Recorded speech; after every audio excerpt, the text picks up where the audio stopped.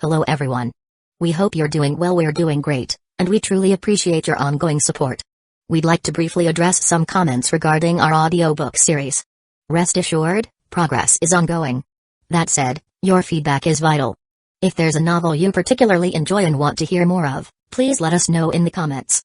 Each chapter requires a financial investment, so we can only continue series that receive strong audience interest.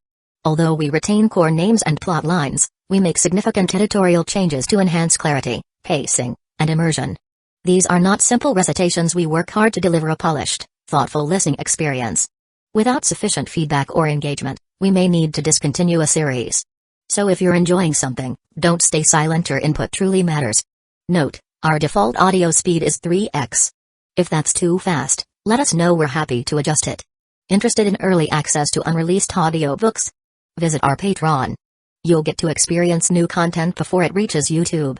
Just to clarify, I'm a fan like you. I've purchased these novels and adapted them with care, while respecting all rights and guidelines. For updates, follow us on Facebook and Twitter, X.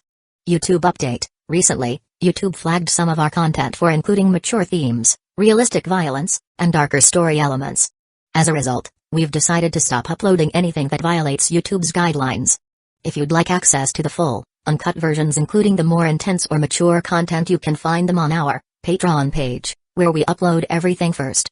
Available now on Patreon: Shattered Innocence transmigrated into a novel as an extra. Transmigrating over 10,000 years late, I was forced to become a mighty presence. I, the celestial dragon, rule the heavens through the double gate, reigning supreme in countless worlds with peace taming, Tower of God sequence strength, cultivation when you take things to the extreme. Naruto is an Uchiha with cyst. WTF, the centuries-old ancestor in our family take concubine again. Plus 18, Ichi, reincarnated in Bleach as a wizard. Thanks for listening and happy listening. The time Jonathan spent was worthwhile. After perfecting the flying Raijin, Jonathan went on to perfect his latest technique, cellular regeneration. It took almost an entire year for Jonathan to do this.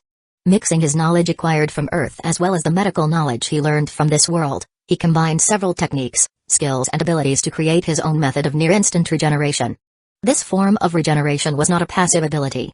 Rather, it was a medical ninjutsu. Using the parent technique, cellular activation, Jonathan strengthened his body's defenses.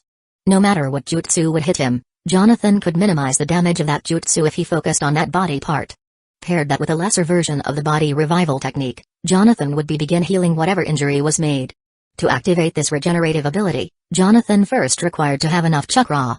Once an injury occurred, Jonathan would have to focus on that injury to cause his cells to rapidly heal it. If Jonathan loses focuses, however, or doesn't have sufficient amounts of chakra based on the injury, no healing would occur. For instance, if someone managed to sever Jonathan's leg, he wouldn't be able to heal that kind of injury by growing a new leg. This technique worked solely for cuts, bruises or deep scars. The time it took to learn such a jutsu was 11 months. Though arduous, it would come in handy for Jonathan's goals.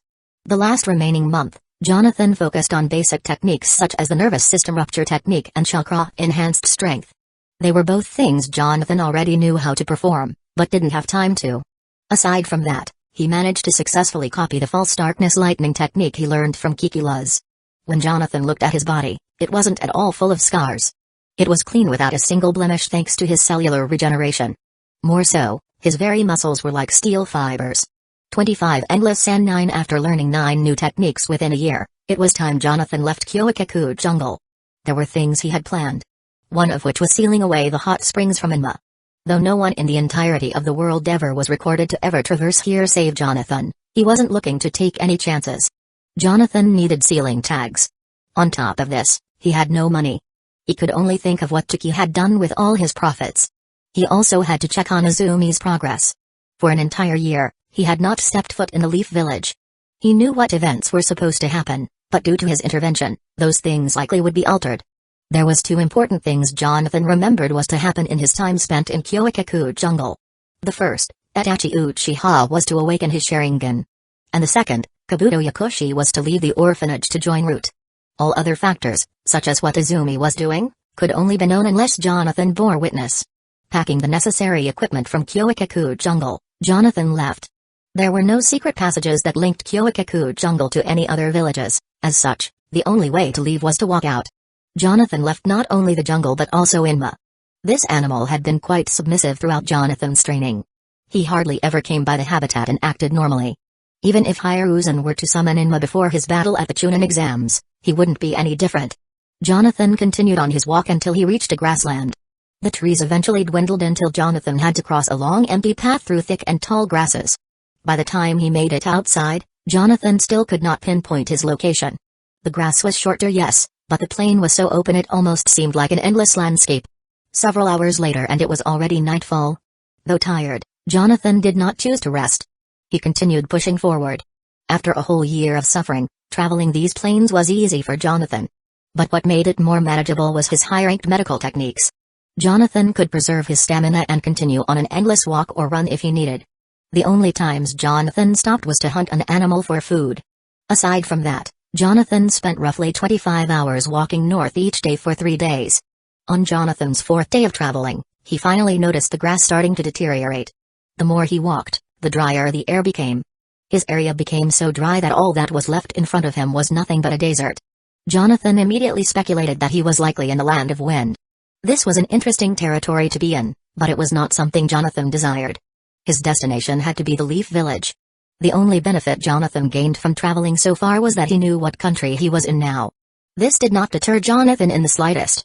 He continued to move forward. As the heat rose, Jonathan was forced to drink some of the water from his gourd. There were only 6 gourds strapped around Jonathan. Already 3 were used during his travel.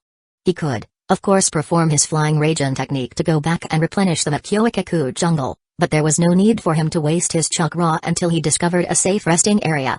The only reputable village in the Land of Winds was none other than the Sand Village. Around this time, Jonathan knew that Gaara was the main focal point in the Sand Village. He was roughly 2 years old right about now. And his father, the current 4th Kusagakure, was a terrible man from what Jonathan recalled. Jonathan continued to walk forward, hoping he'd at least find a traveling merchant or town nearby.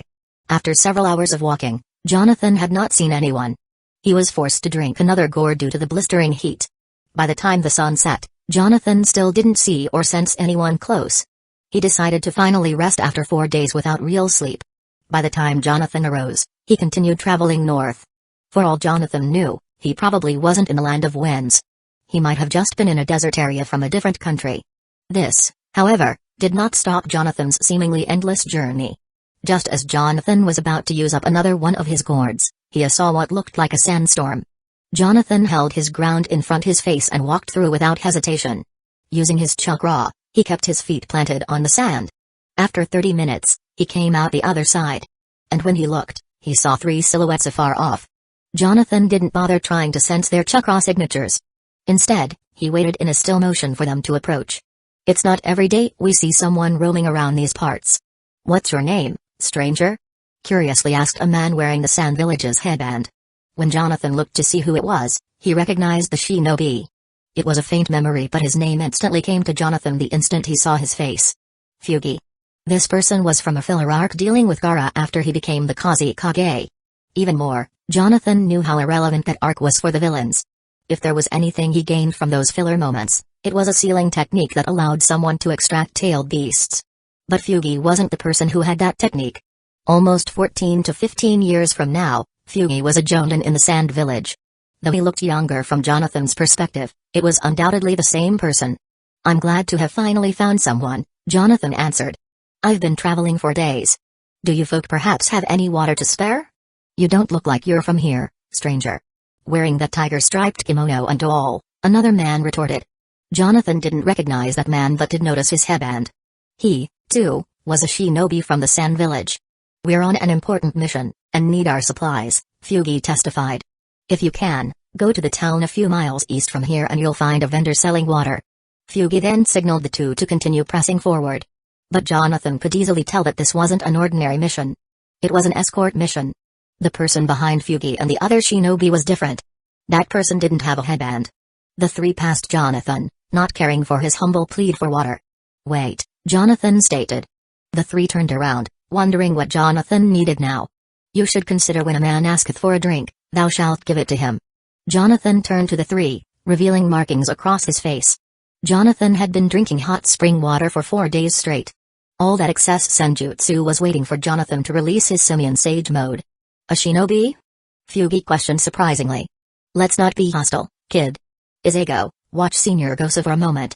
Izego and Gosa, Jonathan repeated. He's heard those names before but couldn't recall who they were. I haven't had a battle in some time. Perhaps you three can entertain me a little. Jonathan activated his Sharingan and rushed towards Fugi at great speeds. He's fast. Fugi thought. Jonathan knew they didn't know anything about Sage Mode. He closed the distance so easily that he could have delivered a fatal blow. Fugi pulled out a kunai and slashed at Jonathan's face. Jonathan moved his face only a few inches back and purposely got cut. Not a second too soon and Jonathan's wound was already closing. Cellular regeneration. Fugi immediately tried performing hand seals, but Jonathan's Sharingan could already see through it. With his increased speed in Sage Mode, he grabbed Fugi's arm and twisted it behind him. He then kicked his calf muscle causing him to drop to his knees. Arg! Fugi screamed. Without much effort, Jonathan managed to fully subdue him. This man called you Izego, right? Asked Jonathan. Izego and Goza were still full of shock at how easily Fugi was beaten. Just who the heck are you? Screamed Izego. Unless you want this shinobi to die, I suggest you answer my question. There was a moment of silence until the shinobi finally spoke. Jonathan disliked his slow responsive answer. In the blink of an eye, he let go of Fugi's arm, grabbed his chin and hair with his palms and forcefully twisted his whole head backwards. Fugi! Screamed Izego. Jonathan then formed several seals and shot a large lightning bolt from his mouth. Sage Art, False Darkness. The lightning strike crashed along the sand as it made its way to the two. Izego slammed his palms on the ground to erect a giant stone wall in front of him. Earth-style, mud wall. Jonathan's False Darkness technique blew away at Izego's defenses. Sweat began to drip on Goza's face as he said, "He's too strong, Izego. We have to run away." Izego turned around to face Goza. Unexpectedly, Izego grabbed Goza by the neck and lifted him up. Izego. What are you doing? Goza struggled to say. Body oxidation technique. The moment Jonathan released his sage attack, he entered into his smoke form and took control of Izego's body. Jonathan pulled out one of Izego's kunai and sliced away Goza's quadricep muscles. Arg! Goza screamed. He let go of Goza and corroded Izego from the inside. Using Senjutsu Chakra amplified the process causing Izego to drop to his knees the moment the technique was formed. As Izego's body fell flat on the ground, Jonathan exited through his nostrils. Fully formed and no longer in Sage Mode, he looked at Izego's bulging, bloodshot eyes. I can't move my legs, Goza pathetically stated. Jonathan's attention reverted to him. He slowly approached the fallen Goza saying, "Of course you can't. I severed the muscles responsible for movement." Jonathan wasn't just crafty, he was a skilled tactician. With every technique formed, Jonathan was already thinking several moves ahead. The skills he used weren't just for show either. They were skills that he never performed in battle yet. Jonathan was also testing his might. "Monster! Stay away from me!" Goza screamed while trying to crawl away. All Goza could hear was Jonathan crushing the sand underneath his soles. His heart was racing as Jonathan's footsteps got louder and louder. He felt Jonathan's hand grab his head, so he screamed, "No. Please." Jonathan faced Goza looking at him directly in his eyes full of fear. Sharingan Genjutsu. There was a reason Jonathan decided to use his newly acquired techniques out in the open. As he was quite aware of who Zetsu was. Zetsu had the ability known as Mayfly, which allowed him to traverse the entire world undetected by anyone. However, Zetsu likely had not known about Jonathan. His main focus would be towards the Akatsuki's goals and ambition. Behind that goal was to resurrect Zetsu's creator, Kaguya Otsutsuki, the antagonist. For as far as Zetsu and the other Akatsuki knew, Jonathan Yuon did not exist. But who were Goza and Izego? Jonathan knew Fugi as a filler character, so he didn't hesitate to slay him. But the other two weren't recalled. After Jonathan interrogated Goza with his Kanjutsu Sharingan, he understood that slaying the two was a correct decision. Most sand villagers didn't pose a single threat to the story if they died. But when Jonathan discovered that Goza was a council member in his village, he knew of his importance. As for Izego, he and Fugi were on an escort mission like Jonathan deduced. They were only Chunin, so he speculated they would likely have become Jonin had Jonathan not slew them so early. The biggest gain Jonathan got from this battle was Goza's information. The sand village was not that far. More importantly, the three's escort mission had ended. They were on their way back to the sand village. This boded well for Jonathan's plan. Performing the transformation technique, Jonathan disguised himself as Goza and then traveled to the sand village via his smoke form. The Sand Council was an advisory group that existed in the Sand Village. Their purpose was to help govern the affairs of their village with the Kusagakure. And Goza just so happened to be a member of that council. Jonathan wasn't so in-depth with the series that he followed their political structure, but he understood it. The Sand Village's council was no different than the Leaf Village's council. Almost every village had one with some slight differences. In the Leaf, their council members were known as village elders. In the Sand they were called honored seniors. The only two members Jonathan recalled that were in that council were Baki and Yura. The former was famous because he was the Jonin leader for Gaara's team. The latter was only known because he was an Akatsuki member's sleeper agent. That member was Sasaori. If Jonathan could infiltrate their council as Goza, he could acquire information on the Leaf Village's location as well as find a very valuable shinobi to Jonathan. By the time Jonathan made it to Sand Village, it was already night time. Far from the village's passage entrance, Jonathan released his smoke technique and walked between the two cliff faces. He was disguised as Goza. Halt. A guard ordered. State your business. It is me, Senior Goza. I have returned, but I come with terrible news. Two guards were stationed at the only passage that led in and out of the Sand Village. They looked at each other in wonder. What happened, Lord Goza? Asked one of the guards.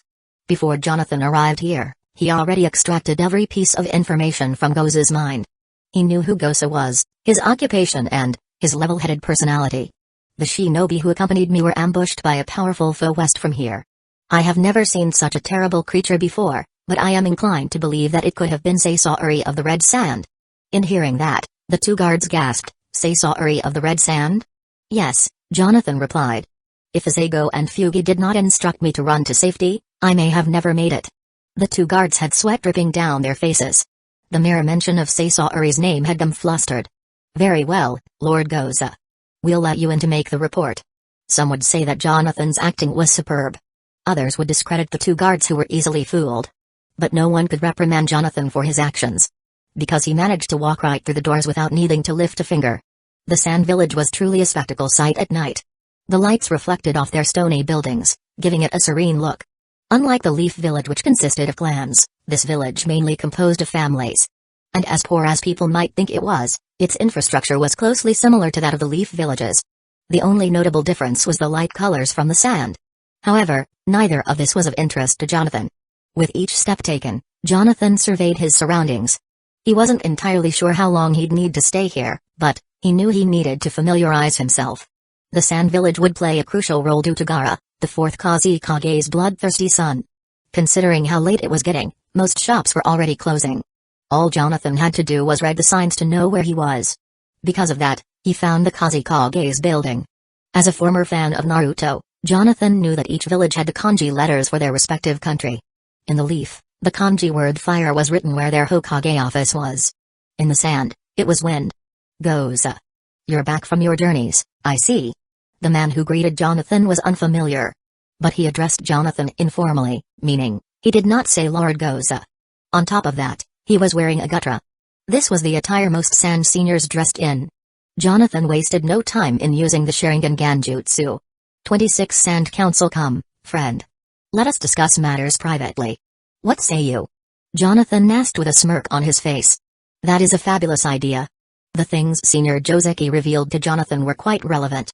He was the man who first greeted Jonathan when he arrived at the Kusagakure's building. Because Jonathan was disguised as Goza, he needed to know all the members of the Sand Council. Each name, some of which Jonathan had never even heard of, was revealed to him. Council members, like Joseki, were not shinobi.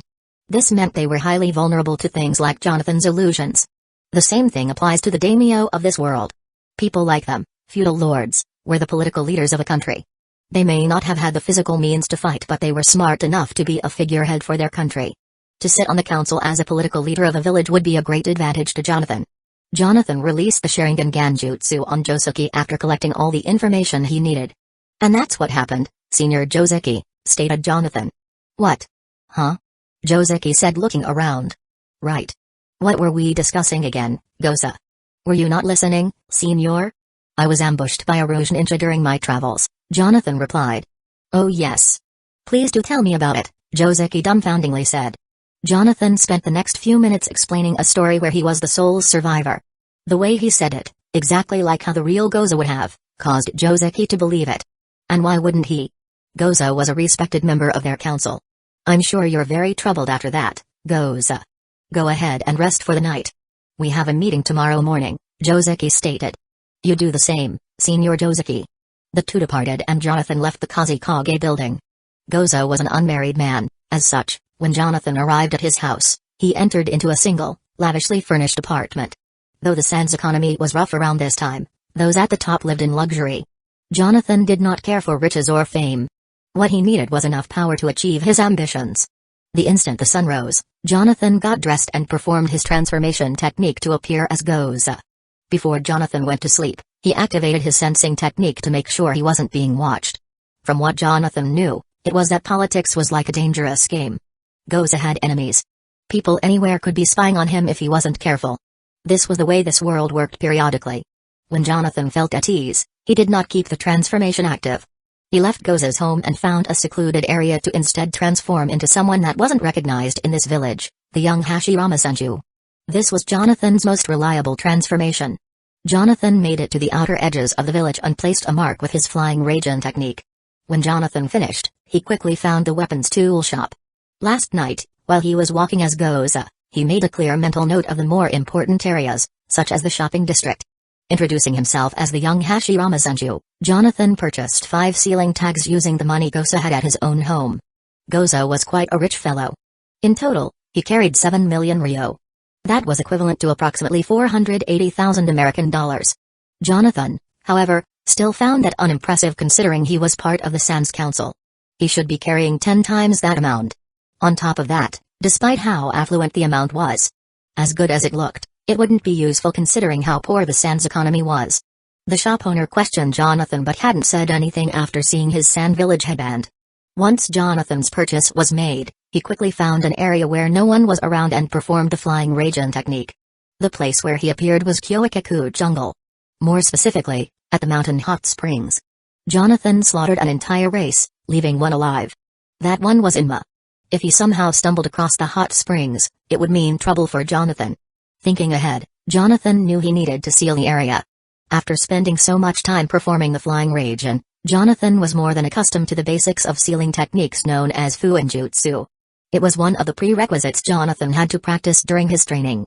He grabbed the sealing tags he purchased from the Sand Village and placed them accordingly around the hot springs. Channeling his chakra to each tag, he performed the 5-seal barrier technique. This was a Fuinjutsu that could keep an area sealed for a long time. And it was his main reason for desiring to enter the Sand Village in the first place, to purchase the tags. Even if one of the tags ripped or was discovered, there were still 4 other tags safely hidden underground. Jonathan performed the flying Raijin technique again and returned to the mark he placed on the outer edges. Not long and Jonathan was already at the Sand Council meeting. He sat down at a table with 8 other fellow members. 4 of them he recognized, while the others he learned the names and faces from Joseki not long ago. At this council, there was one who had the most prestige. That person was Ebizo. Jonathan only knew Ebizo because he was the brother of Lady Chio, who was the great-aunt of Saisari of the Red Sand. Apart from him, Baki was the only person Jonathan was sure who knew how to manipulate chakra to some degree. He was recently added to the council despite being so young. Yura, on the other hand, was not present due to being around the age of 12 right now. The meeting commenced.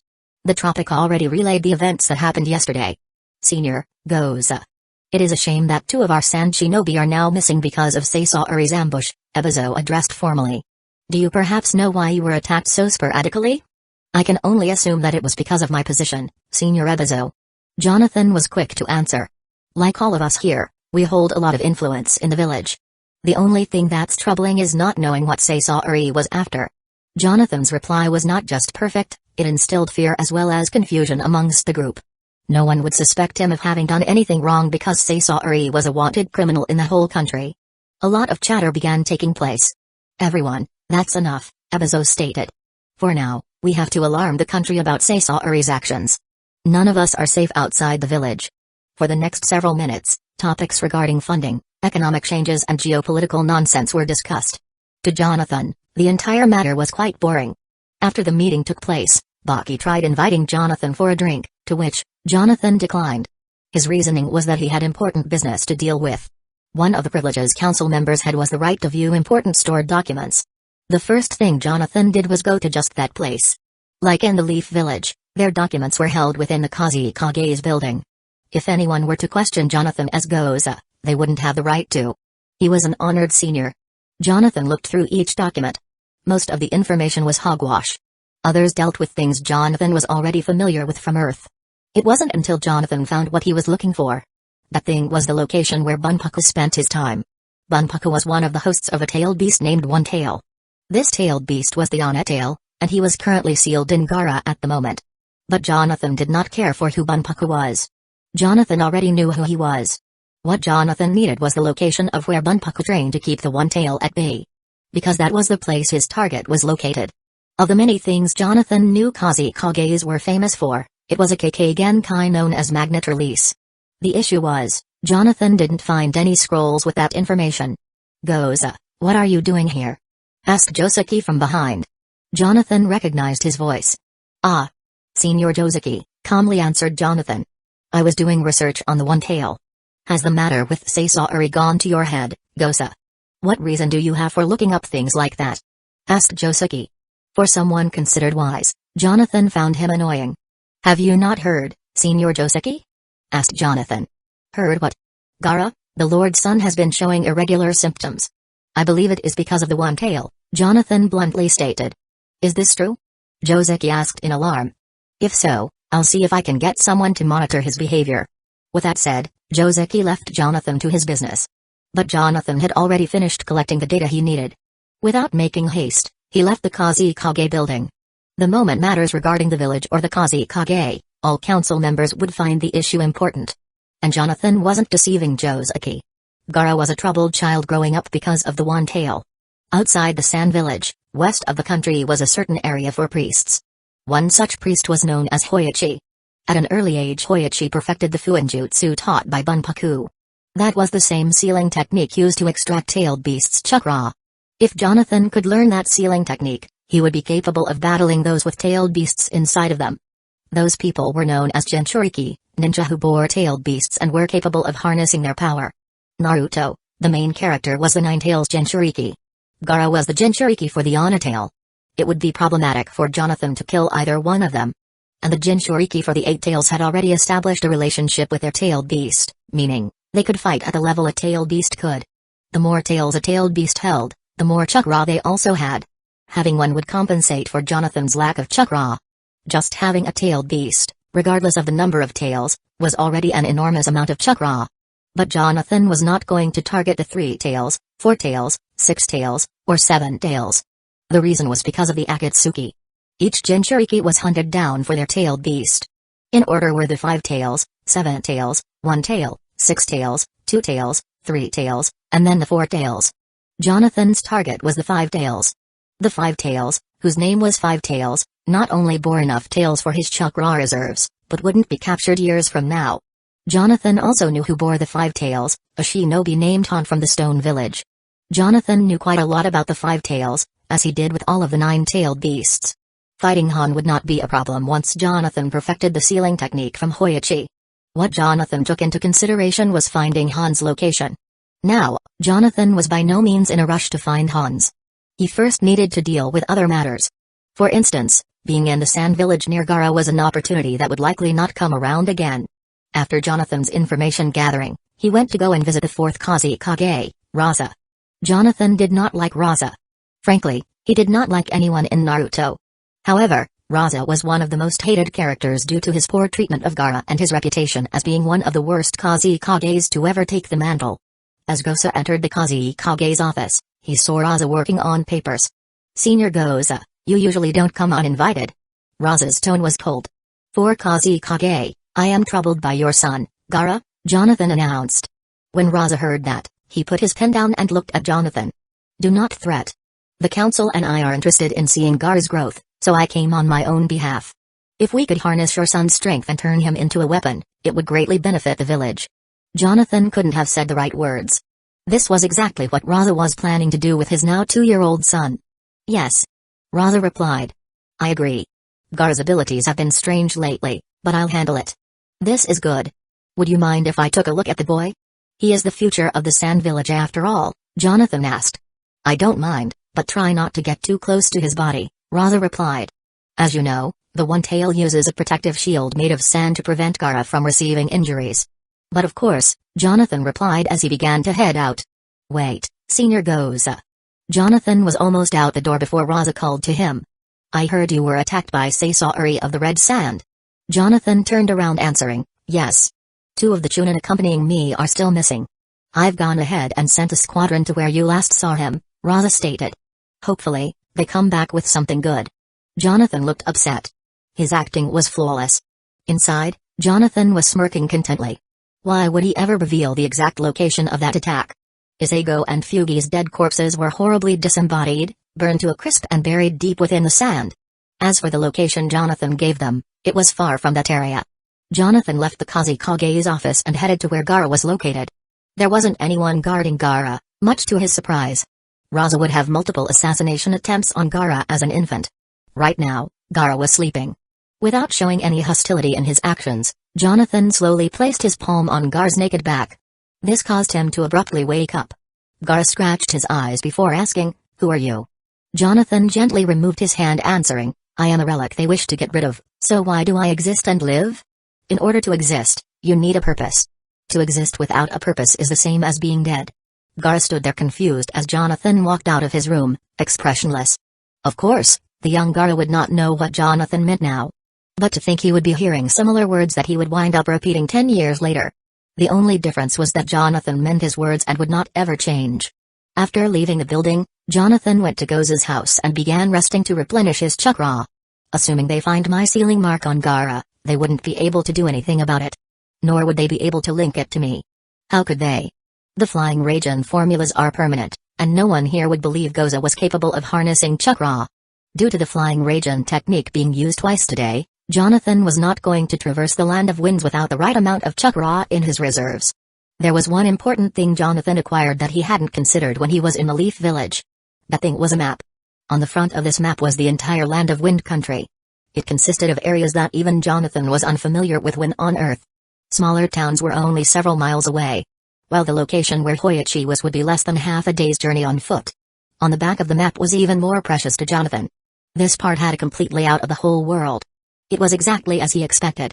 Even though the Leaf Village was not pinpointed on the map, Jonathan already knew where it would be. Having an idea of where he was while traveling was what Jonathan needed. After learning the map, Jonathan folded it and placed it to the side. On one day, Jonathan schemed accordingly while he bided his time in the sand.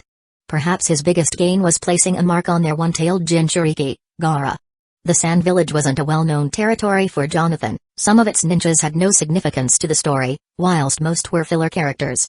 As far as Jonathan believed, he would extract only the more useful things before choosing to depart the country. Considering Jonathan posed as Goza, he knew there would be times when people could be watching. As such, he would transform into others in order to use Goza's money and buy equipment. Such things he stacked himself with were hundreds of senbon needles and a new weapons pouch.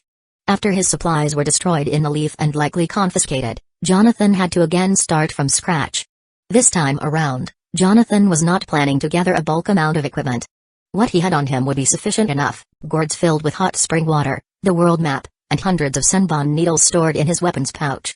Whatever tools or equipment he needed for his other plans would be acquired when necessary. It was still early in the morning, so Jonathan did not need to attend any council meetings yet. Of the things Jonathan disliked was politics. Goza had a reputation in the Sand Village that required him to oversee certain sections. That section dealt with the residential side. This was the poorest sect in the Sand Village, and Jonathan did not care for it.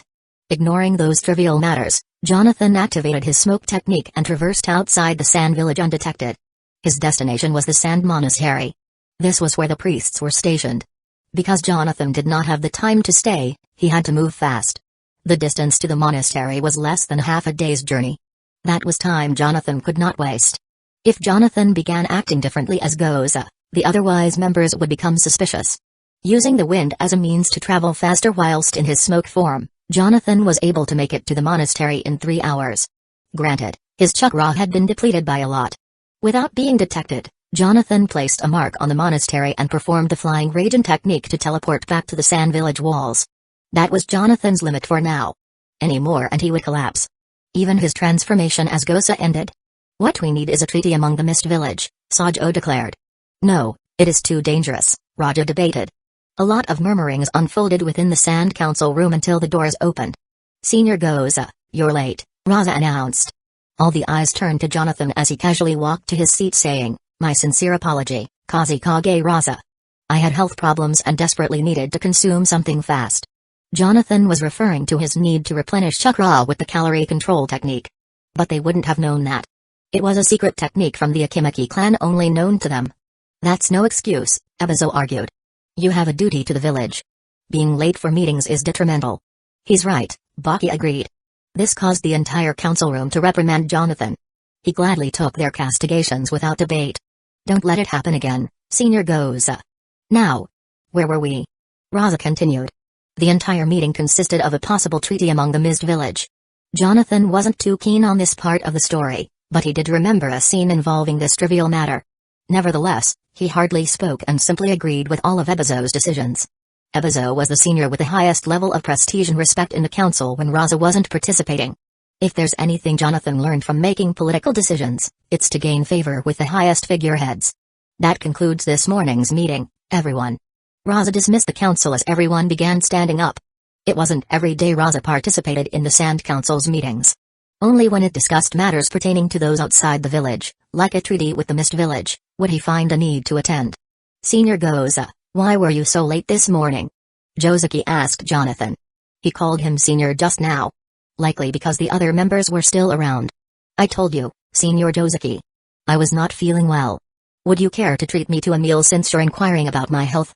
Replied Jonathan. This caused Joseki to chuckle. I do say, I am craving meat at the moment, Joseki responded. Senior Risa, would you care to join us? No thank you, Senior Joseki. I have checks and balances that require my urgent attention, obliged Risa. Allow me to join, Senior Joseki. Ah. Senior Baki. Of course. Joseki accepted. Jonathan understood what was going on. There wasn't any faction or division amongst the council members, but there was certainly favoritism. The whole afternoon was spent eating with Baki and Joseki. Though Jonathan was silent throughout, Baki probed Jonathan about his affairs. He had scanned most of Goza's portfolio but it was filled with many complicated errors. Jonathan could easily fix it by investing in what he believed would help both the residents and the economy thrive, but that was far from what he desired. Jonathan came to destroy this world, not save it. 27 Politics. The instant nightfall came and Jonathan replenished his chakra, he immediately locked himself in Goza's room. There had been many citizens inviting Jonathan for dinner or for a nightly drink, but Jonathan denied all of them under the pretense of not feeling well. And he wasn't feeling well. He loathed being not just here but this whole world. Jonathan teleported to the mark he placed at the monastery with the flying Raijin technique. When arrived, he kept his transformation as Goza. Walking along the sandy path, he was greeted by what looked like a monk from Earth. But it wasn't a monk. These people were known as priests. Who goes there? A priest holding a lantern asked. Be at ease, friend. It is I, Senior Goza from the village. Ah. Honorable Lord Goza. What brings you to the temple so late at night? The priest asked respectfully. I came to see a boy, Jonathan responded. Please, come inside so we may hear all about it, urged the priest. Jonathan ventured inside the monastery where he was met with the head priest. They greeted each other as Jonathan apologized for not giving them any forewarning of his arrival. Not to threat, Lord Goza. An honorable member is always welcome to the monastery, assured the head priest. Your journey must have been long, so please, pray tell who this boy you're looking for is, and I will see he pays his respects. There is a young prodigy named Hoichi. Is he perhaps here now? Jonathan revealed. Yes. Young Hoichi. He indeed is a prodigy. We will fetch him right away. But might I ask what has you so interested in our Hoichi? Asked the head priest. It deals with matters of the one tale. Now please, make haste, answered Jonathan. The priests left as Jonathan stood waiting completely still for their return. Several minutes later and a priest came back with Hoichi. He was bald like the priests here and he looked tired. They must have risen him from his sleep because of me, Jonathan speculated inwardly. Tell me, Hoichi. Are you familiar with the Dharma sealing techniques passed down by the late Bunpaku? Jonathan asked. The priests looked at each other in curiosity. Hoichi simply nodded his head. Enlighten me, how long did it take you to perfect this power? Hoichi held up one finger. A year? Jonathan asked. Hoichi nodded his head. From what Jonathan recalled, Hoichi perfected that special sealing technique at a very young age. This was the same technique to seal the Jinchuriki before Gaara to subdue the One Tail. Excuse me, if I may interject, Goza. The head priest looked a little worried. He likely thought Jonathan was going to use Hoichi to extract the one tail from Garanao. The head priest approached Jonathan's side while he was still facing Hoichi expressionless, and he said, "Our Hoichi might be skilled at Fuinjutsu, but he is far too yak." Jonathan grabbed the head priest by the neck. He then slowly turned his head as hair began growing on his arm and his white sclera turned black. "You should have addressed me as Lord Goza," Jonathan corrected. "Sage art, false darkness." Opening his mouth, a bolt of lightning decimated the priest's entire head. Jonathan held on to his headless body as smoke arose from the charred flesh wound. Releasing his grip, the body collapsed to the ground. Both the priest and Hoichi had a surprised look on their faces as they started to run. Jonathan just simply stared at the corpse without remorse. By the time the two running turned a corner to seek help, they bumped into Jonathan. Still in his simian sage mode, Jonathan lifted up the smaller Hoichi by the neck. He began struggling as Jonathan choked him. Sharingan Genjutsu. Hoichi's mind went blank as he stopped in motion. His head dropped as the rest of his body went limp, so Jonathan let him go. The priest watching this spectacle slowly tried walking back due to fear. When Jonathan looked at him, he turned to run in fear. Seeing this, Jonathan pulled out 4 senbon needles. Of the many things Jonathan learned to do over his training, he would test it out in his simian sage mode. Jonathan gripped the senbon around his fingers and channeled his lightning chakra. This caused the senbon to be covered in electricity. Jonathan then threw all the senbon at the running priest. Because of the lightning amplification and Jonathan's increased physical strength, the moment they left Jonathan's hands, 4 open holes could already be seen in the priest's skull. He slowly dropped dead. Report, Honorable Seniors. A sand shinobi barged into the middle of a council meeting. All the seniors looked at him as he panted with sweat dripping down his face. "I apologize for disturbing the meeting, my lords. But there's an emergency," he yelled. "Speak," Abazo instructed. "My lords. It's the Sand Monastery. All of the priests and children were found dead," the shinobi announced. The entire room became awestruck. Murmurs unfolded before someone finally spoke up. "Tell us the details," Jonathan posing as Goza asked as though he was worried. "My lord, we hadn't heard from them in days, so we sent a messenger," he reported back after witnessing a horrible sight. "When we sent investigators, they said they'd been dead for 3 days now." "What? 3 days?" questioned Rusa. "Someone informed Kazekage this instance." "You, give me a report of the details of this instance," Sajo demanded. Baki immediately stood up from his seat saying, "I'm going to go and see this for myself." "No, Senior Baki." At those words from Abazo, the entire room looked at him. "This matter occurred 3 days ago. Whoever the perpetrator is, they have likely already fled the village," Abazo claimed. "But we won't know for certain until we investigate. Everyone, make a report to the villagers. If the perpetrator has not fled the country by now, then he'll be under our noses undoubtedly." 3 nights ago, Jonathan ventured to the monastery and slaughtered everything that moved there. In total were 6 children, 5 priests and 1 head priest. The last person was Hoichi, whom Jonathan placed under a Genjutsu to extract every bit of information he knew about the sealing technique. Jonathan already had an idea of what it was and how to use it, but what he needed was the formula for the fundamentals. Once he acquired it, he decapitated Hoichi without remorse. All this took Jonathan less than 2 hours. Once his task was finished, he left, taking with him a biwa, inscription material, a copy of the formula, as well as the written lyrical notes to be played. When news got out 3 days later, the Sand Village was in an uproar. Most of the citizens began questioning Raza's poor lack of security. Others were getting nervous about staying within the village. Despite the council's efforts, they sent Jonan and Chunin to gather as much information as possible. Being a member of the council, Jonathan was allowed to read the report. And when he did, he felt content.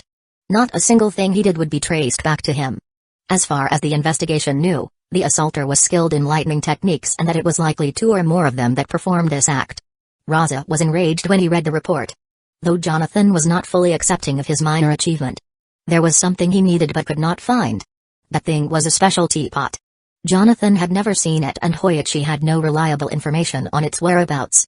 "Senior Ikanago, might I have a word with you?" Baki asked. It had already been a couple days since that tragic incident befell the monastery. "What is it, Baki? Have you noticed that strange pattern?" Baki answered. "Speak, Baki. What strange pattern?" Ikanago demanded. "First Senior Gozo was attacked by Sasori of the Red Sand, and now the monastery. Surely even you could make that connection," whispered Baki. The two were talking secretly within Ikanago's office. That does seem strange, yes. Ikanago pondered things for a moment. Have you mentioned this to anyone else? He asked. Yes. I actually spoke with Senior Josuke and Senior Goza, Baki answered. What did they say? Neither of them had any idea what I was talking about. Senior Goza especially seemed oddly strange. Baki was quite an intelligent man. He wasn't like Jonathan, but he had a mind to differentiate between things that seemed peculiar. While Ikanago, someone who Jonathan never heard of till he first entered the Sand Village, was someone who cared about lineage and the betterment of the village. I'll address this at our next meeting, Baki, so don't worry, Ikanago assured. I don't think that'll be such a good idea, Senior Ikanago. And why is that? Baki did not give Ikanago a straight answer. He turned around and left his office perturbed. Ah, Senior Ebizo.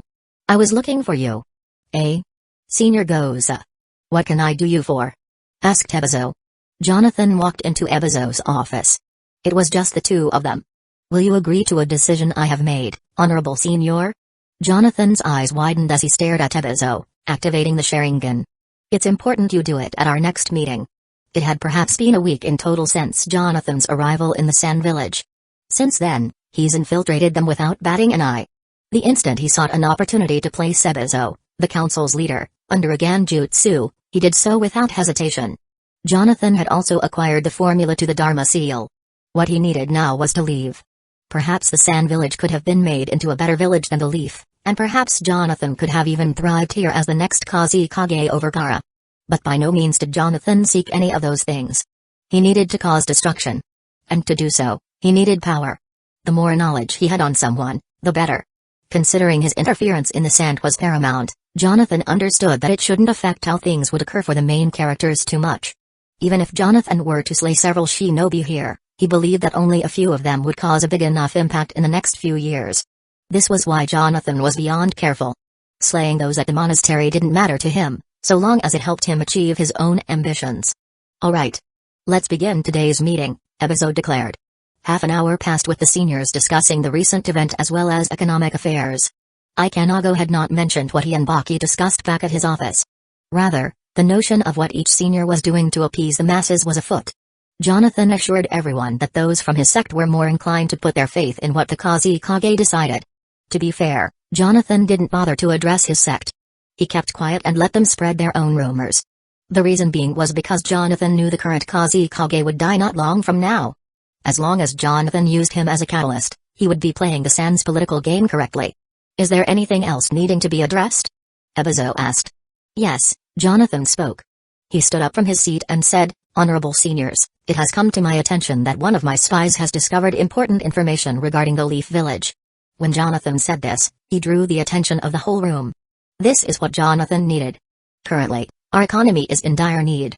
And with the recent setback we faced at the monastery, our people seem restless. Then, what do you propose, Senior Goza? Asked Ikanago. I propose we make a trade with the village hidden in stone, Jonathan answered.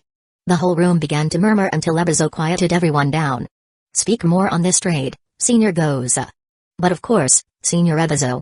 Jonathan continued, with the valuable intel I've gained on the Leaf, let us, the Sand, trade that information as a sign of peace among the sand and stone.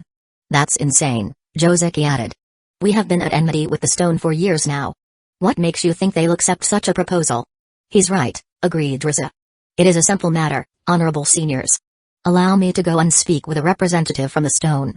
Jonathan said those words in such a manner, it was as though he was already allied with the stone village. The whole room came into an uproar. This is ridiculous, screamed Baki. Senior Goza, you were recently attacked by Sasauri of the Red Sand. How can we just let you abruptly venture to enemy territory? Senior Baki, Jonathan said looking at him. Is my duty not towards the betterment of the village?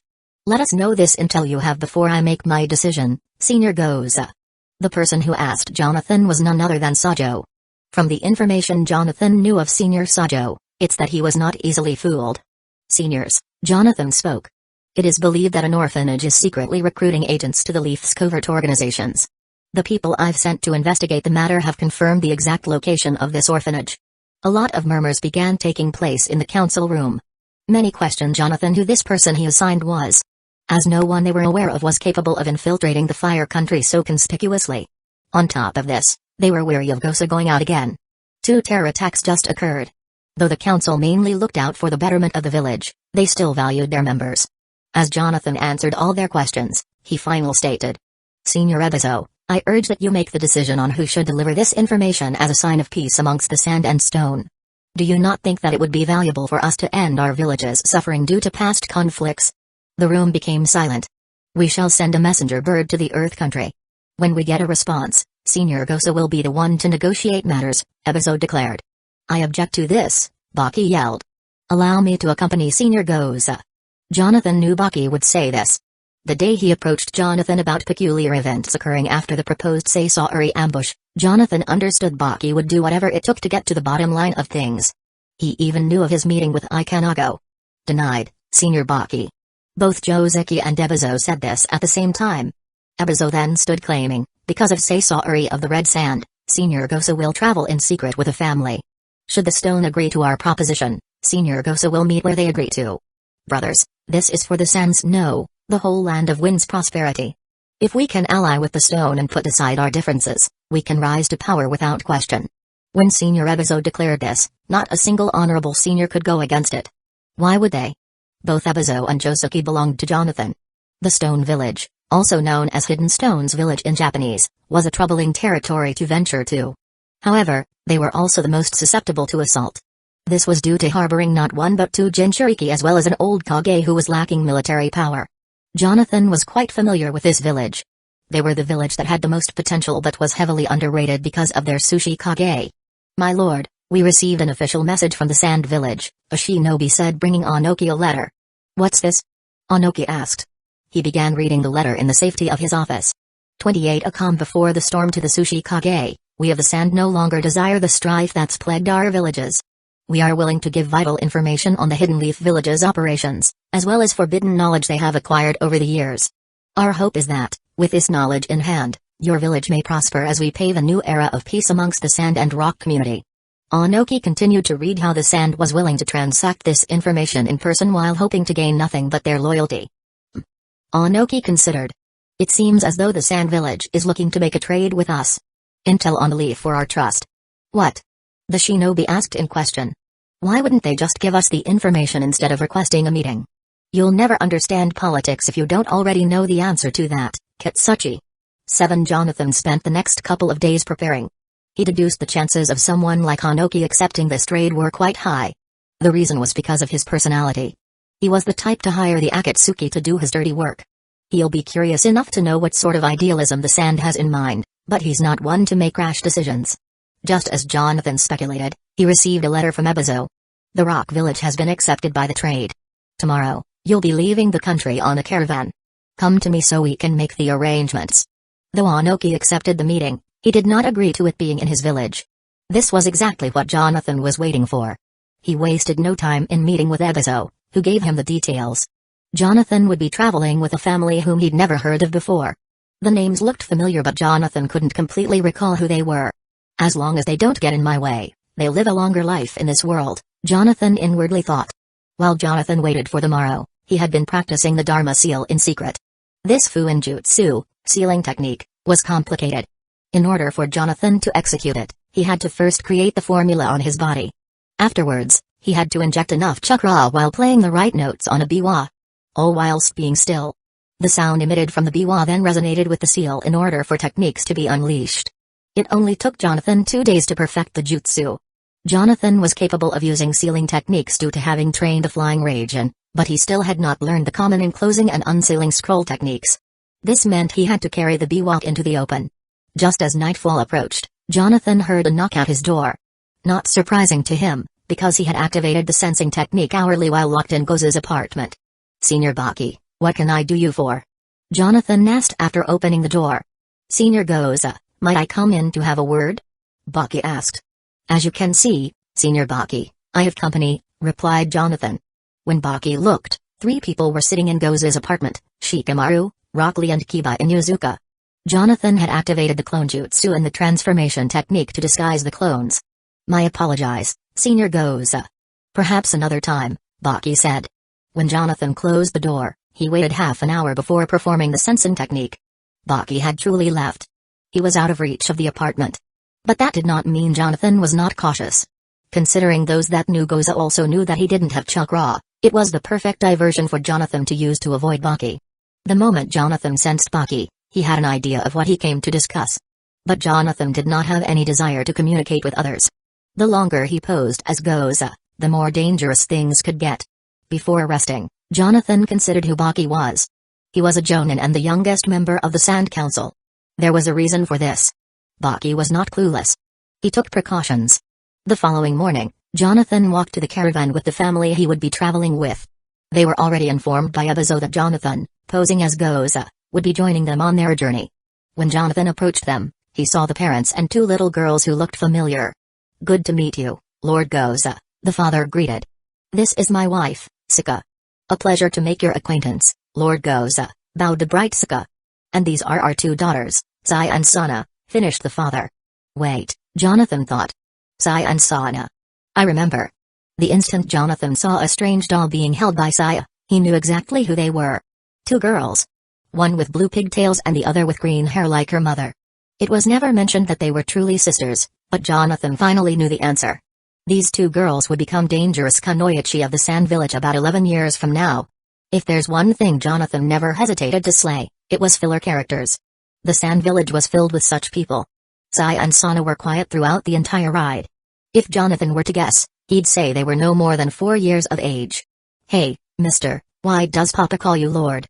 Saya curiously asked Jonathan. Now, Saya. "Let's not bother Lord Goza. He's an important figure to our village," Sika sweetly said. "Important figure?" Saya repeated. This caravan had 2 horses pulling it from the front. In the back were Jonathan and the 3 females. At the seats in the front was the father, Saga. "Ms. Sika, no need to trouble yourself with a child's curiosity," Jonathan kindly stated. But even Jonathan knew how dangerous Saya would become when she grew older. To be fair, she was very much insane due to her desire to manipulate things. This was why she chose to use puppets as her fighting style. That doll Jonathan saw earlier was proof of that. As far as he was concerned, she hadn't learned to harness her chakra to those levels yet. Then there was Sana, a sensory type. Even if Jonathan extracted her DNA, he wouldn't gain that ability. Sensors were that unique. The others, Saga and Sika, didn't use any chakra. For a whole day, Jonathan had been traveling with his family. They seemed oddly normal, something Jonathan felt disturbing. Nonetheless, Jonathan played the role of a lord excellently. During nighttime when they sat and ate, he answered all their questions with confidence.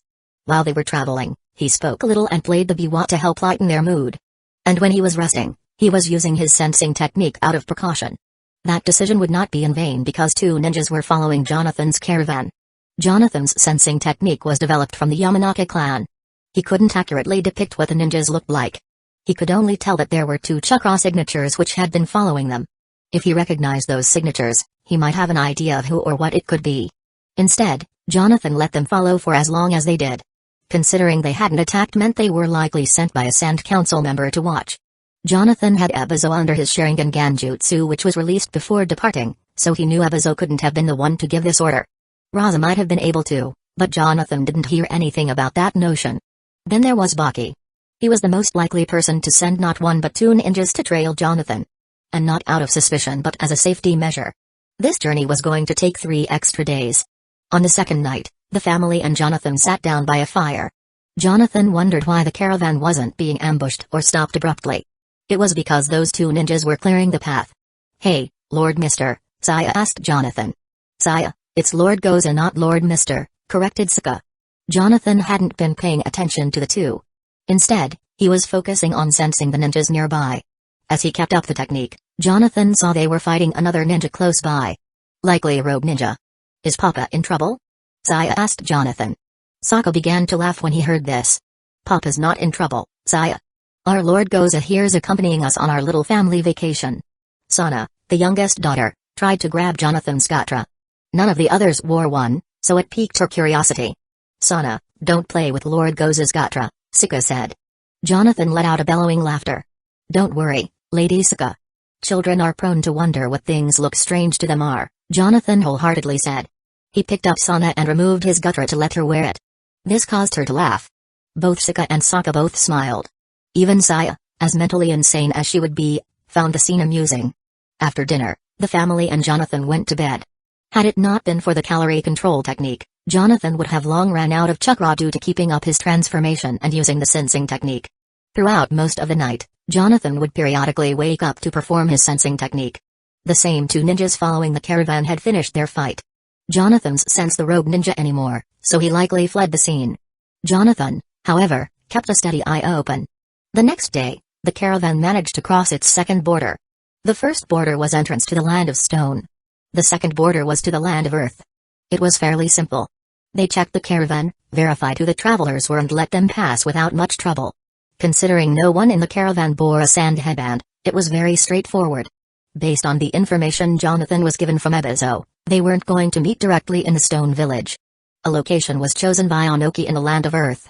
It was a remote village on the outskirts. Saga and his family just so happened to be needing a vacation, so the Sand gladly funded it for his family. Jonathan did not need to venture exactly where the stone village was anyways. What he desired was entrance to the land of earth without hassle. The ninja world could be quite cruel to travelers or those not residing in villages. Jonathan might have been strong, but he knew which routes to take that caused him the least amount of problems. It was less than half a day's journey until Jonathan's caravan made it near the location. From what Jonathan understood, this was a small town on the outskirts of town for traveling tourists. "Looks like the rain's gonna pour down on us today," Saga announced from the front. When Sanya looked from the back, she saw dark, gloomy clouds. Unlike her, Sana was quite scared. Jonathan was pretending to be asleep. However, he was secretly using his sensing ability. "Mommy," Sana said. "It was so sunny a minute ago." "It's called the calm before the storm, dear," Sika eased. A few minutes into the ride Asaka began looking for a place to park the caravan. He didn't want the horses to get too wet. Jonathan hadn't ever heard of this particular family, nor had he been acquainted with them. All he was aware of was how they were chosen to accompany Jonathan on his journey. From the time spent with them, they ate by a fire, shared stories together and seemed like quite a lax group. Sanya always held her doll and sometimes picked on Sanu for being nervous too much. Their mother, Sika, had colorful hair like theirs. She was sweet and nice. To think Sanya grew up the way she did despite having such a person by her side is astounding. If someone were to look at this family, they'd be impressed by their peaceful stability. "I think I'm gonna have to park underneath a mountain," Saka yelled. He had to keep his eyes on the road because the wind began picking up. Following that was a light drizzle. There was nothing covering Saka's head, so he got rained on. "I hope everyone's dry back there." "Ha ha ha ha." Saka laughed. Despite being drenched in water, he stayed very lively. A few minutes later, he made it near a cave at the foot of the mountain. "That seems a little unsafe, but we have no other choice," thought Saka to himself. "Alright, everyone. Help me set up a tent so we can stay dry." When Saka turned and opened the blinds to the back, he saw Jonathan covered in blood. "Arg!" Saka screamed. The shock at what he was witnessing caused him to fall off the caravan. Mud covered his whole back as he cowered in disbelief. A hand stuck out of the caravan before Jonathan stepped outside. Thunder and lightning struck as Jonathan jumped off, landing right in front of Saka. "Who are you?" Saka yelled. The flash of lightning revealed Jonathan's dark eyes. Blood was on his hands and face from having slaughtered Sika, Sanya and Sana. Jonathan gently waved his wet hair saying, "Your death." The moment Jonathan finished, he took out 3 senbon and threw them at Saka. From the side, a shinobi using the high-speed movement technique quickly grabbed Saka. When Jonathan turned around with an unreadable expression, he saw a broad-shouldered shinobi with the sans headband. Appearing next to him was Saka on the back of a kanoyachi with the same headband. Jonathan stood there still. Rain poured down on the 4. "You are trespassing on sand business," said the shinobi. He killed my wife and kids," stuttered Saka. The kanoyachi turned to Saka. "What? Where is Lord Goza?" the shinobi asked. "Satatsu, I know Lord Goza's important but this man just lost his family," the kanoyachi responded. "Satatsu?" Jonathan repeated inwardly. Through just that brief exchange of their words, he already guessed their personalities and traits. He had never heard mention of a Satatsu, but, considering he bore the sans headband and Baki sent him, could only mean that he was another useless filler character. Jonathan, however, knew very well who the woman was. "Satatsu," said the kanoyachi. "Here. Take Saka to safety." I'm fine," Saka tried saying. He then suddenly held his chest. The pain of losing one's family. "I know it all too well," Satatsu analyzed. Though it was pouring with rain, Satatsu could still see the tears running down Saka's face. The kanoyachi let Saka down as Satatsu holstered him above his right shoulder. "Don't worry, Saka. We'll get you to safety." Our missions ended in failure, but that doesn't mean you won't get a chance to see the sunrise, assured Satetsu. Saga was still crying in sorrow. By the time the two looked at where Jonathan was standing, he was already gone. Sage Art, Partial Expansion Fist. An enormous fist hammered down on the group, causing the very ground to quake at an exponential rate. The force was strong enough to stop the rain from pouring down for a brief moment. Jonathan's arm reverted back to normal. He was standing inside a deep crater with Satetsu and Saga on top of him. So, you managed to dodge my attack? Jonathan asked while straightening himself. He was in his simian sage mode. The partial expansion fist was a combination of the partial expansion jutsu, enhanced chakra strength, and the ferocious fist taijutsu, all mixed with senjutsu chakra. Satetsu and Saga died. The Kunoichi appeared on the edge of the deep crater. You evil fiend! She angrily yelled out. Jonathan looked at her with no emotion. Lightning struck the sky, causing his face to illuminate for a split second. When the Kunoichi saw the look in his eyes and how dark they were, she felt a sense of caution. I wonder whose KK Genkai is stronger. Yours or mine, Bakura of the Scorch Style. 29 Sage Mode vs Scorch Style. Bakura, the only known Kunoichi who possesses the Scorch Style KK Genkai. It was never recorded when she died, but Jonathan had long since known it was her after he sensed her recent fight. Her ferocity was such that the entire Mist Village desired her death. As a result, the Sand Village bargained for her life on a betrayal mission to use her death as a means of attacking the Stone Village. He knows my name? Bakura said to herself. She squinted her eyes at Jonathan. Whoever he is doesn't matter right now. Bakura grabbed a kunai from her pouch and leapt into the crater. Jonathan watched as she closed the distance. Bakura swung her kunai downwards, but Jonathan moved to the side. He timed his dodge so precisely that it caused her to lose balance. Crap. Bakura thought. Hastily, Bakura twirled her body to back-kick Jonathan. Boom. Jonathan stopped the kick with a raised forearm. Is that all you got? He menacingly asked. In the same position, Bakura smiled as she threw the kunai at Jonathan. Jonathan's gaze moved slowly over it. Sparks began to appear from the ends of the kunai. There was an explosive tag attached to it. Kaboom. Bakura was seen back-flipping out of the smoke. When it cleared, she looked up and saw a smoldered rock where Jonathan was standing. Substitution. She screamed. Sage Art, Giant Flame Bomb Jutsu. From the top edge of the crater, Bakura saw a massive flame rushing towards her. She quickly began running. The attack missed by only a few inches. Bakura quickly leapt out of the smog and landed on the edge of the crater. Arms crossed, she gasped when she felt something behind her. The instant she turned around, Jonathan's fist was already approaching. Bakura moved her head to the side, just barely dodging. She then coiled her arm around Jonathan's fist. Jonathan pulled back his arm, but Bakura jabbed at Jonathan's torso. Jonathan smacked her hand away with ease. Bakura was quick. She tried to trip Jonathan's leg, but Jonathan sidestepped behind her, grabbed a kunai from her pouch and slashed diagonally at her back. Bakura withstood the pain, turned around and punched Jonathan. Boom. Jonathan caught her fist easily. Bakura's arm was shaking as Jonathan strengthened his grip. Her technique's not bad for a jonin, but I wonder how she is when I'm not at such an advantage. Whether it was his choice or not, Jonathan's simian sage mode was released. Seeing this, Bakura smirked as she placed a hand on Jonathan's chest. Scorch Style, Scorching Wave. Jonathan looked down as Bakura's palms began to light up. Kaboom. Both Jonathan and Bakura leapt out of the smoke only 10 feet parallel to each other. There was a hole in Jonathan's kimono. When Bakura looked at it, she squinted her eyes. I know I hit him, so where's the wound? Sharingan. Jonathan quickly closed the distance, lunging forward with this kunai. Bakura, still running, deflected his stab attempt with a kunai of her own. She then tried swiping at Jonathan, who easily repelled her kunai. The two were running in parallel, going back and forth ferociously. A slash to the left, a parry to defend, a swing to the abdomen, a block to protect. The two ended their kunai clashes by leaping away far from each other. That Sharingan. Are you from the Hidden Leaf? Bakura asked, panting. Why ask when you'll be dead soon? Jonathan retorted. Dang it. I will be if this keeps up, Bakura said inwardly. Her vision was getting blurry after Jonathan's blow to her back. Jonathan knew Bakura would still give it her best despite that severe injury. This is what he needed, a jonin to help test how skillful he truly was. I'll have to end things, Bakura thought. She raised her hand, causing 4 flaming orbs to manifest around her. The orbs circled around each other and then combined into one large fiery orb.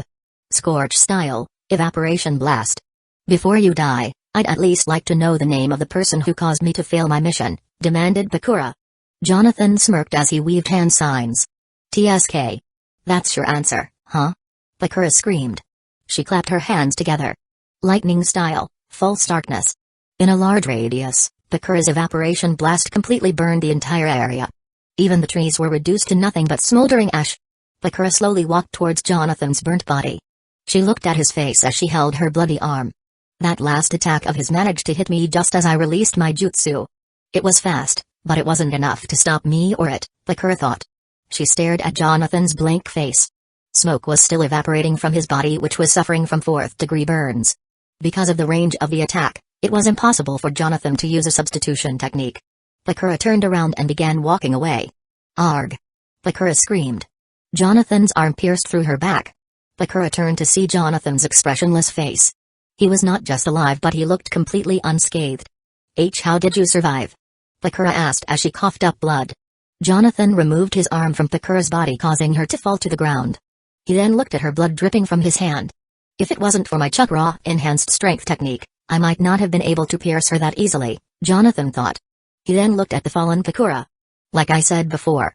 Why ask when you'll be dead soon? Jonathan repeated himself as he approached Bakura. When he reached her, he saw the light fade from her eyes. Bakura had died. When Jonathan slashed at Bakura's back with her own kunai, he managed to place his flying Raijin mark on her. His only reason for sparing her till now was that he needed to test how efficient his cellular regeneration technique was.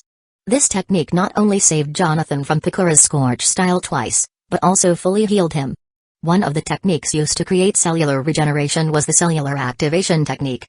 As long as Jonathan focused his chakra on where he was going to be dealt damage, he could minimize the damage received. Jonathan had suffered from 4th-degree burns. It was painful, but he managed to fully heal those wounds. The time might not have been quick, but it hadn't mattered because Jonathan had performed the flying Raijin to deal his finishing blow. In total, after Jonathan's Senjutsu chakra ran out, he only used 5 techniques. 4 if you exclude the Sharingan.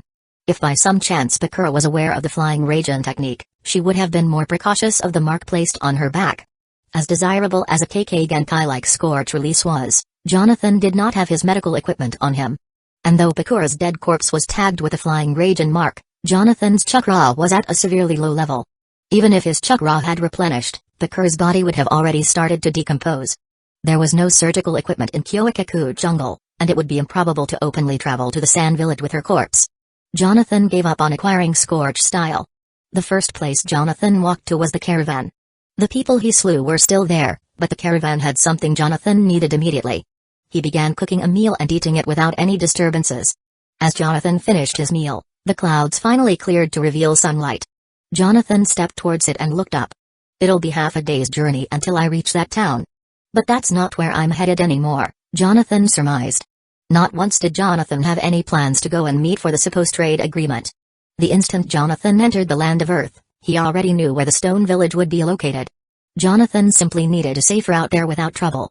Now that he was here and the last survivor was dead, Jonathan's journey to the rock village would take him only 4 hours. John, my dude, you really shouldn't have brushed Nora off like that. Jacob was pestering Jonathan. The two stood atop of the roof looking at their campus. You don't have any taste, Jacob. You know I don't like girls who watch anime. Jonathan smiled as he took a sip of his soft drink. What the heck? You're insane, dude. I'll have you know if my wife doesn't like anime, she ain't my wife at all. Jacob Singh, a Guyanese who enjoyed every nerdy thing. Despite not having any real muscles, or having played any sports, Jonathan enjoyed his company. This was who Jonathan was, someone who knew how to befriend anyone without needing to change who he was. I've been meaning to ask you this for a minute, my dude. Jacob slightly leaned forward on the rail as a large cloud passed by the two. Everyone wants to know, why don't you like anime anymore? Jonathan placed his elbows on the rails facing the opposite of Jacob's position.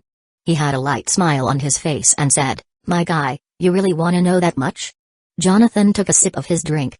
Jacob looked at him and asked, if it's that personal, you don't gotta say, bro. Let me ask you this, Jonathan said while placing his cup on the rail. Why would I want to leave my friends and family behind?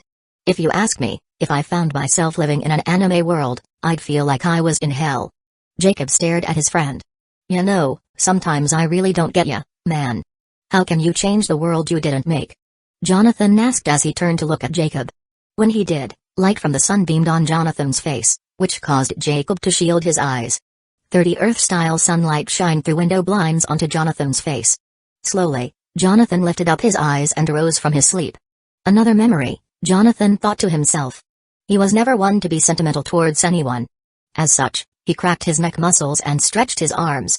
The place Jonathan was staying in was quite small. It was like a studio apartment, consisting of a small kitchen, a bed and one small bathroom. Aside from that, Jonathan didn't have much room nor cared. Earth style, hidden in mole, Jonathan slammed his fist in the center of the room and began tunneling smoothly through the stone pavement. This technique was an earth elemental technique. And it was learned by Jonathan 2.5 years ago. Jonathan began tunneling through the gravel with his chakra. The hidden mole technique allows the user to travel underground without disrupting the properties that make up the earth. Like the name implied, it was like a mole tunneling around. What made this technique quite convenient was that the user could not only pinpoint their exact locations regardless of where they were under the earth, but they could also sense others on the surface. All without leaving a single trace afterwards. This is your assignment, Jonathan heard a shinobi say from underground. All of your groups will take your genin to partake in the Chunin exams at the Leaf Village. The three ninjas all saluted the shinobi talking and informed them of their genin. When all was said and done, they were each given village passes.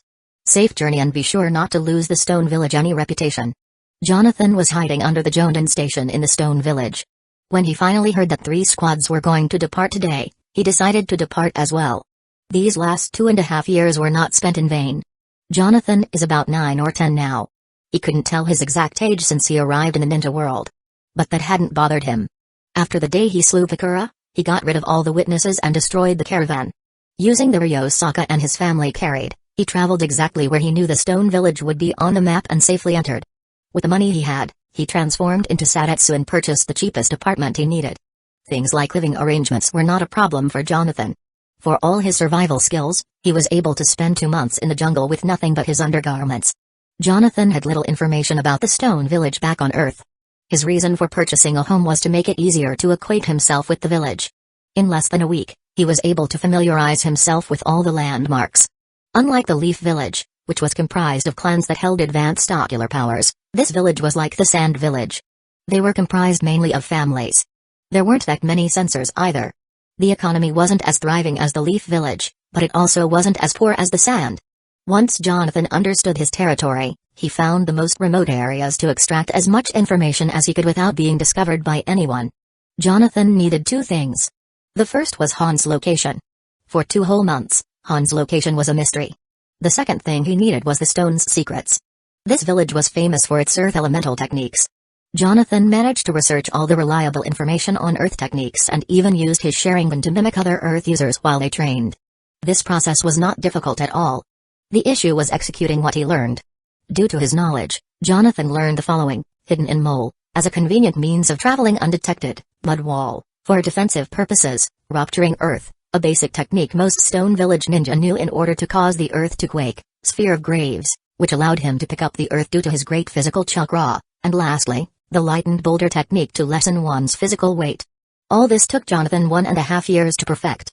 The techniques might have been simple, but it was learning the earth-style elemental nature that took Jonathan quite some time. Jonathan's main affinity was lightning. Because he was learning other elemental techniques, it wasn't as easy as if he had trained lightning techniques instead. There were other earth techniques Jonathan had in mind to learn, but due to his low chakra reserves, he was limited to just those. More so, the derived techniques like hiding in camouflage wouldn't be relevant to learn because of chakra sensing techniques like the Sharingan or the Byakugan. And considering his low chakra levels, the lightened boulder technique couldn't be used on other targets. Because of that, Jonathan did not learn the opposite technique, adding weight. Though it was still necessary because the lightened weight technique would grant Jonathan the ability to fly like Hanoki. Flying was a lot simpler than it looked. Because Jonathan was already used to traveling by air in his smoke form, it only took him less than a day to fully control the lightened weight technique. And though his physical attacks wouldn't be as effective, he had a variety of other techniques that compensated. There was a reason Jonathan had not learned particle style. This was a technique that needed a combination of earth, fire and wind. Jonathan had not yet learned the wind elemental nature. While the Stone Village's security of their secret techniques was unlike others. Just like magnet style and scorch style, Jonathan had to unwillingly give up on explosion style and particle style. His time, though, was not wasted. Jonathan used his flying Raijin technique to traverse from the stone to the sand and vice versa. Despite the sand claiming their honored senior, Goza, died during travel, the stone was reluctant to believe that. This only sparked more of an enmity between the two. Even the early death of Pakura hadn't changed the sand much. Because she was slain by Jonathan, the treaty in the waterfall village was accepted without bloodshed. And Jonathan would have gladly taken Gosa's Ryo for known reasons, but all of it was confiscated when the sand declared he had ultimately died. Jonathan hardly ventured to the sand after that. The amount of chakra consumed to perform 2 flying Raijin techniques in one day was abhorrently taxing. Jonathan needed that chakra to learn earth techniques. His decision to stay in the stone eventually bore its fruits when Hans arrived. The village sent him on a long mission with Rashi, the Jinchuriki for the Four Tails, but, once he returned, Jonathan trailed him periodically. Though his problem was singling out Han. He was normally with someone at all times. To perform the Dharma sealing technique, Jonathan needed to make sure he was alone with Han for a time. It wasn't until Jonathan heard of the upcoming Chunin exams being held in the Leaf Village, to which, the Stone Village Geinin would be participating in them. It was the perfect time for Jonathan to see what progress the Leaf Ninja had made. For more than 3 years, he had not heard from them at all. Jonathan packed his weapons pouch, his gourds and his map. Leaving only his biwa, he stood in the center of his room ready to perform the hidden mole technique. Time to pay my insurance a visit. It was quite easy for Jonathan to traverse places due to the hidden mole technique. Once he traveled to the low depths underground, he was virtually undetectable. Jonathan was a long way from the stone village when he reappeared on the surface. His task was to follow the Jonin and their teams to the Leaf Village. Though Jonathan could have gone anywhere he pleased with the map, he knew for the next 2 years nothing great would occur. He spent his time exploring new territories and training for his foundation. Right now, Naruto Uzumaki was going to turn 5 in 5 months. That made most of the others around him his age by now. Within those 2 years, Neji Hyuga was to receive his seal after his father passed away, Itachi would be promoted to Chunin, and Konohamaru, Hiru's and Saratobi's grandson, would be born if he wasn't already. All this happened in the original timeline. However, Jonathan's arrival caused a butterfly effect. The whereabouts of Kabuto are still a mystery, and Izumi's progression still needs to be known. Izumi Uchiha was Jonathan's insurance. From the sky, Jonathan was already in his smoke form. He traversed high above to where he blended with the clouds. From below were the ninjas traveling to the leaf. All Jonathan needed to do was release his technique at night to restore his chakra, then perform the technique again when they traveled in the morning. This process is repeated for about 3 days. It was a necessity that Jonathan pay attention to this group. Because if they were entering the Chunin exams, it was possible Jonathan might need to partake in them. The only known person to graduate from the exams this year was Iruka Umino, but Jonathan needed to verify it. Once Jonathan spotted the village's location from high above, he descended to the top of the walls. It was unknown whether or not Jonathan was in his own body or a body that resembled his own when he was younger. What was known, however, was that Jonathan's chakra signature was born in the Leaf Village. This meant that his chakra was native here, meaning, despite the Leaf Village's barrier sensing team, he could freely enter and exit the Leaf Village, like Obito Uchiha and Koji Kashin, without triggering their alarm. But this hadn't mattered much for today. That was because unfamiliar chakra signatures would be passing through the barrier in multitudes. For the second time, Jonathan gazed at spectacle sight that made the Leaf Village what it was. The first time was at night during the Nine Tails attack. Jonathan did not feel like Naruto Uzumaki when he returned to the Leaf. Nor did he feel like Sasuke Uchiha when he arrived. There was a cold emptiness that made Jonathan feel like destroying this god-forsaken area. Using his smoke form, Jonathan traversed the village and headed straight to the Uchiha clan district. You're not like my son, but you have great potential. That's the only reason I'm allowing you to participate in this year's Chunin exams. Not a single word was said in response. Don't fail the clan. Your growth has been exceptional since you became a Geinin, Izumi. If you can pass the exams, you'll be following in Itachi's footsteps and join the Anbu Black Ops. The person speaking to Izumi was Fugaku. I understand. Izumi replied as though she was lifeless. I see. Jonathan thought inwardly. Itachi Uchiha likely became an Anbu not long ago. He would be in Kakashi Hatake's team at this time. That would also mean the Rookie 9 were already academy students. Jonathan continued to contemplate things. He knew that Izumi graduated at the age of 11 because that was the age restriction they placed on all arriving students. This age restriction was implemented the year Sasuke Uchiha 31 Chunin exams started attending. And at that time, Itachi Uchiha was also 11. That also meant Izumi would have had to graduate at least 3 years ago as opposed to the original timeline. It should be of no surprise how talented and skilled these ninjas were at such young ages. It was because next year, Itachi Uchiha would become an Anbu captain at only 12 years old. The Chunin exams were going to be held soon, So Jonathan wasted no time in heading to his next destination. When he arrived, he noticed the ramen shop was closed. Jonathan ventured to Taki's house via his smoke form. Inside, he found a different family living comfortably there. "Tuki, you infidel." Jonathan did not get upset but was bent on finding where Tuki had run to. But because of the Chunin exams, Jonathan couldn't waste any more time. Of the many things that were never mentioned, this was how the other Chunin exams were held. Anko Mitarashi and Ibiki Morino might have already been Chunin by now, but even Jonathan knew they weren't going to be proctoring this year's exams. The only thing Jonathan was aware of was that the preliminaries weren't going to be held. There would only be 3 stages. The second stage was the Forest of Death. Following that stage, the finals would be held 2 months later. As for the first part of the exam, Jonathan didn't care for it. Or rather, he hadn't been able to pay attention to it while he was in the leaf. He was too busy managing things at that time. It was the very Chunin exams that put a hindrance to Jonathan's long-awaited plans in the first place. This year, however, Jonathan wasn't just going to watch, he was going to intervene. When Jonathan went to visit the area where the first part of the exams were, he was high in the air from the Forest of Death. Each exam year was divided into 4 stages. However, the preliminary matches were not held this year. From what Jonathan understood, Chunin exams were also held by different villages. This year's was the Leaf Villages. About 11 years from now, the Sand Village will host it. Their first stage of the exams involved running a long distance. What Jonathan was interested in now was, what the first stage was of this exam. The proctors were not the same. Whilst in his smoked form, he watched from a safe enough distance as not to be remotely detected. "Listen up," a proctor stated. "I'm glad we have some new faces this year. That just makes things a lot harder on you." Jonathan scanned the area and found Izumi with her team. Not a single person taking this exam looked familiar. Save Iruka Umino. For the first stage of the exam, your team will have to get through this forest. If you fail to get into the forest after an hour of trying, you fail the Chunin exams. A lot of people looked at each other in concern. Jonathan noticed Izumi, however, had a straight face. Her teammates seemed equally calm. The 44th training ground was a very huge area, but Jonathan understood the rules of this first stage. There were about 5 Chunin standing several yards apart at the front of the gates. And there were roughly 30 teams in total. That meant approximately 90 Geinin had to enter the Forest of Death, where the second stage would begin. But to do that, they first had to get by the Chunin guarding the entrance. The issue was, the proctor didn't say how they could do that. He only hinted that the second stage was within the forest. The instant the proctor said begin, several teams ignorantly tried jumping over the proctors. All of them were repelled back several meters away. Jonathan activated his Sharingan and saw that there was a large, hidden barrier.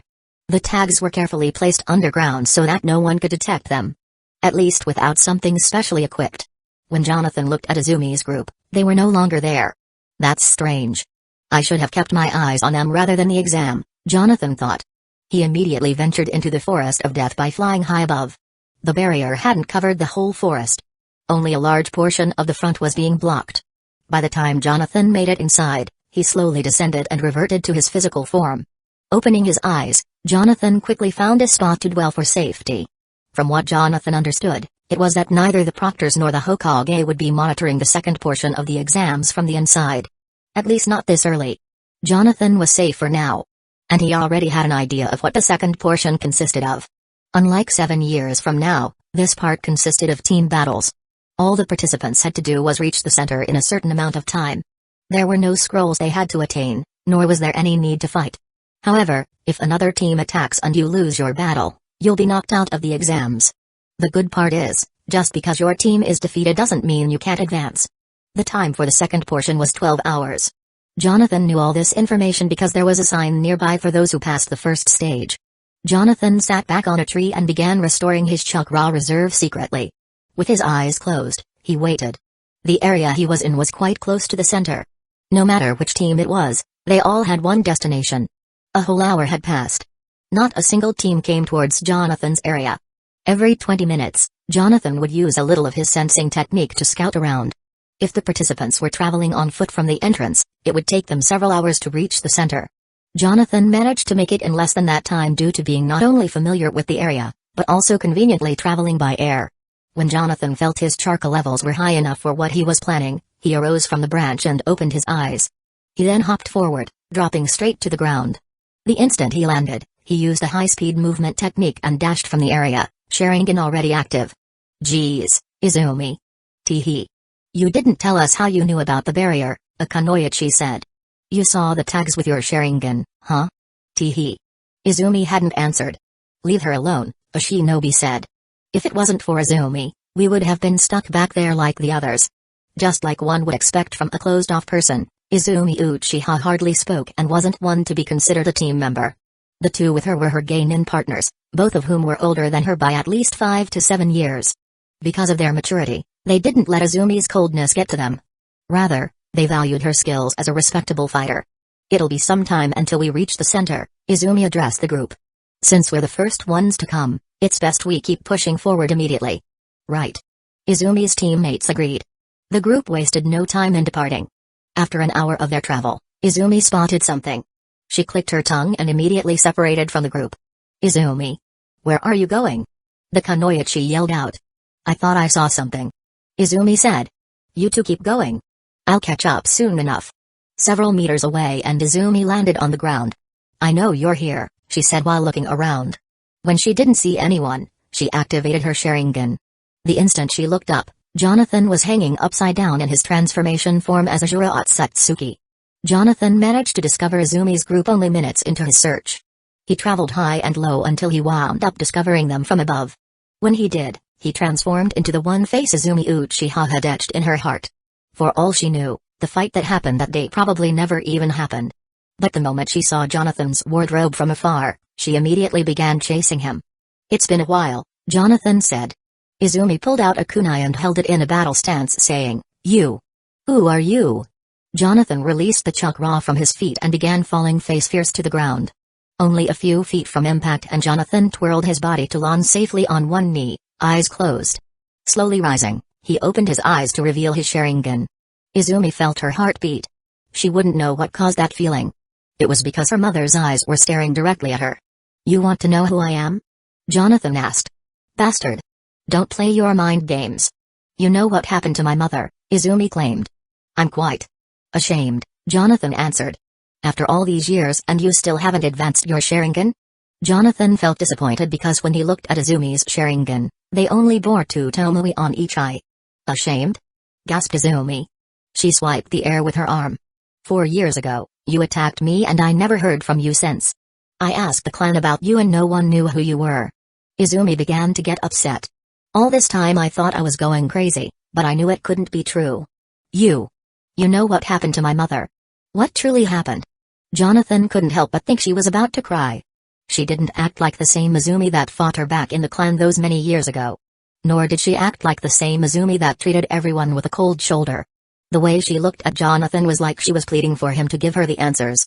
Jonathan stood staring blankly at the 11-year-old girl before speaking. Hazuki Uchiha's legacy was passed down to me. If you truly wish to know what happened, you'll have to prove your strength. At those words, Jonathan caused Izumi to dash towards him in a rage. Izumi held her kunai with intense force and tried to slash at Jonathan's ribcage, but Jonathan easily sidestepped away from it. Oh. She's much faster than before. Izumi continued her barrage of slashes which were all evaded by Jonathan. It looked like the two had been dancing. 32 Toki. Seeing Jonathan was quicker, Izumi leapt back while throwing her kunai. Jonathan stared at the kunai before catching it through the round hole with ease. The instant Jonathan looked up, Izumi had already thrown 5 shuriken at him. Shadow Shuriken Jutsu. Jonathan kept a straight face as he twirled the kunai and held it in front of him. Clang, clang, clang, clang, clang. The first 5 shuriken were deflected effortlessly. Jonathan could easily see their trajectory. But before Jonathan could make his move, more than 10 shuriken were already closing in on Jonathan. Izumi was producing and throwing a high number of shuriken at Jonathan from her Shadow Shuriken technique. Clang, clang, clang, clang, clang. As Jonathan endlessly kept deflecting the shuriken, he looked to his side and saw another Izumi. A shadow clone? Jonathan calmly wondered. Izumi already had her tiger seal prepared as she shot forth a massive fireball technique at Jonathan. Using his high-speed movement technique, Jonathan ran to the opposite side. Boom. The smoke cleared as he successfully dodged. But when it did, he was already surrounded by 4 Izumi clones. I'm impressed, Jonathan praised. Izumi didn't waste any time trying to reply. A clone leapt towards Jonathan trying to grab him. Jonathan tripped her and chopped the back of her neck, causing her to disperse. Another clone was already in motion, ready to jab Jonathan from behind, But Jonathan moved his head and grabbed her wrist, throwing her over his shoulders. The third Izumi closed the distance by sliding to trip Jonathan's legs. Jonathan quickly hopped while tucking in his knees. The thrown Izumi flipped her body upside down and fired the fireball jutsu just as Jonathan was in the air. Lightning style, false darkness. The lightning pierced the fireball technique, completely destroying the Izumi clone. When Jonathan landed, he grabbed the third clone by the hair, lifted her up and spun in a 360-degree motion, slicing her throat with a kunai. Poof. With the last Izumi standing, Jonathan figured she'd be the real one since all the others attacked while she stayed behind. I admit. You've grown, but you've far from proved your strength to him. Before Jonathan could finish, another Izumi tore through the ground from underneath him with her first aimed at Jonathan's chin. I've got him. Izumi believed. Jonathan closed his eyes before stepping back.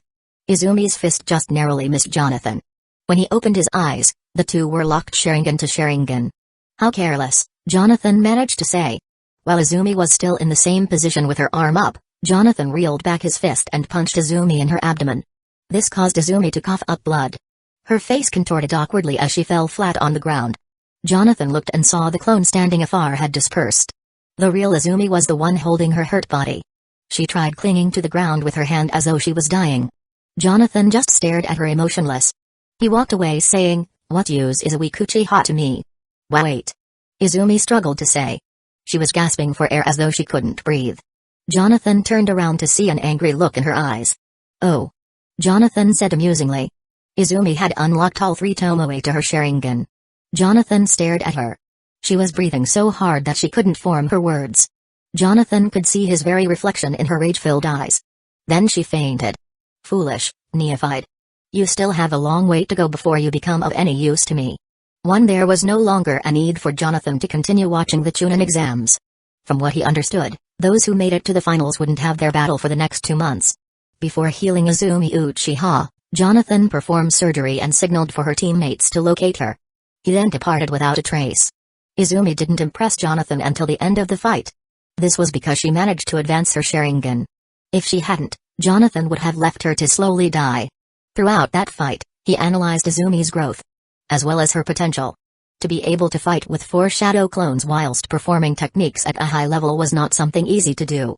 Shadow Shuriken, a clone to use the fireball jutsu, and then her last attack to hide underground without Jonathan noticing until the last second. Without Jonathan's Sharingan and his impeccable reaction speed, he would have been hit without question. But even if he were hit, that likely would have been Izumi's last attack. Jonathan could tell how severely low her chakra was. He hadn't just underestimated Izumi Uchiha's skills, he even pushed her to her limits. Fire style and earth style. That was how she and her teammates passed the first stage of the Chunin exams. There were only a few things Jonathan had in mind to help nurture Izumi's growth. However, if she failed to bring out his desired results within that time, he would inevitably end her life. Feeling content that his insurance policy was still increasing, Jonathan left the forest of death to discover something else that required his immediate attention. It took several hours, but Jonathan finally found the person he was looking for, Tuki. Inside a brothel, Jonathan watched as a drunken Tuki wearing lavish clothing sat at an expensive booth. There were 2 women with him and he looked more intoxicated than the other men. Jonathan approached his table disguised as Jirbu. Since Jonathan only used the Sharingan mixed with taijutsu in his fight against Izumi, he still had enough chakra left. It's time to go, Tuki. Jonathan's voice was deep. His stature was also threatening.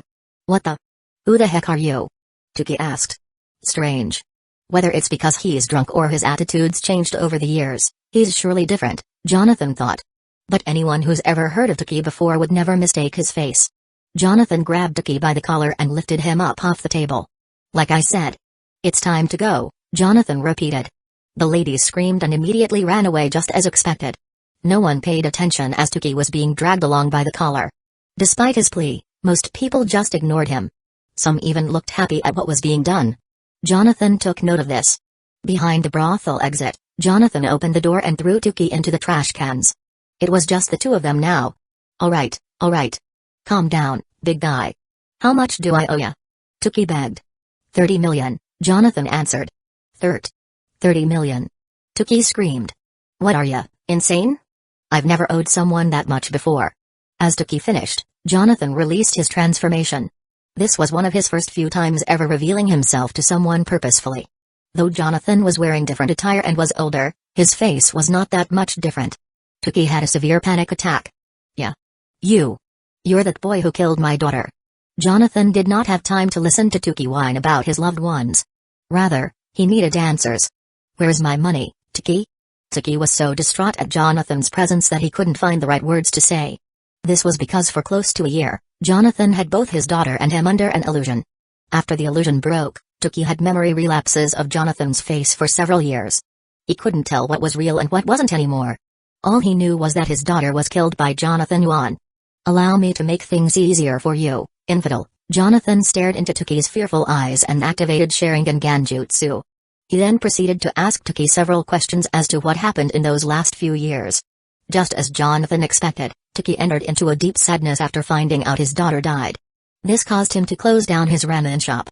When he found that he was making a lot of money, due to Jonathan's business decisions, he began spending his days getting drunk.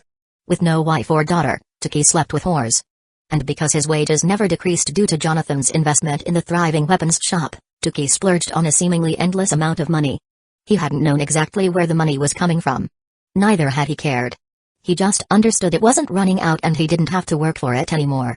Money, alcohol, women. It all corrupted who the real Tuki was before Jonathan came to this world. The Leaf kept an eye on him for a month, but once the case with Jonathan Yuan was closed, they left Tuki to his own devices. As long as he wasn't being reported by the Uchiha police, they didn't care what he did. Tuki never knew Jonathan and couldn't remember the last year he spent with him.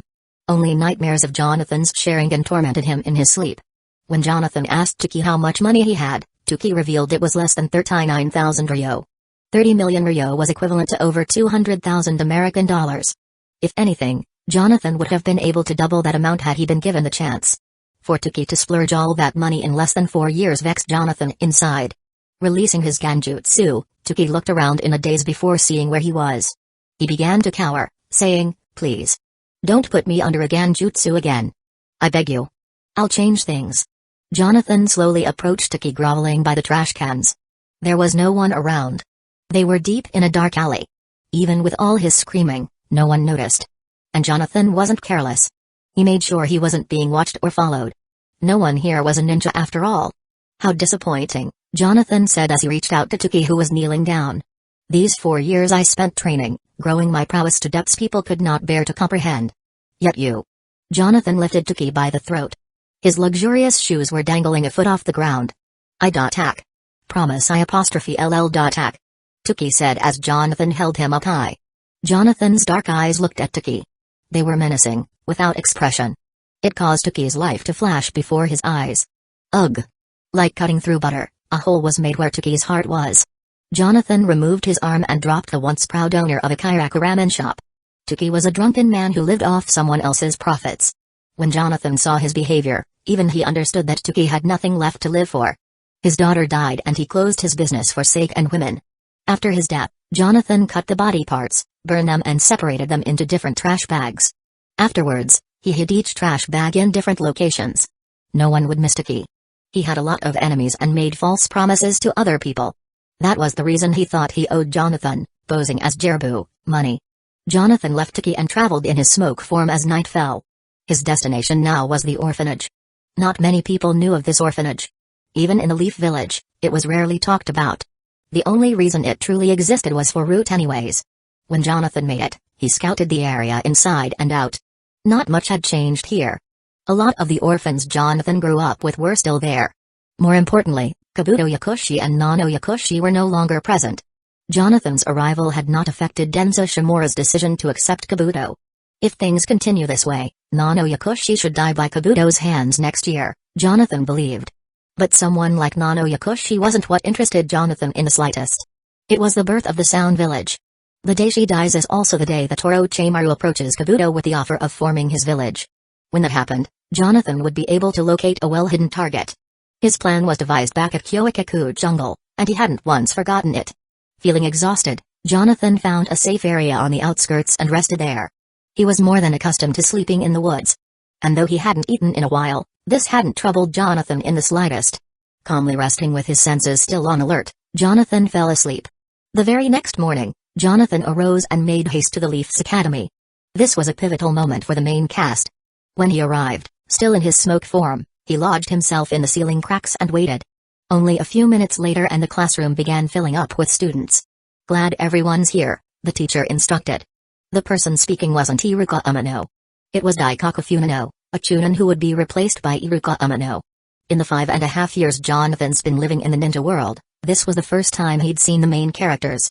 Naruto Uzumaki, who is turning 5 this year, Sasuke Uchiha, whose birthday was coming up shortly, and Sakura Haruno, who was already infatuated by Sasuke. The rest of the 6 are known as the Rookie 9, soon to be Genin, who were prominent ninjas despite their age. I could just as easily kill this entire classroom, Jonathan considered. But he knew doing something as rash as that would more than alter the story. It would forever change this world. Why? Because the creators of this world thought it would be a good idea to make Naruto Uzumaki and Sasuke Uchiha descendants of the powerful Hagoromo Otsutsuki. This meant they bore a spiritual relationship to his 2 sons, Indra Otsutsuki and Ajura Otsutsuki. If Jonathan were to kill them now, he'd be at a disadvantage in his goals. Moreover, he wouldn't benefit from it. Once Naruto died, the 9 tails would be unleashed on the village. Their deaths would serve no purpose for Jonathan right now. Jonathan instead observed their behavior. It was just like what he imagined when growing up. The way they spoke, their childish patterns. It was all the same. Not a single one of them was overly exaggerated or slightly different than how the creators originally made them. This was good for Jonathan. The more information he had on someone, the easier it was for them to fall into his hands. There was no need for Jonathan to stay at the academy any longer. He knew what they were learning, and, no matter how skilled they were, they wouldn't be able to graduate until they were at least 11 years old. Whilst traveling, Jonathan considered what the Rookie 9 did during this time. From what he recalled, Naruto Uzumaki would become a village clown for his foolish pranks. This caused a lot of villagers to despise him on top of having the 9 tails. Jonathan didn't feel sorry for him at all. He was a lonely kid whose parents made an idiotic mistake before his death. As for Akiraku being out of business, he would undoubtedly search for another similar ramen shop. Then there was Sasuke Uchiha. The only thing Jonathan could think about was the event that would occur 2 years from now, the Uchiha massacre. Because Jonathan had Izumi Uchiha as an insurance policy, he didn't care much for Sasuke. He was nothing like his brother in terms of power. Lastly, there was Sakura Haruno. The only reason she was even remotely considered was because of a special technique she would learn from Tsunade, a Kunoichi legend on par with Jiraiya and Orochimaru. Most of Jonathan's medical skill set derived from what he knew from Tsunade and Kabuto. Sakura could be of value to Jonathan if his current plans fall behind. When Jonathan arrived at his destination, he closely observed Izumi Uchiha eating. Only 10 minutes had passed while Jonathan was observing Izumi Uchiha. Nothing seemed out of the ordinary until they both heard a knock at the door. Jonathan looked as Izumi got up to answer. It was Itachi Uchiha with food. "Morning, Izumi. Congratulations on advancing in the Chunin exams." Itachi was just as Jonathan expected, a pacifist. He didn't seem hostile. "My mother made this for you when she found out. I figured I'd be the one to deliver them before my mission." For the first time, Jonathan witnessed Izumi Uchiha smile. "Thanks, Itachi." "What's the matter?" Itachi asked. "What do you mean?" questioned Izumi. "Did the Chunin exams tire you out that much?" "Yeah. I'm just tired, that's all." "Thanks for your concern, Itachi." "Oh. And let your mom know how grateful I am, please." Jonathan couldn't help but see why Itachi was deemed as the most popular Naruto character to date. He was quite perceptive. Enough to even tell how troubled Izumi was. Like a typical closed-off individual, Izumi let Itachi leave and closed the door with the food. She stared at the package for a second before walking to the fridge and placing it inside. From what Jonathan remembered, Fugaku ordered for the two to get close. It's evident that it wasn't completely wasteful. In the original timeline, Izumi Uchiha loved Itachi. This time around, Jonathan could tell she had no real affection for him. Itachi didn't have that sort of affection for her either, but he had enough heart to at least check up on her from time to time. Just from that conversation alone, Jonathan was able to tell that she didn't have anyone to turn to about her problems, meaning, she hadn't reported the recent battle with Jonathan yesterday. Jonathan knew she wouldn't because of how she abandoned her teammates to come fight. Even Izumi's behavior meant she was growing more distant from her clan. Eventually, she'll stop at nothing to discover the truth. Jonathan speculates that Izumi will go as far as looking into secret files from the Leaf. With or without permission. What's odd to Jonathan is her willingness to continue being a ninja for the village. This was likely due to Fugaku's manipulation. As long as she stayed, she could grow stronger with hopes of beating Jonathan. If he felt like it, Jonathan could fully turn Izumi against her clan. Doing so now would be foolish, however. She wasn't strong enough. After leaving Izumi's house, Jonathan performed the flying Raiden technique and appeared in the stone village. There were several locations that Jonathan placed his marks in: Hueco jungle, the sand village, the rock village, the grass village and the leaf village. In each location, at least 5 marks were placed in secure areas that could never be spotted. What made the flying Raiden so superior wasn't just that marks were permanent, but they couldn't be sensed unless activated. And even if it was done at the speed of light. Jonathan's main purpose for coming back to the leaf was to determine where he was in the original timeline. There was also the need to check on those he's affected recently. The first place Jonathan traveled to was the Stone Village's mission report building. It was similar to the Leaf's Jonin station. The stone was a lot more convenient of a village to be in for Jonathan. Their security wasn't bad either, but their ninjas weren't like the Leafs. There were hardly any sensors and it was quite easy for Jonathan to effortlessly blend in. For more than 2 years he had been doing so. When Jonathan arrived at the building, he looked through their documents. The things Jonathan was looking for were reports on Han. After Han returned from his mission, he stayed in the village with the other ninjas. Jonathan could hardly approach him. The best way to track his movements was to see how the stone commanded him. As Jonathan skimmed through the reports, he found something interesting. Han was recently sent out on a mission outside the village.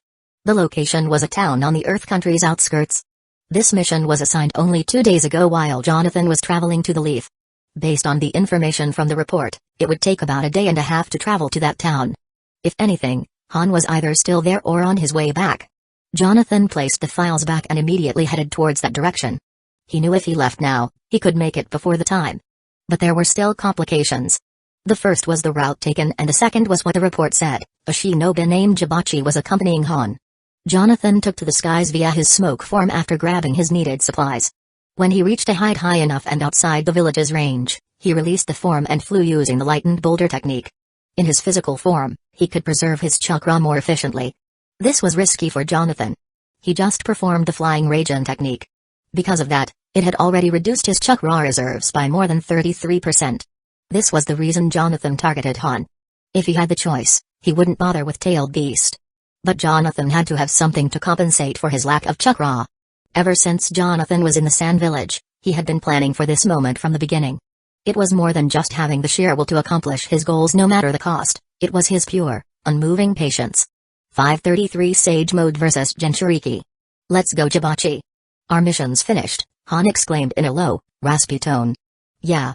It was a lot easier than I expected, Jibachi replied. The 2 Stone Village shinobi walked outside an open town. They were quite well composed, each having nothing to say to one another as they entered their route. Half an hour into their walk, Han stopped, causing Jibachi to question him. What's the matter, Han? Someone's following us, Han answered. When Jibachi looked over Han's shoulder, he saw a shinobi several paces behind him. He was wearing a tiger-striped kimono with white fur trimmings. That shinobi was none other than Jonathan. Who are you? Jibachi asked. Han turned around to look at Jonathan. The two locked eyes with each other without saying a single word. Jonathan knew who Jibachi was. He was part of the Stone's Kamizuru clan. More specifically, he was another filler character. Han, Jonathan said. You have something important I need. And what would that be? Han asked. Jonathan chose not to answer. This caused Jibachi to get upset. I don't see a headband on him, so he must be a rogue ninja. He then looked at Han and said, he's also targeting you, Han. Do you think he's after what I think? It doesn't matter what he's after. He stopped us to look for trouble, Han replied. Jibachi adjusted his glasses saying, we're not here to hurt anyone, so if I were you, I'd get vapor erupted from Han's steam armor.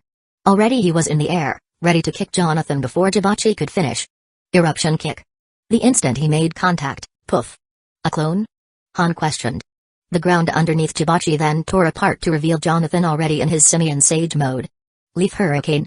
The moment Jonathan appeared, he kicked Jibachi once and then spun to deliver a second kick while he was still in the air. Bang. Bang. Jibachi's face contorted as he went crashing into a boulder, completely destroying it. Jonathan landed and looked to see Jibachi's legs hanging. That attack was mixed with Senjutsu Chakra to enhance it. I felt his chin dislocate on the first kick and 2 organs burst inside on the second. Lungs and liver, Jonathan believed. Jibachi had died in one move. Jonathan slowly turned to face Han. Seems like I'm gonna have to go all out, Han said as steam further erupted from the furnace on his back. He planted his feet on the ground, causing cracks to form. The distance between Jonathan and him shortened. Han swung his feet at Jonathan. Seeing it, Jonathan raised both arms to block it.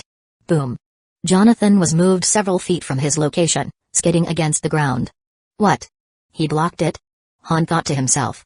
Jonathan lowered his arms and saw a small bruise where Han kicked him.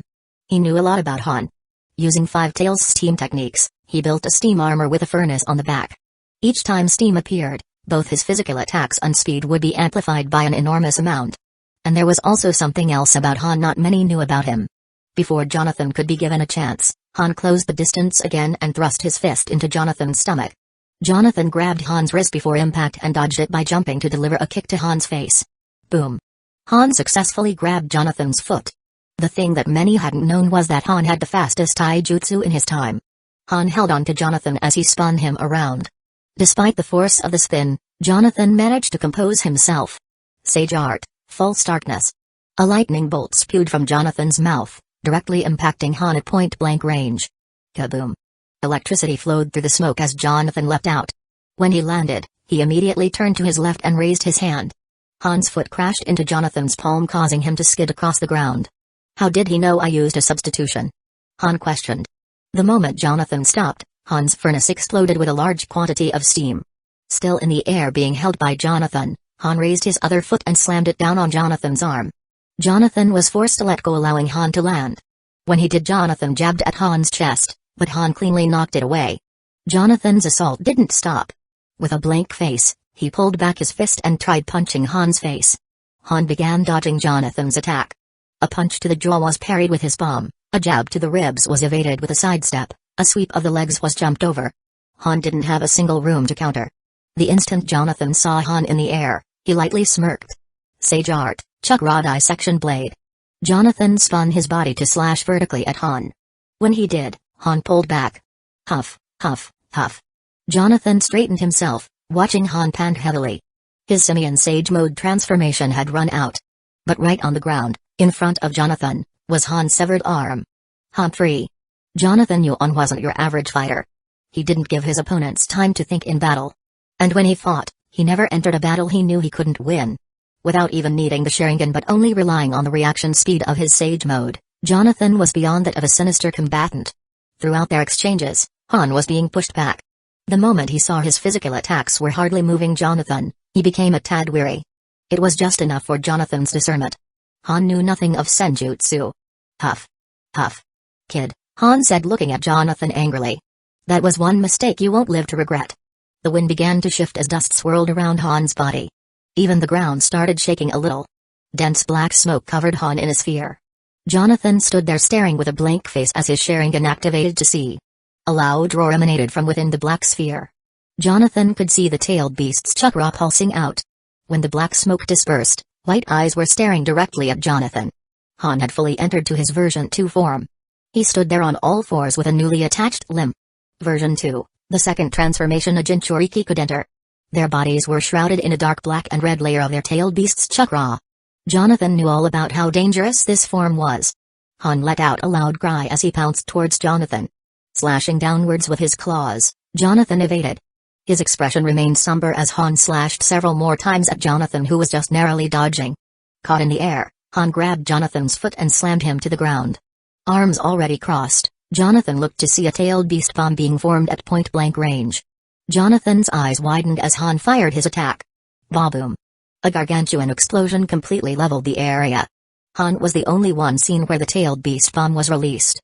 Flying Raijin. Jonathan was only meters away from the blast radius.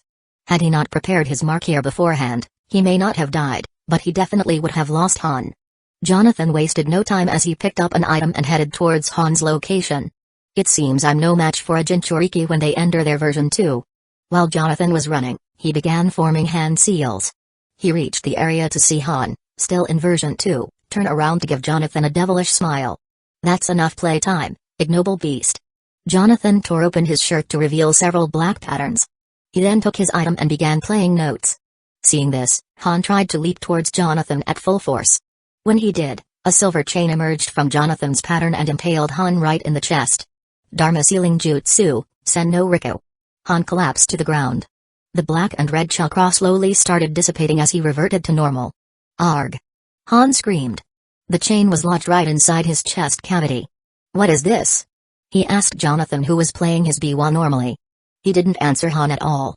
The Dharma sealing technique, an easy-to-learn fuinjutsu that Jonathan perfected during his time in the sand. There was a reason Jonathan was looking for Han. It wasn't just to test his might, nor was it to prove his strength. Han stood there trying to reel himself away, but he wasn't able. His tailed beast chakra was being siphoned away and he couldn't do anything about it. Jonathan stood there playing as he felt the chakra being absorbed into his body. The instant the Dharma chains were unleashed, the battle was decided. Being a tactician, Jonathan didn't approach Han when he first saw him from above.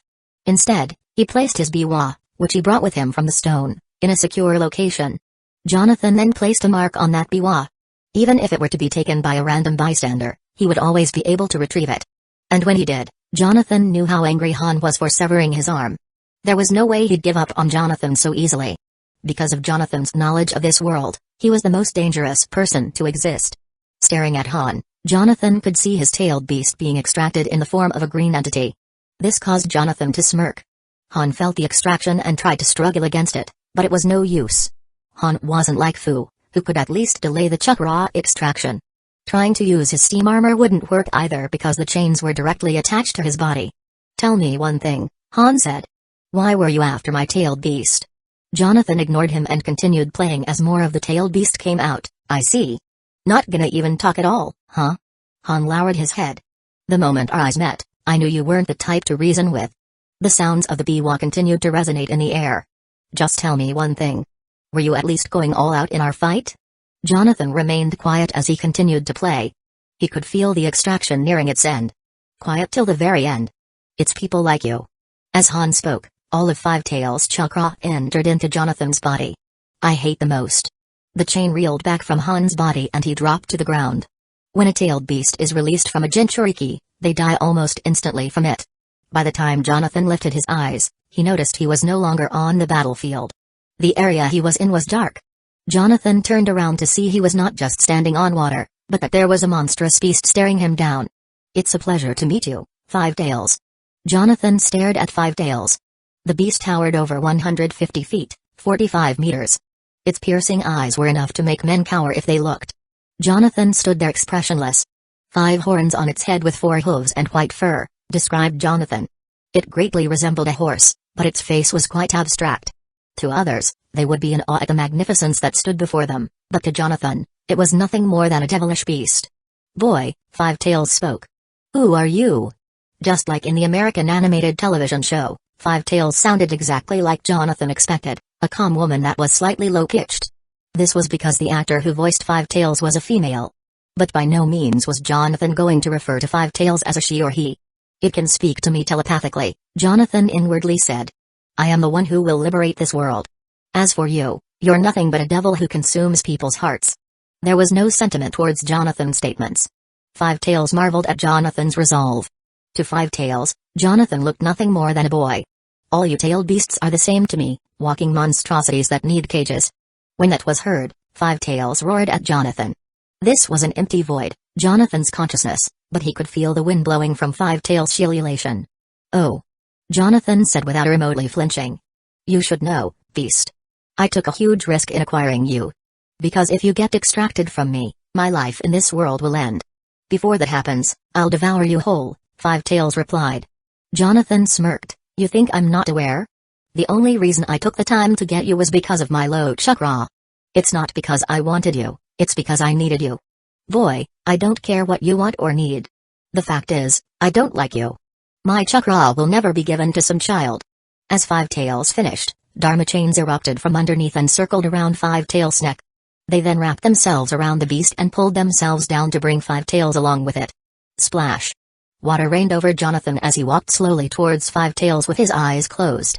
You don't seem to understand. When Jonathan approached the struggling Five Tails, he opened his eyes to reveal the Sharingan. The moment I set my sights on you, you were already mine. Sharingan Genjutsu. Jonathan did not need Five Tails to like him. That was Five Tails' first mistake. Much like the Nine Tails, the strongest tailed beast after the 10 Tails, the Sharingan's ocular powers were enough to affect Five Tails. All tailed beasts were susceptible to its illusionary prowess. Jonathan reached out to Five Tails' snout and pulled on it. Perceivable red chakra could be seen. When Jonathan began absorbing it, he quickly had to stop. Chakra from the tailed beast is no joke. I can't take it all in, Jonathan said to himself. Jinchuriki were capable of having their tailed beast transfer chakra to them. However, if a tailed beast was not fully in sync with their host, they could be consumed by the beast. Five Tails was not transferring its will, but the amount of chakra it carried was far too large for Jonathan to control outrightly. I'll need to extract his chakra bit by bit. Jonathan spent a little more time gathering enough chakra until he couldn't contain anymore. Tailed beasts who are enraged will constantly attack their host by preying on what's in their heart. The more and more they continue, the weaker that heart becomes until it's filled with their will. When that happens, the tailed beast will be released. It doesn't matter how powerful their seal is. But Jonathan's heart wasn't at all weak. His heart was filled with hope. That was because Jonathan was the same yesterday, today and tomorrow. No number of beings could change who he was. By the time Five Tails arose, it didn't just see it in Jonathan, it also felt it in itself. You took some of my chakra? Five Tails asked in alarm. Jonathan looked at his hands and squeezed his palms saying, yes, I did. Five Tails started growling due to being upset. Who do you think you are? A lowly child pretending to be fearless in front of a tailed beast?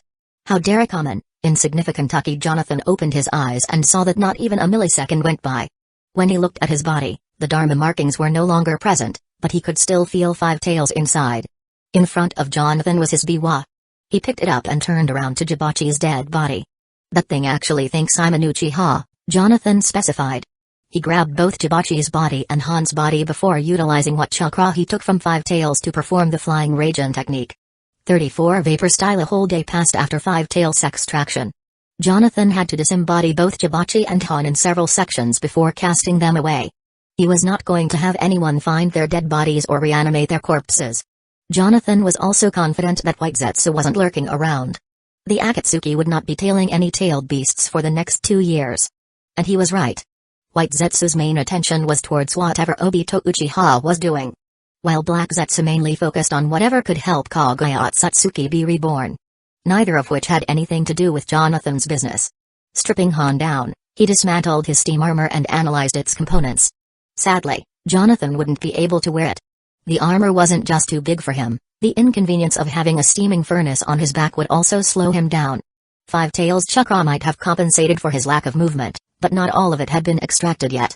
Jonathan destroyed the armor and focused more on his next objective, fully controlling Five Tails' chakra. There was a reason Jonathan targeted Han. He knew he wasn't a match for a Jinchuriki before the fight.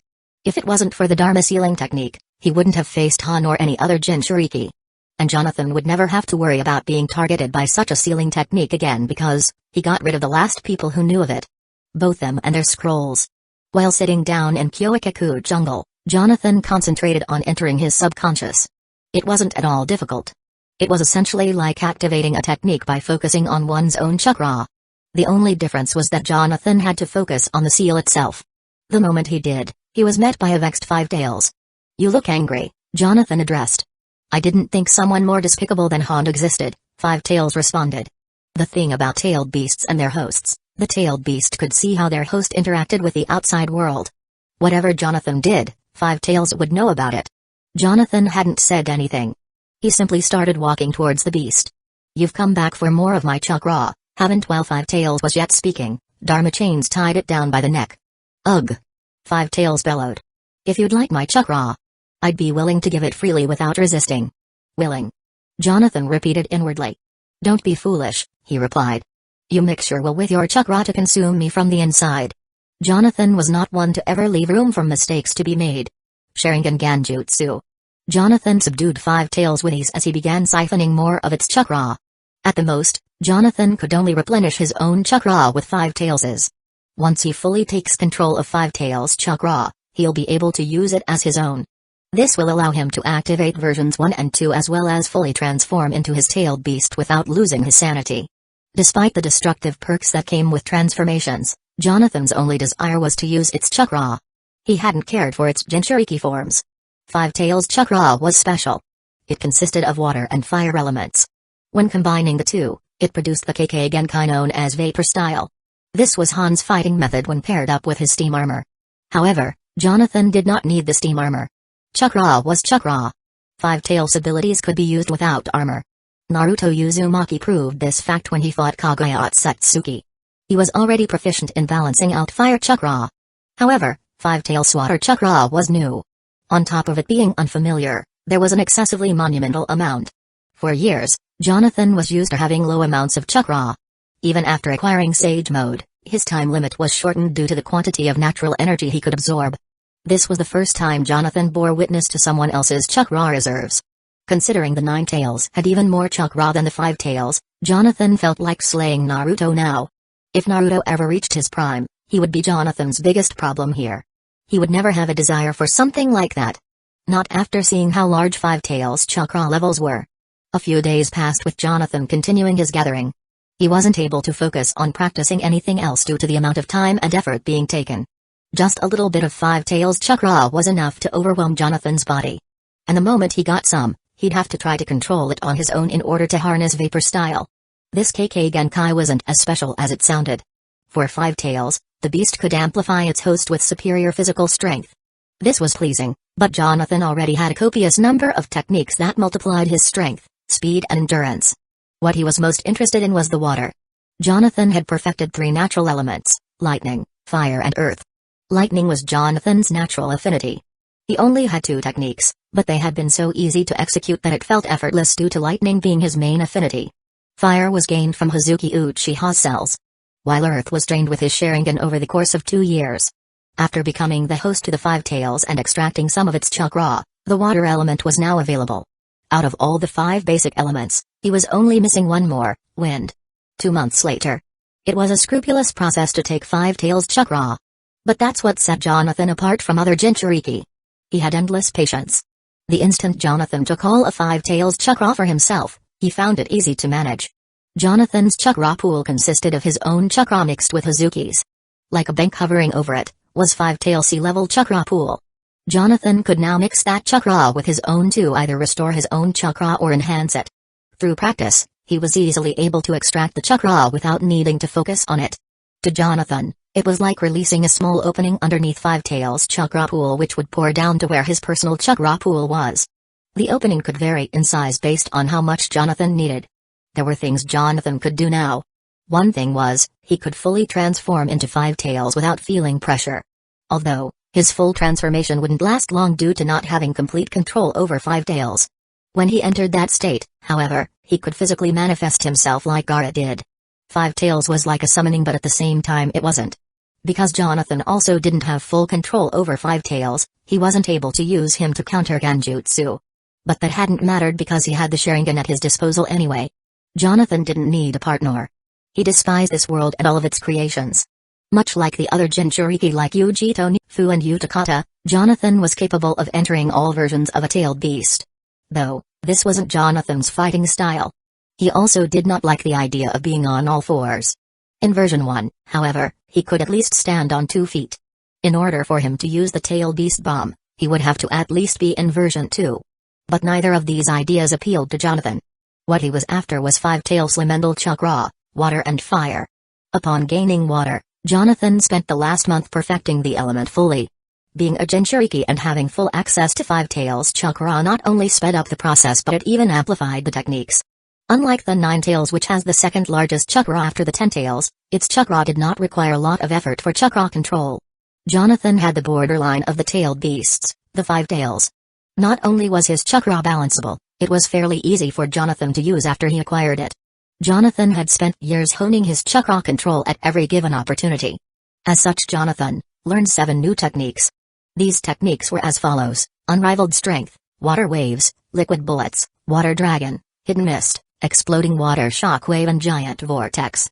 Even his fire techniques gained a boost in power due to Five Tails chakra. When Jonathan, however, tried to amplify his false darkness or earth-style techniques, he wasn't able to. Five Tails' chakra was great, but it only correlated to its specific nature. Regardless, a tailed beast provided more pros than cons. As long as Jonathan avoided predators, like the Akatsuki, he would use Five Tails like the beast it was. "You've finally done it, have you?" asked Five Tails. The beast was skinny, like it had been malnourished. Jonathan simply stared at it as it lay there on its side. There was no chain binding it. For there wasn't any need for one. Five Tails had learned its lessons. Like an animal, it knew it was powerless against Jonathan's dominion. This was called negative reinforcement. No longer fighting back, Five Tails was submissive. "Can I ask you something?" Five Tails questioned. Its voice was faint. Almost like it hadn't eaten in days. With authority, Jonathan said, "You've been quiet these past few weeks until now. I'm interested in what you have to say." "What's your name?" Five Tails asked. Jonathan couldn't help but turn around and begin walking in disappointment. "Wouldn't you like to know?" When Jonathan opened his eyes, he was in Hueco jungle. Now should be the right time, Jonathan surmised. He wasn't just training carelessly, he was also counting the days periodically. Today was the day Izumi Uchiha was going to participate in the finals. It was important for Jonathan to watch and analyze what would most likely happen. If Izumi passes and becomes a chunin, Jonathan speculated that Fugaku Uchiha would further her growth by trying to advance her to the Anbu like Itachi was in. And if she failed, Fugaku would surely be disappointed. Enough to make Izumi Uchiha either train harder or leave the village. Activating the flying Raijin technique, Jonathan arrived at a safe alley in the Leaf Village. He then performed the smoke technique and elevated himself above the arena. Afterwards, he used the Sharingan to enhance his perception. Jonathan was more than just cautious. He was blending well with the clouds from a safe distance. The Sharingan might not be able to detect him, but a Byakugan user as well as sensors could easily spot Jonathan if they were focusing on him. The only thing that preoccupied them were the fights taking place at the moment. And even if someone spotted Jonathan, they wouldn't be able to recognize his chakra signature to identify him. Worst case scenario, Jonathan would simply leave with the flying Raijin technique. To make things more difficult for others, Jonathan diminished his chakra signature to its lowest point. Jonathan flew to the stadium and began watching the events unfold. He was high enough for anyone not to notice him, but also close enough to get a good view of the stands and participants. Several fights unfolded as Jonathan watched. Not a single person seemed to notice he was in the air. And if they did, they didn't seem to care enough to make a report. Like Jonathan expected, they held the main event last. Izumi Uchiha walked to the center. Following her was a shinobi Jonathan had never seen or heard of before. Even his name seemed unimportant. It was a shinobi from the land of grass, and he had a solid build. In fact, this was definitely not a child. Jonathan speculated him to be at least over 19 but no younger than 25. The Chunin proctor viewed the two and looked confused due to the difference in height. This was an 11-year-old girl about to fight a well-built, grown adult. The moment the fight started, the shinobi leapt away and threw 3 windmill shuriken.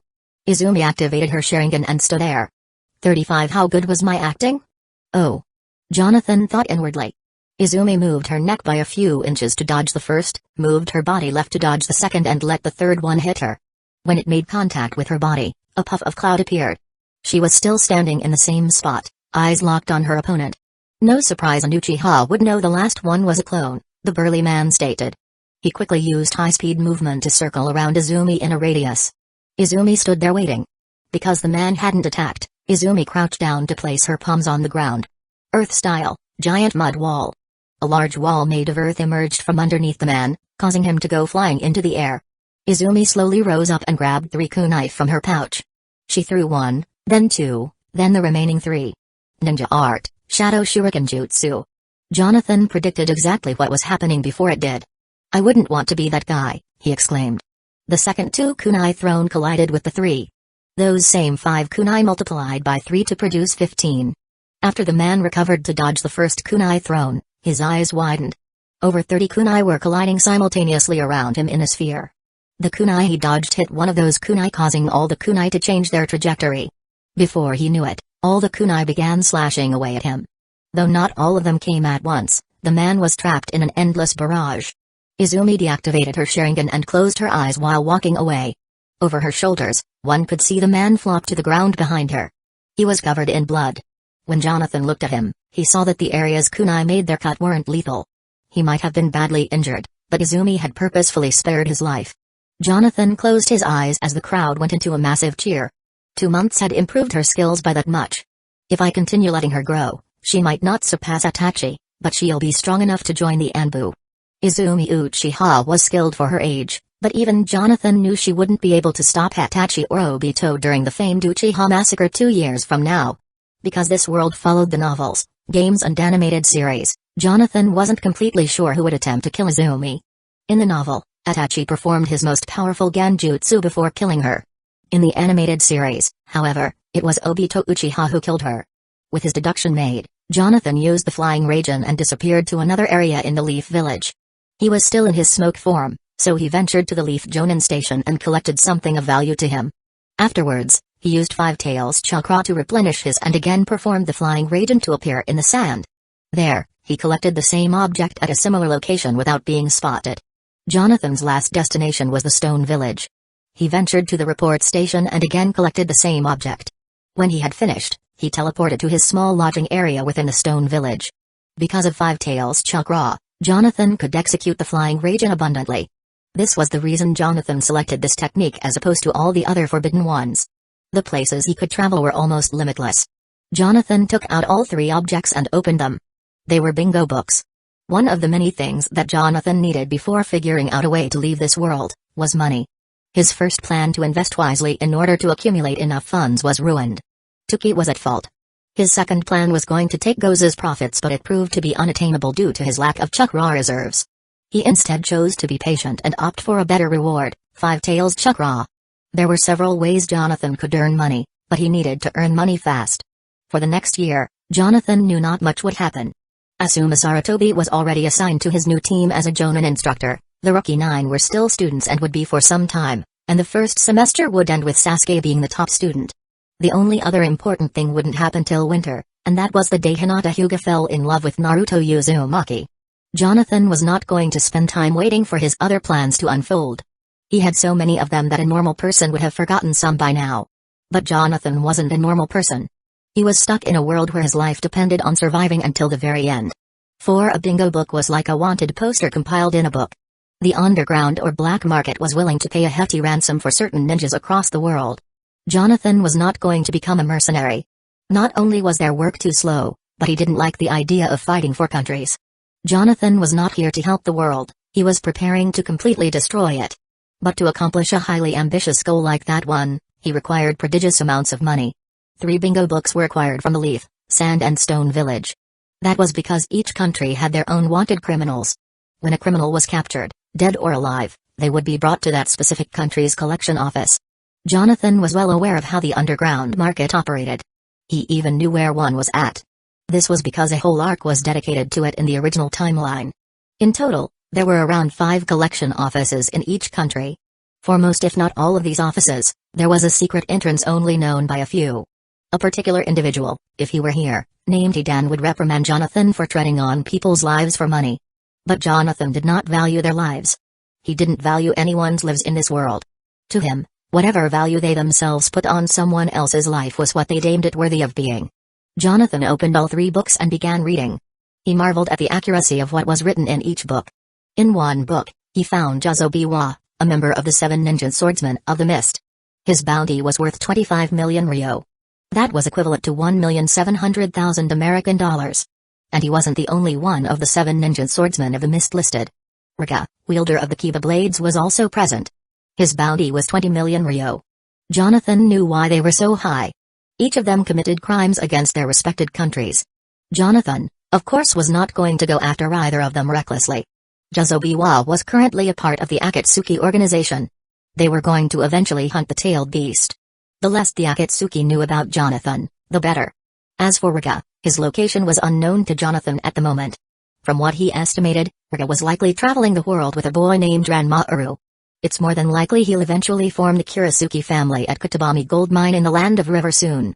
Jonathan would surely pay him a visit to collect the famous Kiba blades. He at least knew where that would be located, but would have to wait a little while longer. Jonathan continued searching the bingo books and found 2 more shinobi, Orochimaru and Sasori of the Red Sand.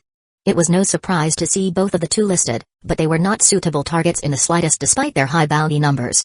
Jonathan eventually found someone familiar. There were quite a number of people in each of the books, but Jonathan hardly recognized any of their names and some of them didn't have photographs. When Jonathan saw a person named Gonsankugi, he immediately remembered him. This was a thief who used nails as his fighting style. And his bounty was worth 3,500,000 ryo. From what Jonathan recalled, he originally had a bounty of 5 million ryo 7 to 8 years from now. He was a filler character and Jonathan found no reason not to try to collect his bounty now. Regarding where he was, Jonathan knew he would be in the Land of Stone. But to find his exact location, Jonathan would have to use his Sage Mode sensing ability. This ability's range was so vast, Jonathan could sense a whole village effortlessly. Naruto Uzumaki, when he was in his Sage Mode, not only did the same but was also able to sense a whole war occurring. Before Jonathan decided to depart, he looked through the rest of the books and found 3 more familiar ninjas with a decent amount of ryo on their heads. The first 2 were Gantetsu and Choseki. These were the 2 Jiraiya and Naruto Uzumaki met back at Tensaku Town. Gantetsu had the nickname Legendary Dark Shinobi, yet, he was only at the level of a Chunin. His partner, Choseki, was the same. Both of them were from the Stone Village, and both of them had the same value of 1,500,000 ryo. That was equivalent to over 200,000 American dollars. Jonathan knew where those 2 would be located because both had left their village to live a comforting life in Tensaku Town. Lastly, would be Jonathan's highest reward if captured whole. His name was Sadai. Jonathan remembered him as another filler character because he was pulverized by Sasuke Uchiha for provoking him. A mercenary skilled at using the petrifying jutsu. He was more or less in the land of Earth, and he had a bounty worth 10 million ryo. Not wasting any time, 5 Tails Chakra was siphoned by Jonathan. The easiest targets were undoubtedly Gantetsu and Choseki. Jonathan not only knew where they were, they also didn't pose a single threat to him. Teleporting to the Leaf Village, Jonathan arrived at one of his many marks placed here. He had already prepped a transformation technique, disguising himself as Kankuro without his mask on. Kankuro had a generic face that no one would find suspicious. Jonathan loathed coming to the Leaf Village. If it were not for his meticulous plans, he wouldn't be visiting here as often. The first place Jonathan ventured to was the Leaf's general store. There were many stores like this, and Jonathan was familiar with what they sold. Without question, Jonathan successfully bought a map of the Fire Country. He could have easily taken it without anyone noticing, but Jonathan was bent on covering his tracks as much as possible. If reports of a general store being mysteriously robbed were made, security in the village would be tightened. Using the Ryotuki had on him after his death, purchasing the map was trouble-free.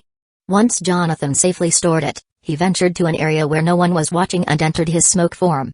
Ascending high into the air, Jonathan released it and traveled via the lightened boulder technique. The view from above was thoroughly pleasant, but Jonathan hadn't cared for it.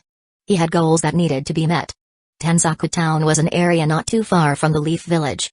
It was a place tourists often visited due to their attractions. And because of its popular gambling sites, it beguiled a fair bit of individuals.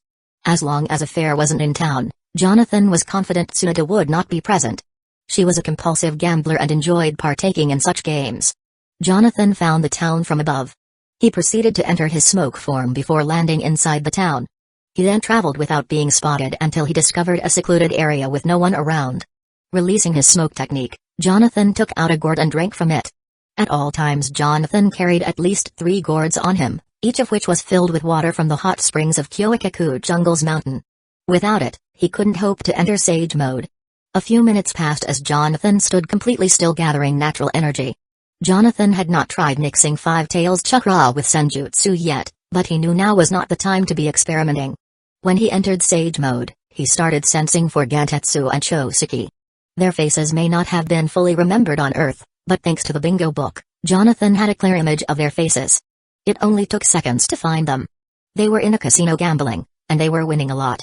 Jonathan had an array of ways to assassinate both shinobi.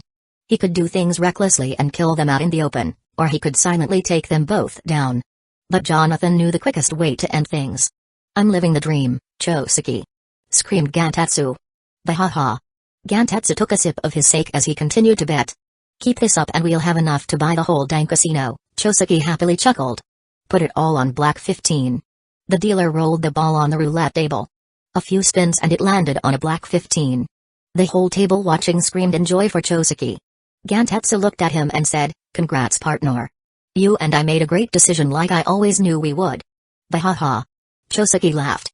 "Yeah. I'll say. Let's go cash all this in and have some more sake at my place," Gantetsu said. He leaned over Choseki's shoulder whispering, "You know that special someone?" Choseki looked at Gantetsu. "Are you serious? You got her to come." Gantetsu smiled at Choseki and got up from the table with all his earned poker chips. Choseki followed suit. In total, both Gantetsu and Choseki made 3 million ryo combined.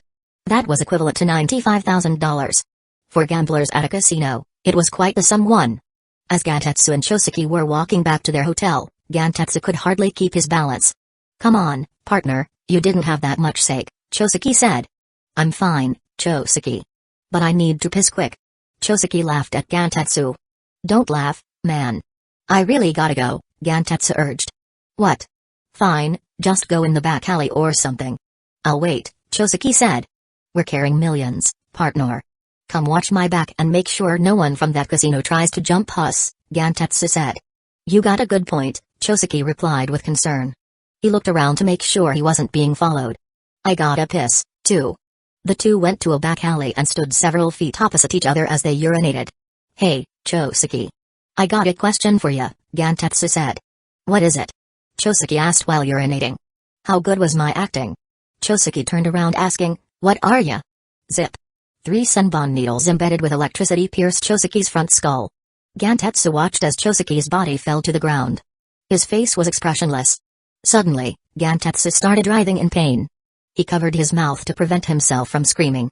The pain he felt was so unpleasant that he hurled himself into the wall several times. A few seconds and his eyes rolled backwards. Vapor exited through Gantetsu's nostrils and formed into a muscular child. That child was Jonathan Yuan. Before grabbing both dead bodies, Jonathan performed the transformation technique to disguise himself as Jiraibu. He then holstered them up one at a time on one of his broad shoulders. With his free hand, he used it to hold the briefcase carrying Ryo.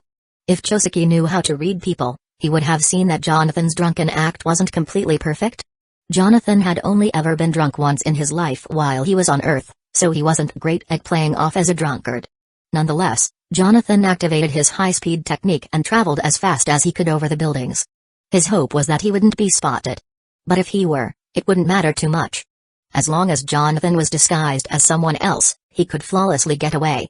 Without any trouble, Jonathan safely made it outside the town.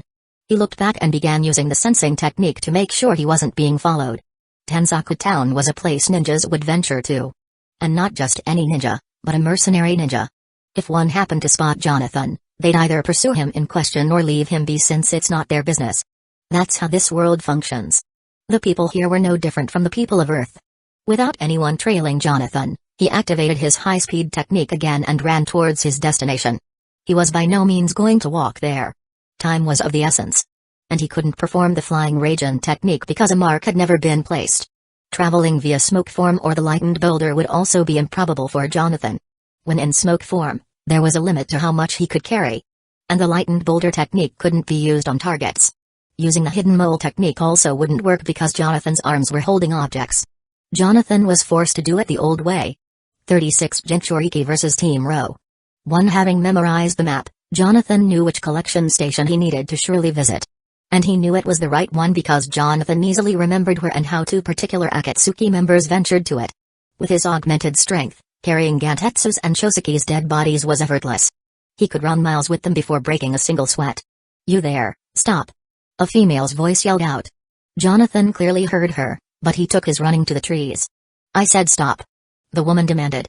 Jonathan didn't even bother looking back. He needed to get to his destination regardless of who tried to stop him right now. A few minutes had passed and the person was still giving chase. No, Jonathan thought. She's not following me alone. 6 shinobi were following Jonathan. If you don't stop, we'll use force. A shinobi cried. Jonathan kept pushing. Judging by how fast I'm going, I should be able to make it in 20 minutes, Jonathan estimated. As he finished his thoughts, he heard 6 shuriken flying towards him. Each of them hit Jonathan directly in the back. Poof. A substitution? Announced the Kunoichi.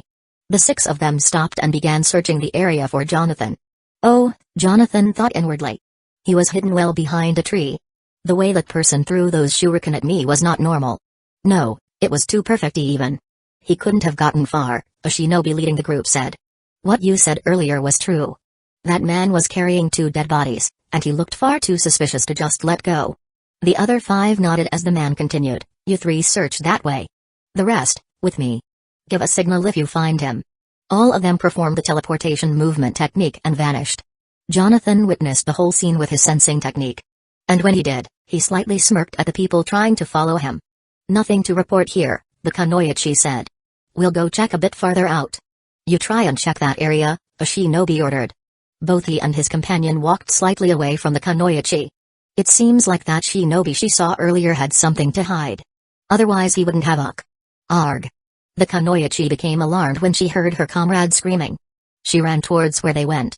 When she reached them, both their bodies were lying on the ground. Standing on top of them was a kid, and he was putting on one of their masks with his back turned. The world of ninjas was not a place to wander off aimlessly.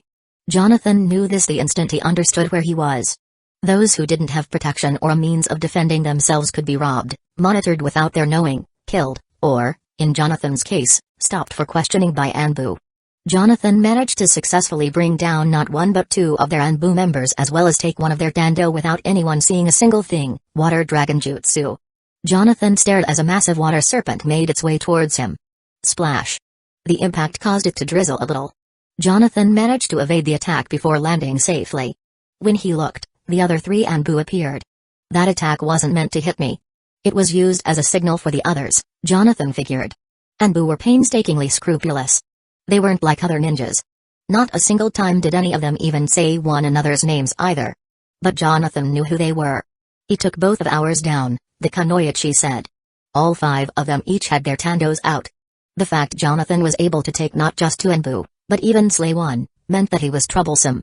He could have easily escaped, but Jonathan wasn't planning to. The moment he understood who was fighting, he deemed it a necessity to test his new skills. Yujao, Ko, Yoji, Yamato, Kakashi and lastly, Itachi Uchiha. This wasn't any ordinary Anbu team. This was Team Ro, the best Anbu team. A wood-style user, 2 skilled Sharingan users, a bug user, and a sensor. This team was overkill.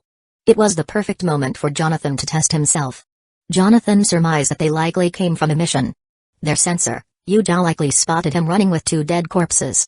When Jonathan understood it was her, he used his own sensing technique to hide his chakra.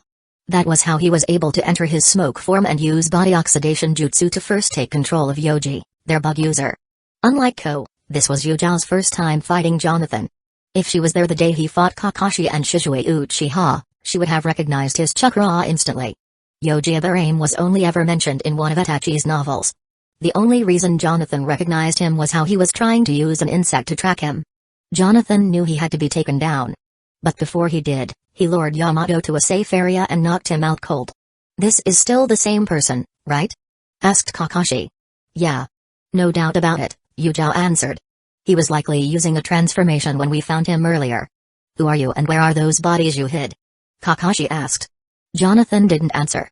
He knew that if he spoke, Kakashi would recognize his voice. That's how perceptive of a fine shinobi Kakashi Hatake was. Trying to use old techniques from the past wasn't also in his plan. Though Kakashi had the Sharingan and could probably identify Jonathan via his chakra signature, Jonathan had long been mixing it with Five Tails's. It hadn't changed who he was, but it was enough to fool the Sharingan. Yujao, on the other hand, was a different matter. Jonathan might have to kill her because she identified his chakra signature. Jonathan had a handicap on him. He wouldn't be able to talk in his normal voice, nor would he be able to use past jutsu like the smoke technique. Even unleashing Five Tails chakra was ill-advised. Should word about this fight be reported, that Anbu from the Leaf fought a Jinchuriki, it might reach the ears of others. One specific person he did not want knowing about Five Tails was Zetsu.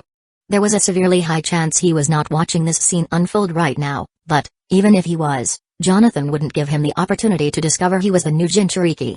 Then there was Flying Raijin.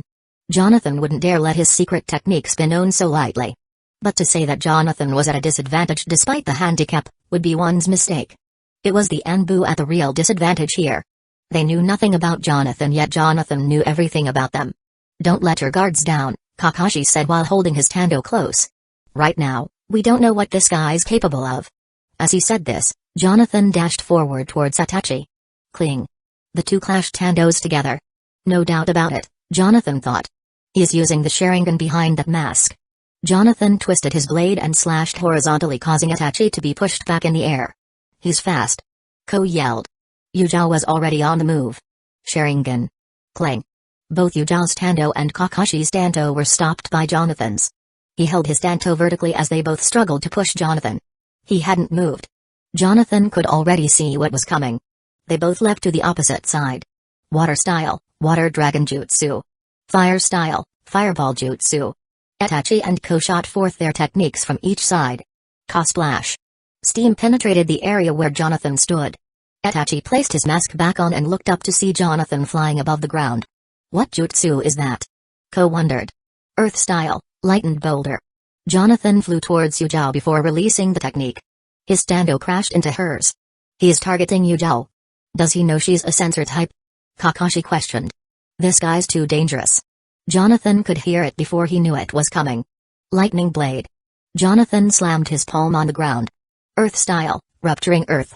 Yuzhao tried to swing her sword, but the very ground crumbled underneath her, causing her to lose balance. Kakashi began leaping over the giant rocks. Humphrey, scoffed Jonathan. He grabbed one of the broken-up rocks with his bare hand. Earth style, sphere or grave. A giant 30-foot, 9-meter, boulder was thrown directly at Kakashi. Just when Jonathan let go, Itachi, Ko and Yuzhao jumped at Jonathan simultaneously. Boom.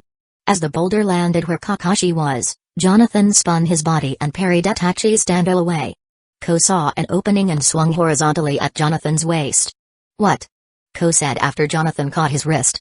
Yuzhao aimed for Jonathan's head, but Jonathan twisted his body and kicked her away. Since you don't know how to properly swing that blade, thought Jonathan. You won't need that arm, right? Jonathan embedded lightning chakra into his tando and sliced Ko's arm off. Arg! Ko screamed. Jonathan held his arm dripping with blood on the ground. Ko dropped to his knees and tried to stop the bleeding with his hand, but the amount of blood pouring out was astronomical. Itachi quickly threw 6 shuriken aimed at Jonathan's back. Ninja art, shadow shuriken. Jonathan's stando was still generating electricity. Instead of finishing off Ko, he turned and slammed his palm on the ground. Earth style, mud wall. A giant slab of rock erupted from the ground. All of Itachi's shuriken deflected off the slab. This is the advantage of having a tailed beast, Jonathan wholeheartedly believed. And he was right. The amount of jutsu Jonathan could unleash felt like he was able to battle for hours with these Anbu. And not just any Anbu, Kakashi's own Team Ro. Yuzhao managed to circle around. Jonathan could see through her sword-style technique. Moonlit night. Jonathan flew up and planted his feet on the slab's walls. He was staring down horizontally at her after her attack was avoided. Just then, lightning bolts struck through the boulder Jonathan had thrown at Kakashi earlier. Kakashi smashed through the boulder and appeared on the scene with his mask off. As Jonathan prepared a seal, Jonathan felt intense heat from behind. Fire style, Phoenix Flower Shuriken. Jonathan quickly twisted his body and flew to the side to avoid Itachi's attack from above. When he did, Kakashi Hatake grabbed Jonathan in the air. Oh, Jonathan thought. Both of them landed on the ground with Kakashi on top. Because the lighted boulder technique reduced one's own weight, Kakashi was able to bring Jonathan down without force. He quickly grabbed Jonathan's Anbu mask he took from Uchiha Barame and ripped it right off. Huh? Kakashi gasped. The face he made was one of shock. He let go of Jonathan. Because the person he was seeing underneath the mask was Sakamo Hatake, his own father. Earlier, Jonathan had prepared a seal. The moment he noticed Itachi was behind him and Kakashi was prepared to move without killing intent, he knew what they were aiming for, Jonathan's mask. He therefore quickly performed the transformation technique. It's not the techniques that were powerful, it's the person who used them. That was what separated Jonathan from any and all other ninjas ever created. Kakashi, it's a trick. Itachi yelled out. But it was too late. At Kakashi's slightest hesitation, Jonathan quickly clasped his hands. Water style, exploding water shockwave jutsu. A large body of water spewed from Jonathan's mouth. Waters raged in the area. It was of such high magnitudes, that even going airborne was not enough to evade it. Everyone in a large vicinity was instantly washed away by it. As the technique neared its end, Jonathan flew up using the lightened boulder technique. Lightning style, false darkness. A lightning bolt shot forth from Jonathan, impaling the waters with vigorous force. Zap, zap, zap, zap, zap. Electricity flowed through the waters at a high intensity. When Jonathan's combined water and lightning technique ended, he flew above the waters and knelt down. Slowly, the water began to drain. Jonathan finally stood up on the ground and saw that Yuzhao, Kakashi and Ko were on the ground. Because I released too much chakra on that attack, I wasn't able to control it as much as I'd hoped. Jonathan said with a blank face as he walked towards Ko's dead body. He took off Ko's Anbu mask and placed it on his face before releasing the transformation technique. Jonathan then used a high-speed movement technique to flee the area. It only took a few seconds to arrive at where he hid Gantetsu and Choseki's bodies. But when he looked at them, they were severely affected by Jonathan's last water lightning attack. Their faces were so distorted that they weren't recognizable. This was bad for Jonathan. The whole purpose of his coming was to collect the combined bounty of 3 million ryo. Jonathan raised his head and turned around. Standing right behind him was Itachi Uchiha. You don't have to worry. The copy ninja Kakashi won't die that easily. And I saw you grab your comrade's body to safety before my attack, Jonathan assured. The same, however, can't be said for the female Anbu. Jonathan was comfortable speaking with Itachi, but it would likely be the last time he did so because he would recall his voice one day. That's not my concern, Itachi coldly stated. He held his Danzō up. This was exactly how Jonathan expected Itachi to act. When Itachi was given a mission, he would see it through to the end. And the only reason he gave chase to Jonathan was because he was confident enough to win. The Uchiha clan will only bring you down, Jonathan announced. What? Itachi questioned. That got him, Jonathan thought. The fact that Itachi hadn't made a name for himself, no one should know who he was outside the leaf. Jonathan was positive a lot of thoughts were rapidly roaming through his head. You see, I'm a bounty hunter. It's my job to know about my prey. Jonathan had already thought of something on the spot. The longer you stay, the more tainted you'll become. What are you? Ninja art, hidden mist jutsu. Jonathan used that moment to cover the area in mist. The Sharingan had powerful ocular vision, but even it was not invincible. Jonathan hid himself well in the mist. When he figured Itachi was just as blind as he was, he left the area with the flying Raijin technique. 37 Zanjitsu. Even though Jonathan managed to slay 2 members of Team Ro, he took a major loss. Both his bounty targets were too disfigured for the bounty collecting agent to recognize them. If a person couldn't be recognized, they wouldn't accept a reasonable payout. Jonathan did well in disguising who he was. And he was not going to let someone like Uchiha live. She was a sensory type. They were not just dangerous to fight, but they could also remember other people's chakra signatures of those they'd sensed before. If Jonathan was going to operate in the leaf, he wasn't going to let her live any longer. The only reason Kakashi managed to survive the attack was because Jonathan shot the false darkness technique directly at Uchiha's body. Kakashi would likely be hospitalized for a few days. And Yamato was rescued by Itachi in time. While Yoji Barame and Co died. Jonathan's actions might have seemed major, but he understood what things would likely happen. All members of the Anbu forces were replaceable. Though they were teammates, not all of them would be affected emotionally by their comrades' deaths. Kakashi Hatake would surely take the blame for things, but he would eventually get over it. Itachi, despite being only 11, had witnessed many people die before. The fact he thinks he managed to save one was enough to give him the hope he needs. All this, however, was according to Jonathan's meticulous plan. He had to test his new might, and Team Ro just so happened to decide to trail the one person who would give them the most trouble. It was unfortunate because Gantetsu's and Shosuke's bodies were ruined, but Jonathan was not the least bit troubled. The only dead bodies Jonathan considered was Uchiha Yuzuki's. She, unlike Ko and Yoji, was not just a character from a novel. From what Jonathan remembered, she had a strange relationship with Hayate Gecko. But Jonathan hadn't cared for him because he would eventually die a few years from now. As long as Kakashi's team gets replaced and Itachi still gets his promotion to a captain's position, Jonathan could care less about deaths. As long as he could grow, he had already made the declaration to slay everyone in the world. Several hours had passed with Jonathan waiting patiently at Hueco jungle. It was the safest place for him to travel to without anyone ever knowing. When time passed, Jonathan performed the flying Raijin technique. He teleported back to the place he fought Team Ro at. They were long gone, and so were the bodies. Earth-style, hidden mole. Jonathan tunneled underground to collect the untouched black briefcase. The instant he did, he teleported to the stone. Before the fight had occurred, Jonathan placed a flying Raijin mark on the briefcase and stored it underground. Of course, he could have done the same with Gantetsu and Shosuke, but that's not how the hidden mole technique worked. Jonathan also hadn't calculated the enormous amount of water fluids he used from Five-Tail's body to produce the exploding water shockwave technique. Though he lost out on his bounty, Jonathan still collected the 3 million Ryo. After storing the Ryo, Jonathan made his way to the Land of Stone. Because of Five-Tail's chakra, Jonathan was able to enter into battle while still having enough stamina to finish his work. From what I recall, Gonsakugi was a thief in the making, Jonathan thought. He hadn't just traveled to any area in the Land of Stone. He ventured to a richly populated one. This place was known as Sendai Village. It was never mentioned in the series. And had it not been for a map Jonathan acquired, as well as intel, he wouldn't have known about it. Jonathan found the highest point where no one was around and sat quietly. Drinking the hot spring water from the gourd, Jonathan spent the next minute entering his Simon Sage mode. Various people were being sensed simultaneously. He witnessed people arguing, those laboring and many simply chatting.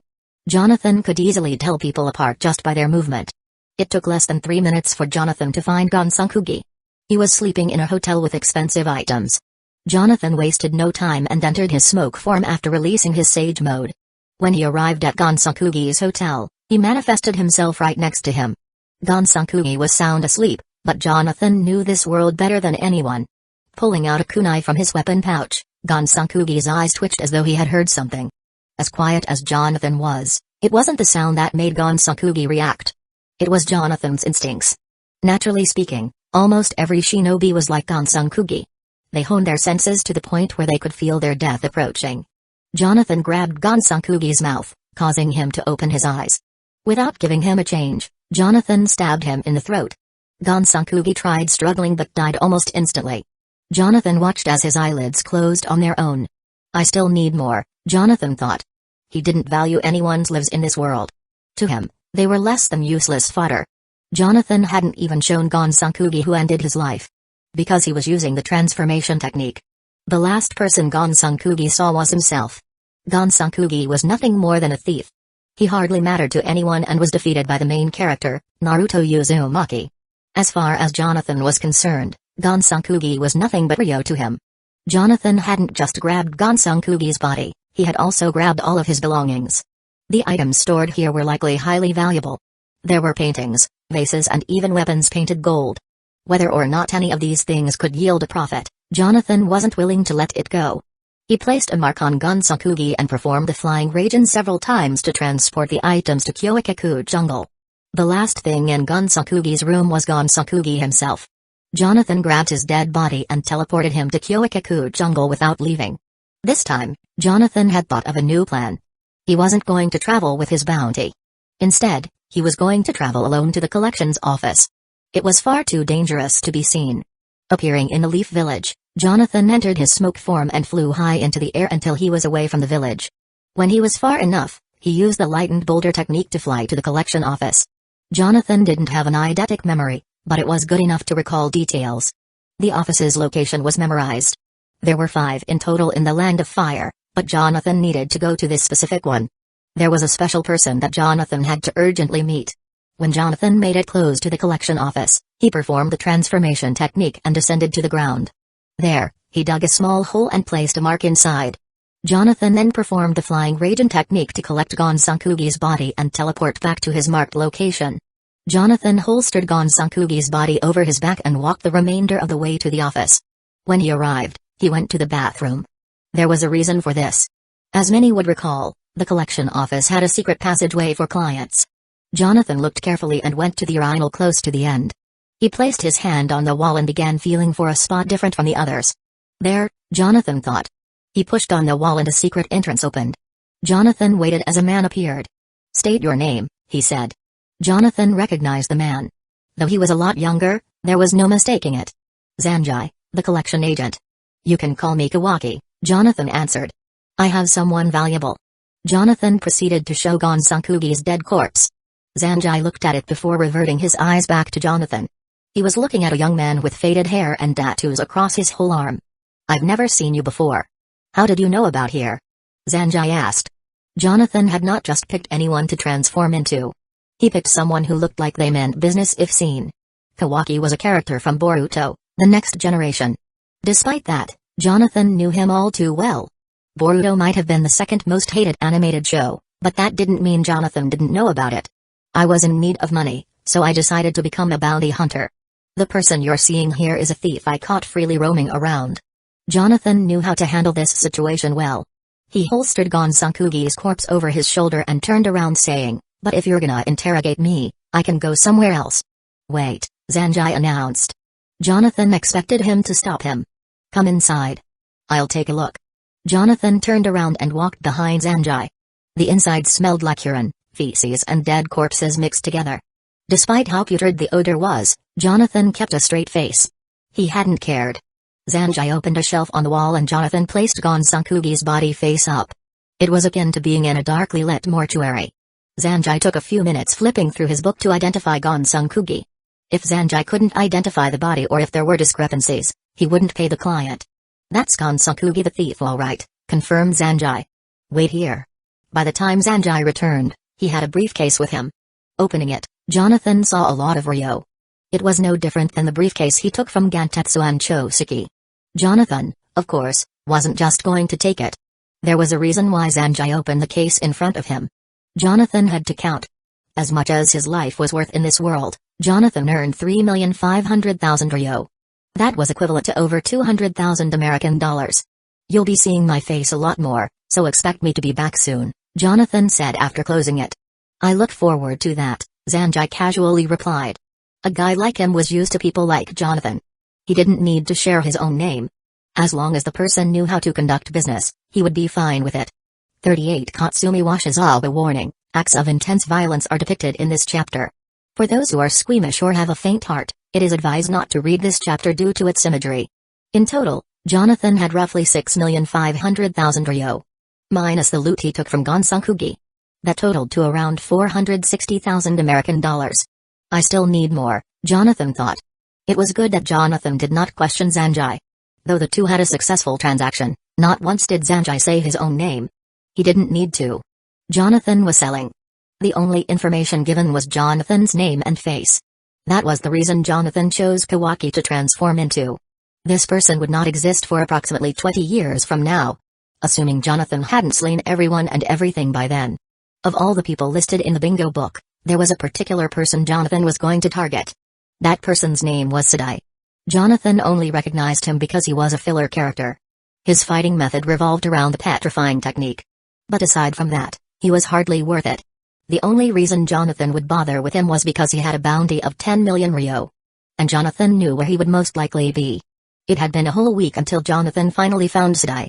Without his lightened boulder technique, smoke technique and his simian sage mode, it may have taken even longer. Jonathan had to travel to 8 different towns in the land of Earth before finding both him and his group. Sadai was a mercenary for hire. As long as the buyer would pay him accordingly, he would kill. Jonathan knew he would reside in the land of Earth because that's where most Earth-style users were. The only reason why Jonathan hadn't found him quicker was that Sadai was out fulfilling a contract for a client in the land of fire. Jonathan discovered this when he began spying on their group's location. Who the heck are you? A man asked as Jonathan approached them casually. This was an open area surrounded by a cliff on both sides. The dirty ground was leveled and it was close to midnight. The moon's light gradually revealed Jonathan's body as he walked forward. When he appeared, 7 shinobi were looking at Lars Alexanderson from Tekken. This person was not from this world. Rather, he was from the Tekken franchise back on Earth.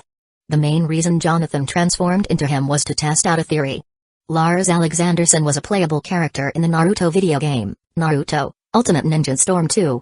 If Jonathan could transform into him, he would be able to transform into other characters outside of this world as well. But the thing with Lars was, he was at least featured in the Naruto series. Jonathan would continue to test out the capabilities of the transformation later. There's no need to know who I am, Jonathan answered coldly. The other shinobi rose from their seats. They had been sitting around a campfire. Despite having hoods on, Jonathan knew which one was Sadai. A large, toothless man approached Jonathan. They were the same height. You've got a lot of nerve trying to pick a fight with us, Sadai said. I'm in a very good mood right now, so I suggest you leave while you can. Jonathan was confident Zetsu was not around. He even felt more at ease because it was nighttime. This meant as long as there were no witnesses, Jonathan could go all out. Your petrifying armor technique won't work on me, Sadai. What? Sadai said. He knows my jutsu. No. He knows my name, too, Sadai inwardly thought. Whoever this guy is, he's unpredictable. Jonathan released his tailed beast chakra. It was so densely concentrated that Sadai could physically see the red aura covering Jonathan. He reeled back his fist to punch at Jonathan's face. Bang. Jonathan caught it with his bare palms. Chakra enhanced strength. Sadai tried to free his hand but Jonathan held onto it tightly. Expressionless, Jonathan began squeezing. Arg! Sadai screamed as he got on his knees. The strength of Jonathan's grip was so intense, it not only broke through his armor but also began breaking several of his bones. Come on. Let's move. A shinobi yelled. All 6 of them ran towards Jonathan. Bending his body back, Jonathan dodged an incoming slash aimed for his head. He was still holding on to Sadai's hand. 2 shinobi each threw 3 kunai at Jonathan. He quickly lifted Sadai's body up whose armor deflected it. Another shinobi appeared right behind Jonathan with a tiger hand seal. Fire style, fire. Jonathan quickly grabbed his mouth to place a seal on it. He then moves Sadai's body in front of him to shield him. Kaboom! The smoke cleared and Sadai's armor had completely broken off. Jonathan was still gripping his hand tightly as Sadai gasped for air. Next to Jonathan was a headless shinobi. The other 5 were in shock that their fellow comrade had died. They tried cursing Jonathan. "Stay back!" Sadai screamed. His face was covered in sweat. On his knees, he looked at Jonathan in his eyes. They were dark green, menacing, and they had no light in them that he could see. "Tell us." "Huff. What you want?" "Ugh. From us." "I don't want anything from you," corrected Jonathan. "It's what I need." "What?" Sadai asked in a state of pain and confusion. "If I felt like, you and your men would have died long ago. But you see, I need to test my strength without using the Sharingan." Jonathan was more than comfortable telling Sadai and his men this. Thoughts blanketed Sadai's mind, but before Sadai could speak, he gasped when he saw 5 fury white tails emerging. Jonathan finally let go of Sadai to leap into the air. When he did, steam erupted from his body. Not a second too soon, and a giant white horse stood several feet tall amidst the shinobi. "Ah! Ah! Hurry! Run!" a shinobi yelled. Jonathan was not used to transforming. He would not have entered his full-tailed beast transformation if he hadn't confirmed the area was clear of anyone else except these mercenaries for several miles out. Jonathan used his hooves and slightly galloped towards the shinobi. When he reached them, he lowered his head and impaled 2 shinobi with his horns. The others tried their best to leap away, but Jonathan was too big to escape his might. With one hoof raised, Jonathan stomped on a shinobi's body. "You kill for fun and play with your own kind's lives," 5 tails said from within Jonathan's subconscious. Jonathan appeared in that dark void and looked to see a 5 tails firmly standing. Because Jonathan was fully transformed, it required an immense amount of 5 tails chakra. It was the one and only time 5 tails could force its way to speak. Whenever it tried in the past to reach Jonathan, he would block the beast. Now that he was using so much chakra, 5 tails couldn't easily be blocked out. "I've been watching you, boy. And from what I've seen, you're no boy. You're not even human," 5 tails blatantly confessed. Jonathan responded, "Neither are you, and you don't see me complaining." Returning to the battlefield, Jonathan whipped his neck around and grabbed the remaining 2 shinobi. He threw them up in the air. "Ah!" they both screamed. When they reached their highest point, Jonathan leapt up and closed his teeth right on their bodies. Sadai, who was too injured to move, looked up at Jonathan coming down on him. He screamed, covering his face. After a few seconds he said, "Huh?" Looking back, Jonathan was standing right in front of him. "Please Sparshank." Jonathan's arm stood still horizontally with his Danzō out. It was imbued with lightning chakra.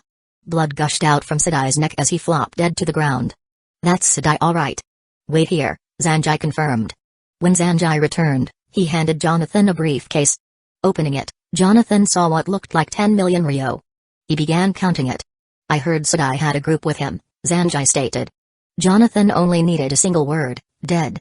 It was subtle, but Jonathan could see the sweat drip from his face. Despite keeping his composure, Jonathan knew people like Sanjay. He was the type not to ask questions once he understood a client's motives. Just that response was enough for him to know Jonathan wasn't an ordinary bounty hunter. After the money was counted, Jonathan closed the briefcase and walked away saying, "It'll be some time before you see me again." Jonathan left the building and teleported with the briefcase. Within a short time, Jonathan had accumulated a lot. It was dirty money, but it was a lot faster than investing ryo. Frankly, this was a form of investment in itself. The more a person caused trouble, the higher their bounty went up. Jonathan just had to pick the right person who had the most reputably earned value. At Hueco Jungle, Jonathan counted a total of 16,500,000 ryo minus his loot from Gonsankugi. This was equivalent to 160 million Japanese yen or 1,100,000 American dollars. For the last 4 years, Jonathan had been trying to accumulate up to 15 million ryo. He had to slay 4 shinobi and fight Anbu Black Ops members to acquire such wealth. And it would all be worth it to achieve one of his ambitious goals. The lives of Gatatsu, Choseki, Gonsankugi and Sadai were only worth about 16 million ryo. People traded lives for money. To Jonathan, things here were no different than on Earth. With his goal exceeded, he packed up all the money in one briefcase and teleported out. Arriving in the stone, Jonathan wasted no time departing after grabbing one extra item. The area Jonathan made it to was in the outskirts of the Land of Stone, a place called Takayama Town. There, Jonathan was disguised as Kaizashi Haruno, Sakura Haruno's father. Rather than his crude kimono he wore in the leaf, he instead adorned himself in richly apparel. 39 Pricing and meditating, Jonathan found an open area within the city. He placed his palms on the ground and activated the rupturing earth technique. Controlling the amount of chakra and force used, Jonathan leveled the ground about 8 feet deep, creating a perfectly formed square. When he finished, he walked with his briefcase to a nearby building. "Welcome to Washizawa Kensetsu, sir," a woman said, greeting Jonathan at the door. Jonathan had not just spent his time training for the last 2 years while he was staying in the stone village. He had been gathering information on this country as well. One of the things he gained knowledge of was a construction company that was widely known here. Takayama Town was a place that many rich men conducted various business in. It was the only place Jonathan felt comfortable going to. Washizawa Kensetsu was a contracting company. Kensetsu in Japanese meant corporation. Jonathan knew this by heart. The reason Jonathan needed to accumulate so much wealth was because he was going to construct an entire building. Not just any building either. Jonathan needed something only he believed this company would make without asking much. "I'd like to speak with your president," Jonathan said with a wholehearted smile. The woman couldn't help but feel like she was being charmed by Jonathan. "I'm sorry, sir. Our president's a very busy man," she said. "Is this related to a contract you have with us? If so, I can find somebody to help." "No. In fact, it's the opposite," answered Jonathan. "I'd like your company to build something special for me." The woman blinked, saying, "I see. Let me see if our president's free." With that said, she left to another room. When she returned, she approached Jonathan, saying, "He'll see you." Jonathan walked into the room and sat down on a chair made of leather. It had been some time since Jonathan sat on something so comfortingly soft. "I hear you'd like to build something special with us," a man said, staring at Jonathan from the opposite side of the large room. This man's name was Katsumi Washizawa. He sat at a desk with several rings on his fingers, a gold tooth and a finely knit black and white striped tuxedo suit. "I'll cut to the chase. Here are the blueprints," Jonathan said, handing Katsumi a rolled-up piece of paper. Katsumi Washizawa, he was widely known in the Land of Earth due to his company. He was also one of the richest men alive. "Huh?" Katsumi squinted. "Do you understand how much time this would take to build?" Jonathan kept a confident smile, saying, "I can guess," Jonathan replied. Katsumi stood up, gripping the blueprints. "My company doesn't just take projects from just anyone, you." 15 million, Jonathan interrupted. "What?" Katsumi asked. "I said 15 million. That's how much I'm willing to pay." 6. There was a reason Jonathan chose the Land of Earth to set up and build something. Because of his actions in the sand, security was now high in the Land of Wind. The Leaf Village was far too dangerous to set up something due to Orochimaru's meddling. And there were no other marks placed in other countries that Jonathan didn't have as much intel on. The thing that made this building tenacious to construct was because it was a laboratory. Having it built within the city was advantageous. On account of construction being sped up, it would be easy for Jonathan to easily monitor it. And because it was in a city, thieves and bandits wouldn't cause too much trouble. After Jonathan set his price, the two began discussing business. Jonathan had already dug the necessary hole with his earth technique, so it sped up the time. Like Jonathan remembered what Masashi Kishimoto once said, the world of Naruto doesn't differ very much from our present time. TVs, refrigerators and air conditioners exist in the world. The only exceptions are weapons and explosives. As long as they followed how Earth's contractors built their buildings, Jonathan knew exactly what he was doing. "What are you building this laboratory for, Mr. Uck?" "Umano," Jonathan finished. "Iruka, Umano. And I'm building it for research purposes." "I see. Well, then. The price you quoted earlier will be more than enough to cover the labor and materials," Katsumi Washizawa answered politely. His attitude changed just like I thought it would when I mentioned the money, Jonathan thought. "How soon do you need this built, Mr. Umano?" Jonathan was right. Earlier, Katsumi berated Jonathan for how long it would take. But now, he would be willing to work within whatever time frame. "As long as you can do it within 2 years, I don't mind," Jonathan answered. 2 years? That's great. We'll try and get it done even faster. Jonathan could see the sweat appear on Katsumi's face. He knew 2 years was not that big of a window for contractors. At least not for what was in Jonathan's blueprints. "I'll just need you to sign this contract." "Oh. And how will you be paying, Mr. Umano?" Jonathan could sense his greedy nature. "Cash.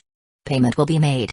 Based off the costs I've calculated, you should have more than 2 million ryo left." Jonathan was not a fool. He had already done the research on pricing, labor and taxes that he would be excessively charged. To be fair, Jonathan was overpaying for this building. It would have originally cost him somewhere around 7 to 10 million ryo, but Jonathan needed it hastily. He honestly did not care about this world's costs or value of things. If Jonathan felt like it, he would have gladly placed Katsumi under a Genjutsu to lower the cost until it free. But there was a reason he hadn't done so. One of the country's richest men under a Genjutsu. He was bound to be caught eventually. On top of this, Tatsumi Washizawa was a retired shinobi. He would eventually break free if left unchecked. Jonathan did not have the time to babysit others. There were a variety of things he needed to do while construction was taking place. Jonathan handed over the briefcase after signing the contract. This laboratory wasn't like an averagely made one. The blueprint Jonathan designed was more based on the ones from Earth. Though Katsumi understood it, Jonathan tweaked it to the point where only the rarest types of resources would be used for construction. It would be powered by multiple generators. The very walls were also made of finely forged steel. Windows were also a necessity, as natural lighting was essential. Inside would consist of multiple rooms. The ones that were important would be the main room, which would hold giant cloning vats, and the herbology garden, which had a glass dome ceiling above it. Like all buildings, it also required plumbing and lighting. As such, the generators would be responsible for keeping things operating. With that, air conditioning was essential. Experiments regarding chemicals required to be done at low temperatures. And even though it was only a one-story building with 3 extra bedrooms and bathrooms, it was 7,000 square feet and would sit on approximately 1/16 of an acre. Jonathan's total cost for this building would have been $1 million American dollars. Jonathan would have roughly 1,500,000 ryo remaining. He would use a third of that to buy supplies like test tubs, herbs for chemicals, lab stands and a whole lot more. The reason he needed it done within 2 years was because in 2 years, the Uchiha massacre would take place. Jonathan was by no means planning on stopping it. But he was inexplicably preparing for it. As for why Jonathan desired a lab in the first place, it was for his more elusively designed ambitions. Jonathan possessed a vast amount of knowledge before he entered this world. After he came, he learned even more things that would often be ignored by even the obsessive fans who religiously watched the series. One of those things was the scientific aspect of how this world functioned. Jonathan gained a high level of understanding of herbs, chemicals and other scientific materials that could change this whole world. All he needed was the right materials to work with. 2 years was a long time for Jonathan, but he had the patience. While he was waiting, he would be busy with other important matters. Upon placing a mark in town, Jonathan teleported away. He assured Katsumi Washizawa that he would check in periodically on how construction was going. If there was a problem, Katsumi assured Jonathan he would be notified at the address he gave him in the Stone Village. The place Jonathan teleported to was none other than the one he mainly dreaded, the Leaf Village. Using his usual method of leaving the village, Jonathan took to the skies in search of something important. While Jonathan was skimming the bingo book, he saw something that helped jog his memories. They were the Guardian Shinobi 12. Chiriku and Asuma Saratobi were listed with a bounty of 30 and 35 million ryo. Jonathan remembered who Chiriku was and what made him so special. The other guardians were not listed because they were dead or presumed dead. Those people were Getane, Noma, and Sido. While the one presumed dead was Kazuma. He wouldn't make his appearance for another 10 or so years from now. But Jonathan could care less about unfamed shinobi. When Jonathan arrived at his location from above, he looked around to find the right area to descend. This place was known as the Fire Temple. There were other temples across the Fire Country, but this one was special. Jonathan knew this was the right one on the map because it was the one closest to the collection office. That was how Kakazo and Hidan were able to find Chiriku. This temple, much like the Sans Monastery, housed monks.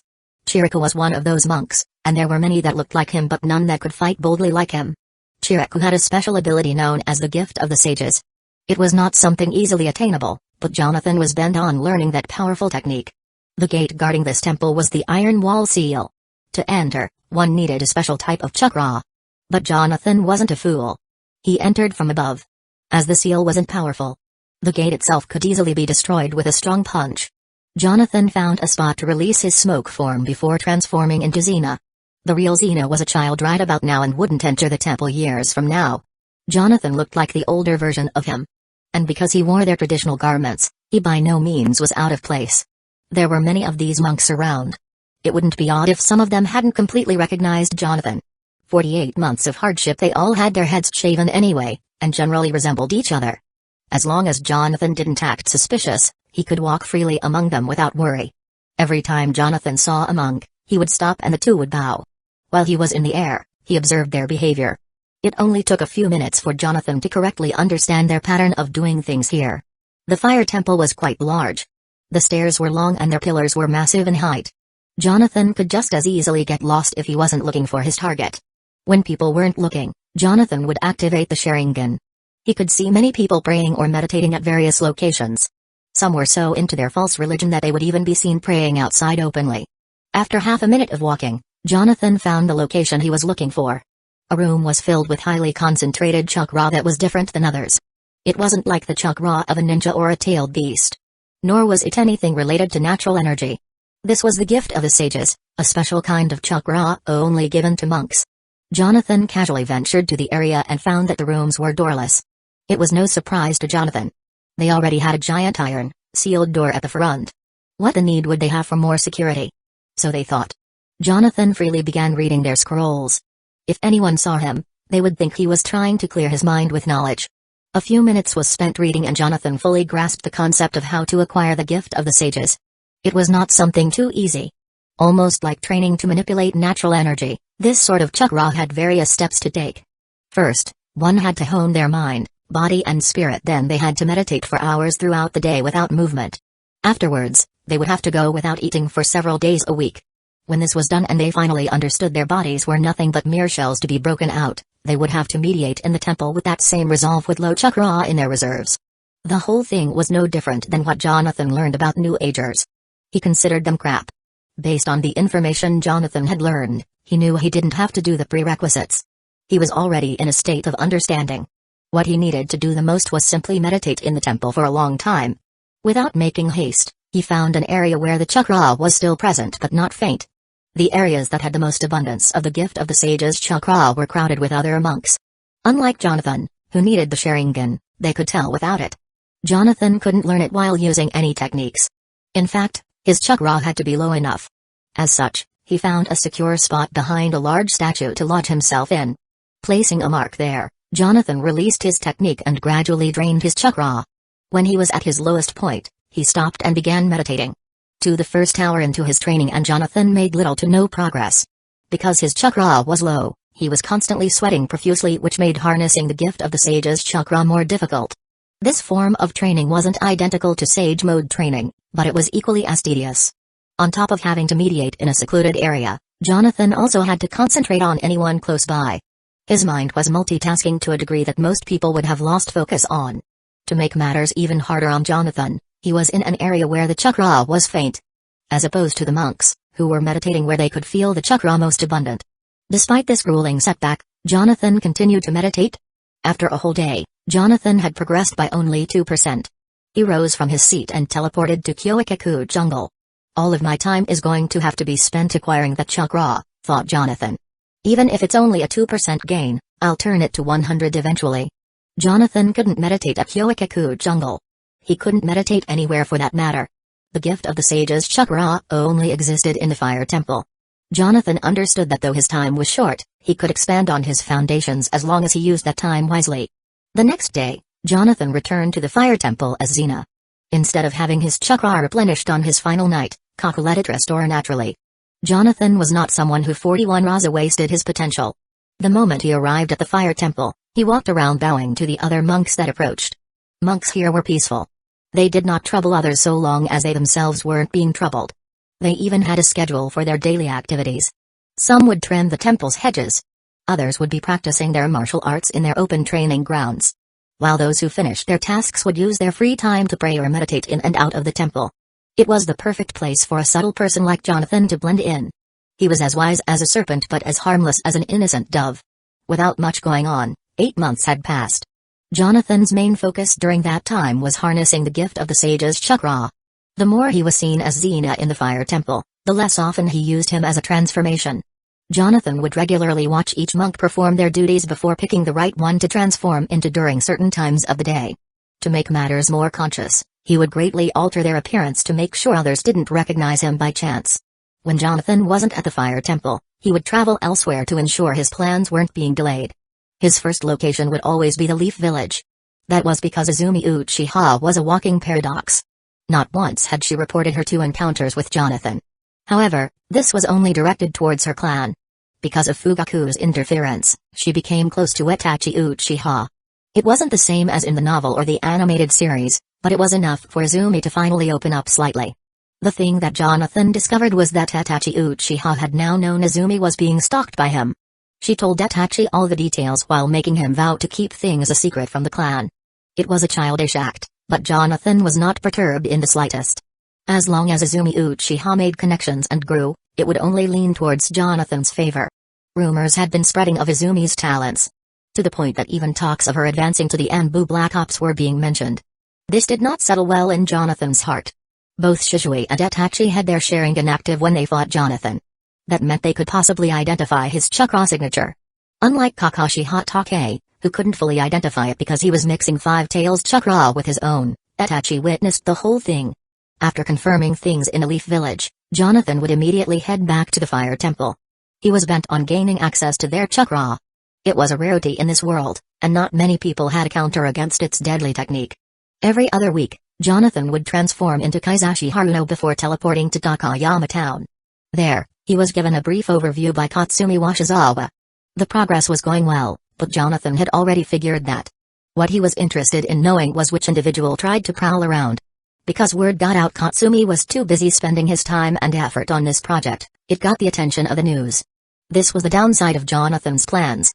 It was inevitable that his building would gain a little publicity. That is why Jonathan made sure to keep his name and face completely confidential. The only moment Jonathan would be seen in Takayama Town was inside Washizawa Kensetsu. When he wasn't there talking with Katsumi Washizawa, he would secretly go to the site and personally see how much progress was really being made. When Jonathan was handling matters there, he would be found back at the fire temple. Something many didn't know about was how rigorous the training was to access the gift of the sage's chakra. Jonathan could not outright replenish his chakra when he was finished. The gift of the sage's chakra had a chakra pool of its own, meaning, Jonathan had to divide his own chakra while trying to harness the chakra at the temple. When he was done training for the day, he had to naturally let his chakra replenish on his own. Otherwise, Five Tails chakra, or even natural energy, would corrupt the chakra. Because of that, mixed with Jonathan's already low chakra reserves on their own, he didn't have enough stamina or chakra left to train. For 8 whole months, Jonathan was in that state. For 8 whole months, Jonathan meditated while being in a fatigued state. For 8 whole months, Jonathan had disguised himself as a monk. It was only after those 8 months of hardship that Jonathan reached 100%. The leaf and the stone were not the only things Jonathan was keeping track of periodically. Jonathan had marks in 3 out of the 5 great nations. One of which was the Land of Wind. Jonathan specifically placed a mark on Gaara, the 4th Kazekage's son. This was because Gaara was a Jinchuriki. Jonathan would monitor him from time to time because there was a certain event he desired to witness. Not just witness either but acquire something quite valuable. When the time finally came, Jonathan ventured to the sand village and waited until night fell. When saying Jonathan was watching Gaara, he was truly watching everyone around him as well. He knew this part of the original timeline quite well. This was the day Gaara was going to run berserk in the sand. From what Jonathan recalled, Yashimaru, Gaara's uncle, was given a mission to psychologically test Gaara to see if he could tame the One Tail. Jonathan felt this idea was more than abnormal. It was ridiculous. Jonathan had been a mature man whose heart was incorruptible by Five Tails' devilish influence. But Gaara was just a boy. How could they expect a toddler who couldn't even tie his own shoe to be capable of wielding the power of a monstrous creature? But their hope wasn't in vain. Gaara would eventually become capable. Granted, at the loss of his pure, loving sanity. Jonathan teleported to the sand and disguised himself as none other than Yashimaru. There was a reason he chose him. Yashimaru had entered the Sand Council early due to Goza's death. He was an intelligent shinobi, but not intelligent enough to know that psychologically impairing a child's mind would lead to his untimely, suicidal death. When Jonathan arrived, it was already night time. The order from Raza, the Kazekage, had already been given. Jonathan knew this because he had been watching things. From afar, Jonathan watched as the real Yashimaru wrapped his face so Gaara wouldn't recognize him when attacking the boy. Jonathan felt teleported to Gaara afterwards. Huh? Who's there? Gaara asked while turning around. He hadn't seen anyone. The instant Jonathan arrived, he ran. For Gaara to have at least felt his presence did show his potential, however. Jonathan did not like Gaara's character. He was a child that was abused in several different ways. Only when Gaara became his sociopath self did Jonathan find him a little amusing. This was why Jonathan wasn't going to stop Yashimaru from changing Gaara from within. Jonathan found a far enough area before Raza could use his technique to spy on Gaara. While waiting for Yashimaru's arrival, Jonathan used his sensing ability to try and locate Raza. A few minutes had passed till Jonathan found his position. Just as he did, he heard bones being crushed. Jonathan knew what scene was about to come. Instead of intervening in Yoshimaru's mission, Jonathan made his way to where Raza was.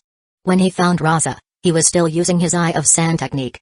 This technique allowed Raza, and Gaara, to view other things from a third eye. This eye was currently watching Gaara and Yoshimaru's location. As long as Gaara can control his rage, he'll be a worthy Jinchuriki. Goza, if you were alive to see this, I'd commend you for pushing things, Raza inwardly said. Those two are having a touching reunion, don't you think? Raza turned around in alarm. When he did, he saw Yoshimaru sitting by the edge of a roof looking in the direction Gaara was. What? Raza stunningly asked. But. You can't be what? Jonathan asked with a smile while turning his head towards Raza. Who are you? Raza demanded. He's not bad at keeping his demeanor, Jonathan thought. Gently standing up, Jonathan crossed his arms asking, Are you blind? Jonathan closed his eyes before opening them while pointing at his chest. I'm Yoshimaru. There was a moment of silence. Is it really him? No. He's with Gaara right now. Unless this is a sand clone, Raza thought. Jonathan deduced what Raza was likely thinking. It looks like we'll be able to see if Gaara's able to become the ultimate weapon, Lord Fourth. Raza couldn't help but continue staring at Jonathan until a loud noise was heard. Boom. Raza looked with his sand eye. Gaara was piercing his forehead. In the blink of an eye, he then fully transformed into one tail. No, he failed, Raza said disappointingly. Yoshimaru, gather the village Elduck. When Raza looked down, a sword was sticking through him. Yoshimaru. Why are you doing this? Raza asked. He was looking back at Yoshimaru who had his sword impaled through his heart from the back. Jonathan only smiled because that's how the real Yoshimaru would have done things.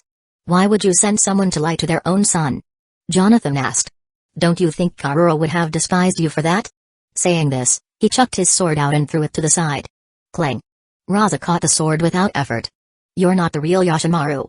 To have seen through my sand clone that quickly? Not even Yoshimaru was good enough to do that, Raza exclaimed.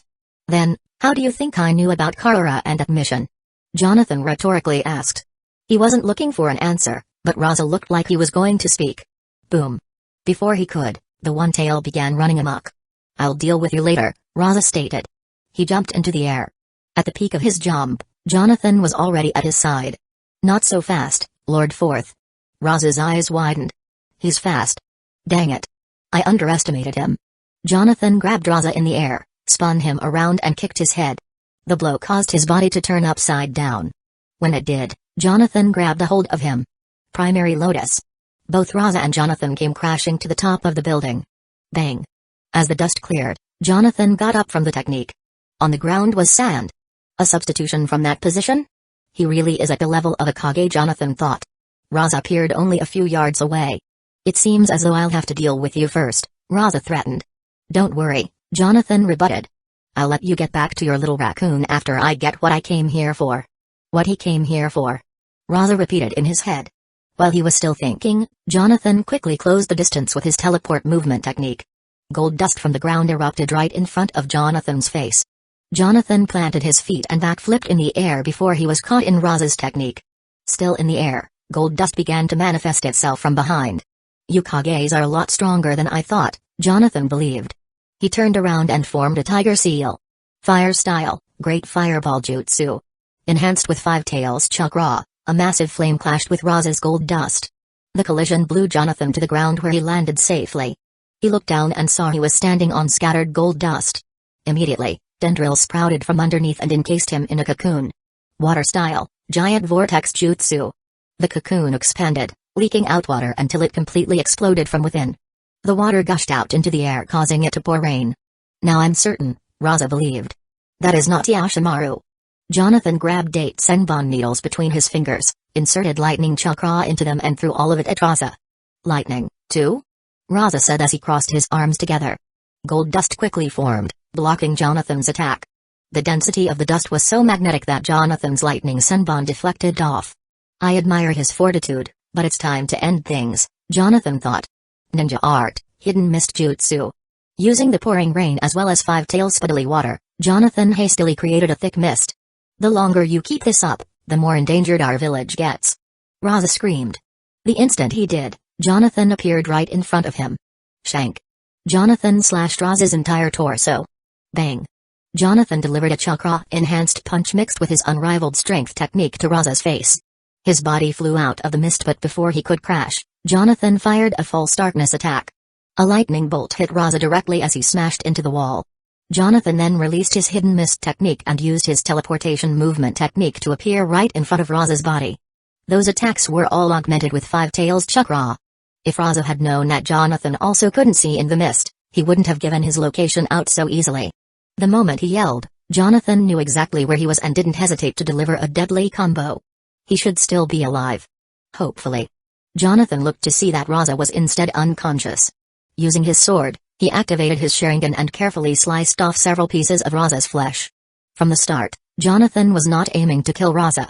Neither was he interested in One Tail's rampage. What he came here for was Raza's cells. "Sir, sir." A man's voice yelled. "Please wake up, sir." Lifting up his eyes, Raza saw a man looking down on him. "What are you? What are you doing?" Raza asked, trying to struggle up. "Sir, it's the One Tail. He's been unleashed on the village." The man said. "What?"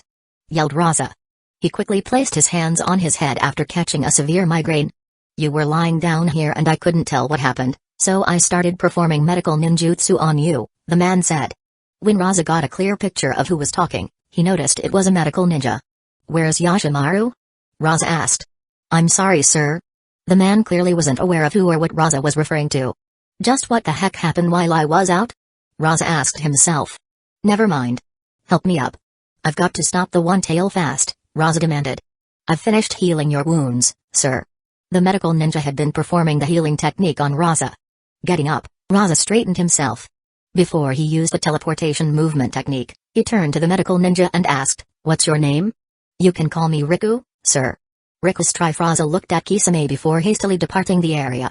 Who exactly was Riku's strife? They were a combination of names not registered in the ninja world, two different names from two different fantasy titles.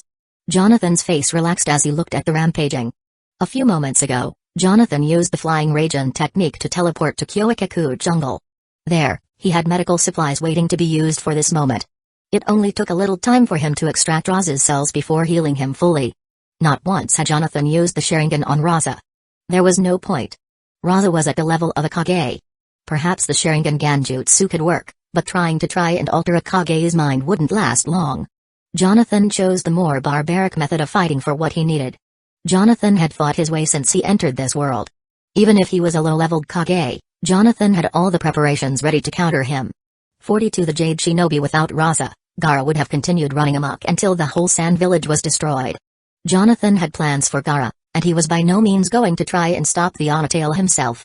That would have required him to enter into his full Jinchuriki transformation. If he did, the whole world would know that Five Tails was present in the Land of Wind. Jonathan wasn't willing to let news like that get out. The only time Jonathan could approach Raza to fight him was now. Moments of destruction, confusion were the best times for Jonathan to intervene without causing a massive change in the original story. The less he interfered, the more things could progress not their way, but Jonathan's way. After arriving at Hueco jungle, Jonathan began preparing for his transplant. Of the many things Jonathan couldn't simply gain by training, it was a Kekkei Genkai. There were many Kekkei Genkai and most if not all of them were unique in their own right. Raza's Kekkei Genkai was known as magnet style.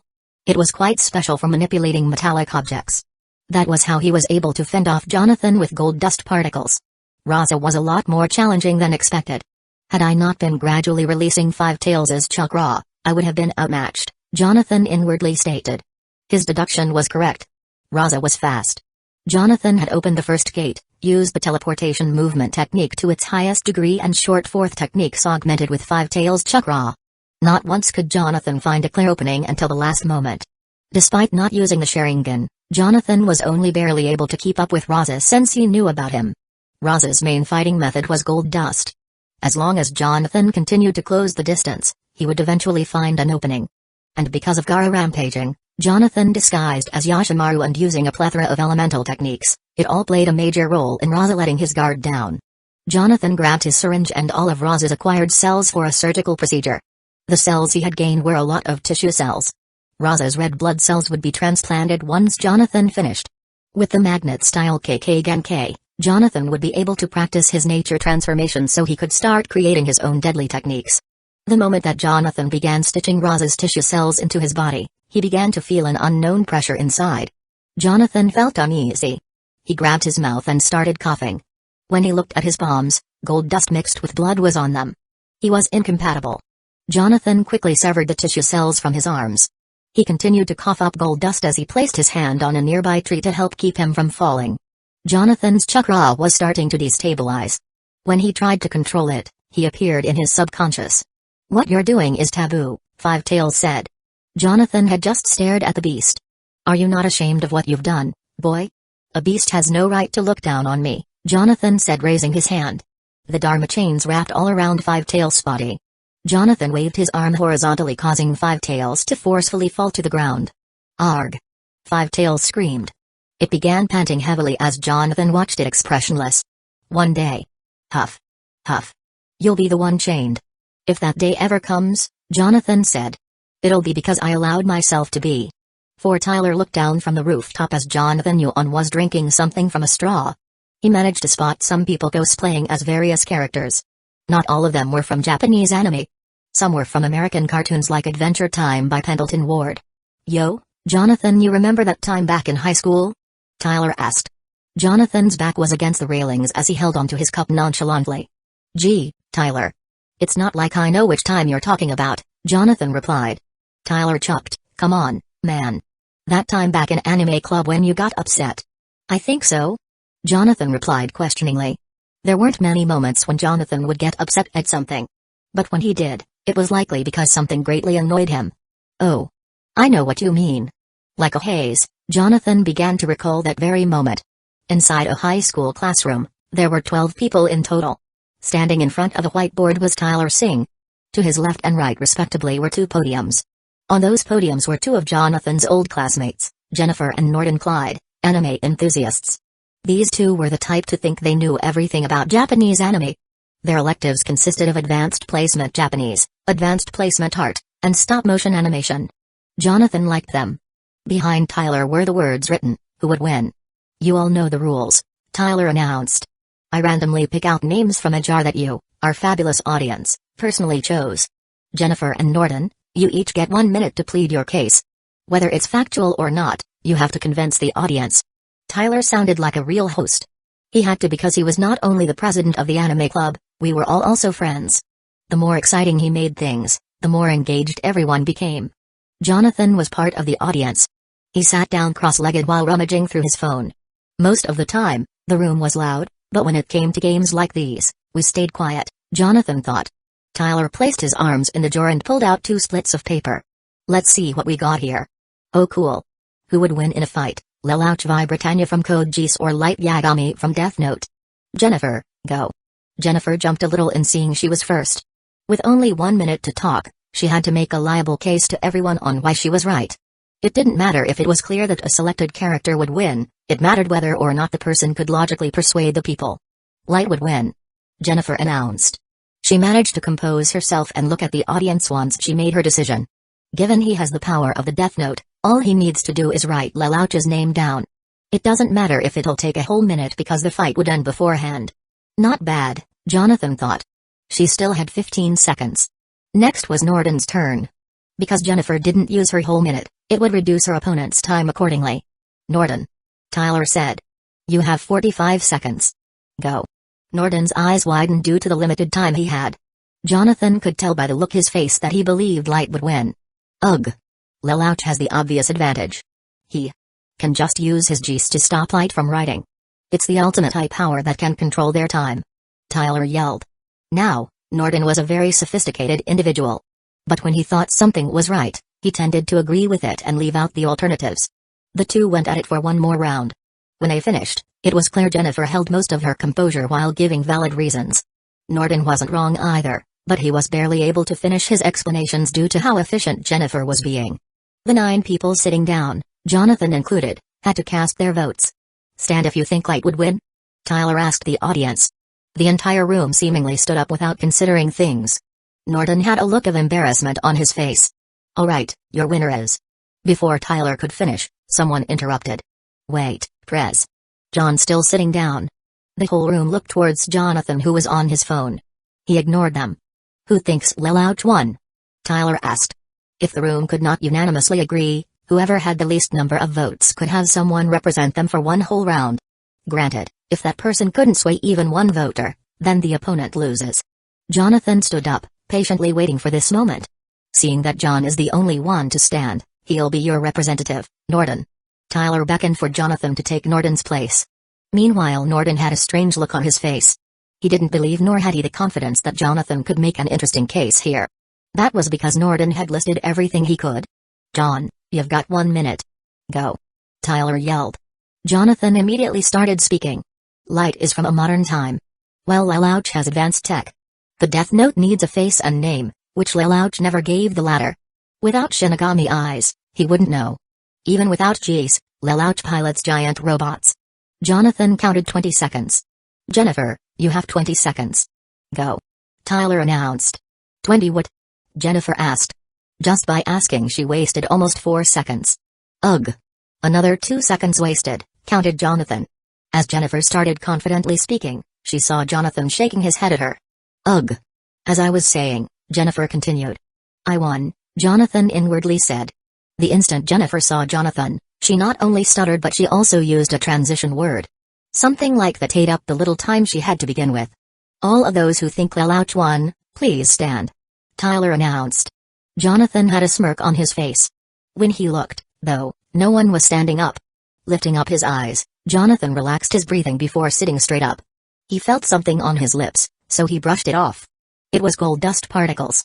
Last night, Jonathan had almost died from being incompatible with Rosa's cells, a dream within a dream, Jonathan claimed after looking at his hand. He gripped them to make sure he was still sane. When he verified that he was all right, he fell asleep. That is what the written report stated, an old, crinkly voice announced. This man was speaking amongst a group. 3 old men and 1 old woman were sitting together discussing an important matter. They were the village elders of the Leaf Village. Kakashi Hatake say this shinobi was rogue, Danzō Shimura confirmed. They did not look affiliated with any other villages. Danzō Shimura had a look of suspicion on his face. He looked for Hiruzen Sarutobi's answer. But he hadn't spoken up. Hamura Mitakato, a man who once partnered with the second Hokage, spoke up. It says in the report that he used water, lightning and earth jutsus. Yes. Hiruzen confirmed. It also claimed he was likely a child. The only reason they were aware of this was because the entirety of Team Ro who survived gave a report of Jonathan. Do you propose he had a KK Genkai? The female elder asked. The others looked at each other before answering. We don't suspect so, but a child capable of performing 3 different jutsu from 3 elements is a rarity. It had not been seen since you, Lord Third. Danzō was quick to finish Hiruzen's statement. Yes. Hiruzen confirmed. But there's also Kakashi Hatake who's been showing excellence as a capable shinobi. Hiruzen had a stern look on his face due to the severity of things. He performed several jutsus and most of them were between B and A rank. If it was a KK Genkai, he would have used something more S rank related. To be a Hokage required one to have the most knowledge within the Leaf Village. Hiruzen Sarutobi exhibited those qualities perfectly. Hamura touched the report papers and began skimming through it a third time before saying, 2 unidentified bodies were being carried by him. The other 3 looked at each other. Where was he headed with them? Danzō asked. They weren't too sure of the location, but it wasn't towards or away from the leaf, the elderly woman answered. Hiruzen stroked his goatee while deeply thinking. Danzō Shimura looked at Hiruzen with suspicion. Do you perhaps have anything to add, Lord Third? Hiruzen Sarutobi answered, no. However, I do believe this person was from our village. What? The whole room gasped. What makes you say that? Danzō asked unbelievingly. Tsukumo Hatake, Hamura answered. That's right, confirmed Hiruzen. The elderly woman looked at Danzō Shimura to clarify, saying, the White Fang of our village was famous during his time. It's possible the rogue shinobi knew that his son was Kakashi Hatake. But for him to have known that, they would have needed to be born in the village. Danzō corrected her, or have intel on him. The whole room became silent. For someone to have that much intel on someone from the Leaf Village and be able to fend off their strongest Anbu team, made the elders feel weary. It had been some time since they had this much pressure on them. On top of the Uchiha clan becoming more and more hostile, there was now an unknown shinobi, who was so young, roaming around. The silence remained for some time before Danzō Shimura and Hiruzen Sarutobi stood up. When Danzō saw that Hiruzen was standing, he let him speak first out of respect for being the Hokage. Gather all the Anbu and warn them of this matter, Hiruzen announced. Inform the village guards to keep watch of any person that might seem suspicious or matches that shinobi's description. And what about Kakashi Hatake? Hamura asked. What do you mean? Questioned Hiruzen. That rogue shinobi might not have been targeting Kakashi at the time, but he undoubtedly had knowledge on who Kakashi was. I assume it is because he's been able to gather information on him without Kakashi knowing. Hamura is right, Lord Third. Danzō finally spoke. Because of the severity of the crime committed against the Leaf, Danzō Shimura's attitude has shifted. Normally, he was against Hiruzen Sarutobi's decisions because he desired the seat of the Hokage, but, seeing that someone whom he himself had no knowledge of until now has surfaced in his own country, he's decided to take action. The members of my root organization will take on the task of watching Kakashi Hatake from the shadows. Any objects? Not a single person in the room openly objected. Very well, Hiruzen complied contently. As the meeting progressed as to whether the presence of Jonathan should be made known to the feudal lord of the Fire Country, everyone denied. The Leaf Village hadn't had enough information on Jonathan's personal appearance. However, they did agree to send news out to other cities and towns of the rogue shinobi within the country's borders. Based on the information provided in the report, they estimated Jonathan's skill level to be above that of a Jonin. Regarding his name, age and face, all of it was left as non-applicable. Only his height, estimated weight and a suitable nickname were provided to help narrow down Jonathan's mysterious identity. May I ask why you named him that, Danzō? Asked the elderly woman. You mean Jade Shinobi? A jade stone is comprised of many minerals. This rogue shinobi proved to be able to perform 3 different elements and fend off our Anbu. Just like a jade, he's quite rare. Danzō answered. Danzō, you're not thinking of recruiting him to root, are you? Asked Hiruzen. Danzō Shimura might have been an elder, but he was a greedy individual that sought talent in order to help keep the Leaf Village's foundation. If he can be of aid to us, Lord Third, I see no reason to try to change the rogue shinobi, Danzō exclaimed. Hiruzen Sarutobi looked at Danzō with eyes of doubt. All 3, Itachi, Kakashi and Shizui, decided to keep the matter they discussed secret. Only the 3rd Hokage, Hiruzen Sarutobi, would be informed of it. If the idea that the Jade Shinobi and Jonathan Yuan, 4 years ago, were the same person, it would cause a catastrophe amongst not just the citizens of the Leaf Village, but also the Uchiha clan. They were already being viewed in a negative light after the Nine Tails attack. Because Jonathan, at the time, was using the Sharingan, it would only make matters worse. All 3 of them made the correct, political decision. Because today was a peaceful one, especially after the Jade Shinobi's assault, Itachi had some free time. The person he decided to visit was none other than Izumi Uchiha. The reason for this was because of what Izumi told Itachi. Jonathan, disguised as an Uchiha, was nearby. Itachi had a lot more questions than answers, and Izumi would help alleviate his thoughts. If there was one thing Itachi cared about, it was the safety of the Leaf Village. Anyone who threatened it, Itachi would surely step in if he could. Itachi, why are you here? Izumi asked. I just came back from a meeting, answered Itachi. The two had a mutual relationship. As long as there was something to be discussed, the two felt the need to contact each other. They weren't friends, but they definitely understood what Fugaku was trying to do. Big brother. A voice yelled out. Approaching the two was none other than Sasuke Uchiha. He had a positive demeanor. This was because of his attachment towards his older brother, Itachi. When Sasuke noticed that Itachi was with Izumi, he began to pout. Who's she? Sasuke asked. Izumi spoke first. That's your younger brother, right? Sasuke. Itachi stated. This is Izumi. She's part of our clan and she's a talented Ganachi. He then turned to Izumi and said, yes. He's turning 6 soon. As opposed to both the novel and the animated series, this was the first time that Izumi Uchiha met Sasuke. Because of Jonathan's interference, Izumi had no platonic relationship with Itachi, therefore, she never bothered to communicate with him. The only person she was aware of was Fugaku Uchiha. Your brother made Anbu captain, Sasuke. Izumi tried her best to be a little sincere towards Itachi's younger brother. Sasuke kept up his jealous attitude. Yeah, I guess so. When Itachi noticed, he politely asked Sasuke to leave so he could speak with Izumi alone. Sasuke felt like he was being brushed off, so he ran towards Itachi. When he did, Itachi poked his forehead with 2 fingers. Izumi saw this and couldn't help but smile at the brothers' interesting relationship. It was a warmth she hadn't felt in years. Just their interaction alone was enough to remind her that family love was still a thing.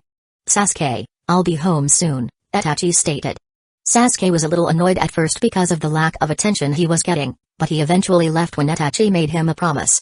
After his departure, Izumi looked towards Itachi and asked what he needed. But before he spoke, she congratulated him on his promotion. It had been some time since that incident regarding Jonathan Yuan. Itachi felt that now was the appropriate time to relay things to her. Thanks. I heard that you were joining the Anbu, Itachi exclaimed. Itachi, we both know that's not why you came here, Izumi rebutted. Besides, I was rejected because of Lord Danzō. Excuse me for asking, but why? Itachi asked. Izumi crossed her arms as though she didn't want to recall Danzō's words. He mentioned something about darkness and that the leaf didn't need any more Uchiha in the Anbu forces. When Itachi heard that, he felt uneasy. That was because of the predicament the Uchiha clan was in at the moment. Of course, Izumi had been attending their secret meetings, but he wasn't aware of where she stood. Brushing those things aside, he answered what Izumi truly needed to know. I never told you this, but I think the person who's been stalking you and the Jade Shinobi are the same. What? Izumi asked in alarm. Itachi knew that Izumi's indifferent attitude towards Jonathan was something that was kept secret between the two. Because Izumi made Itachi promise not to tell anyone, he didn't even inform the Anbu or the Hokage.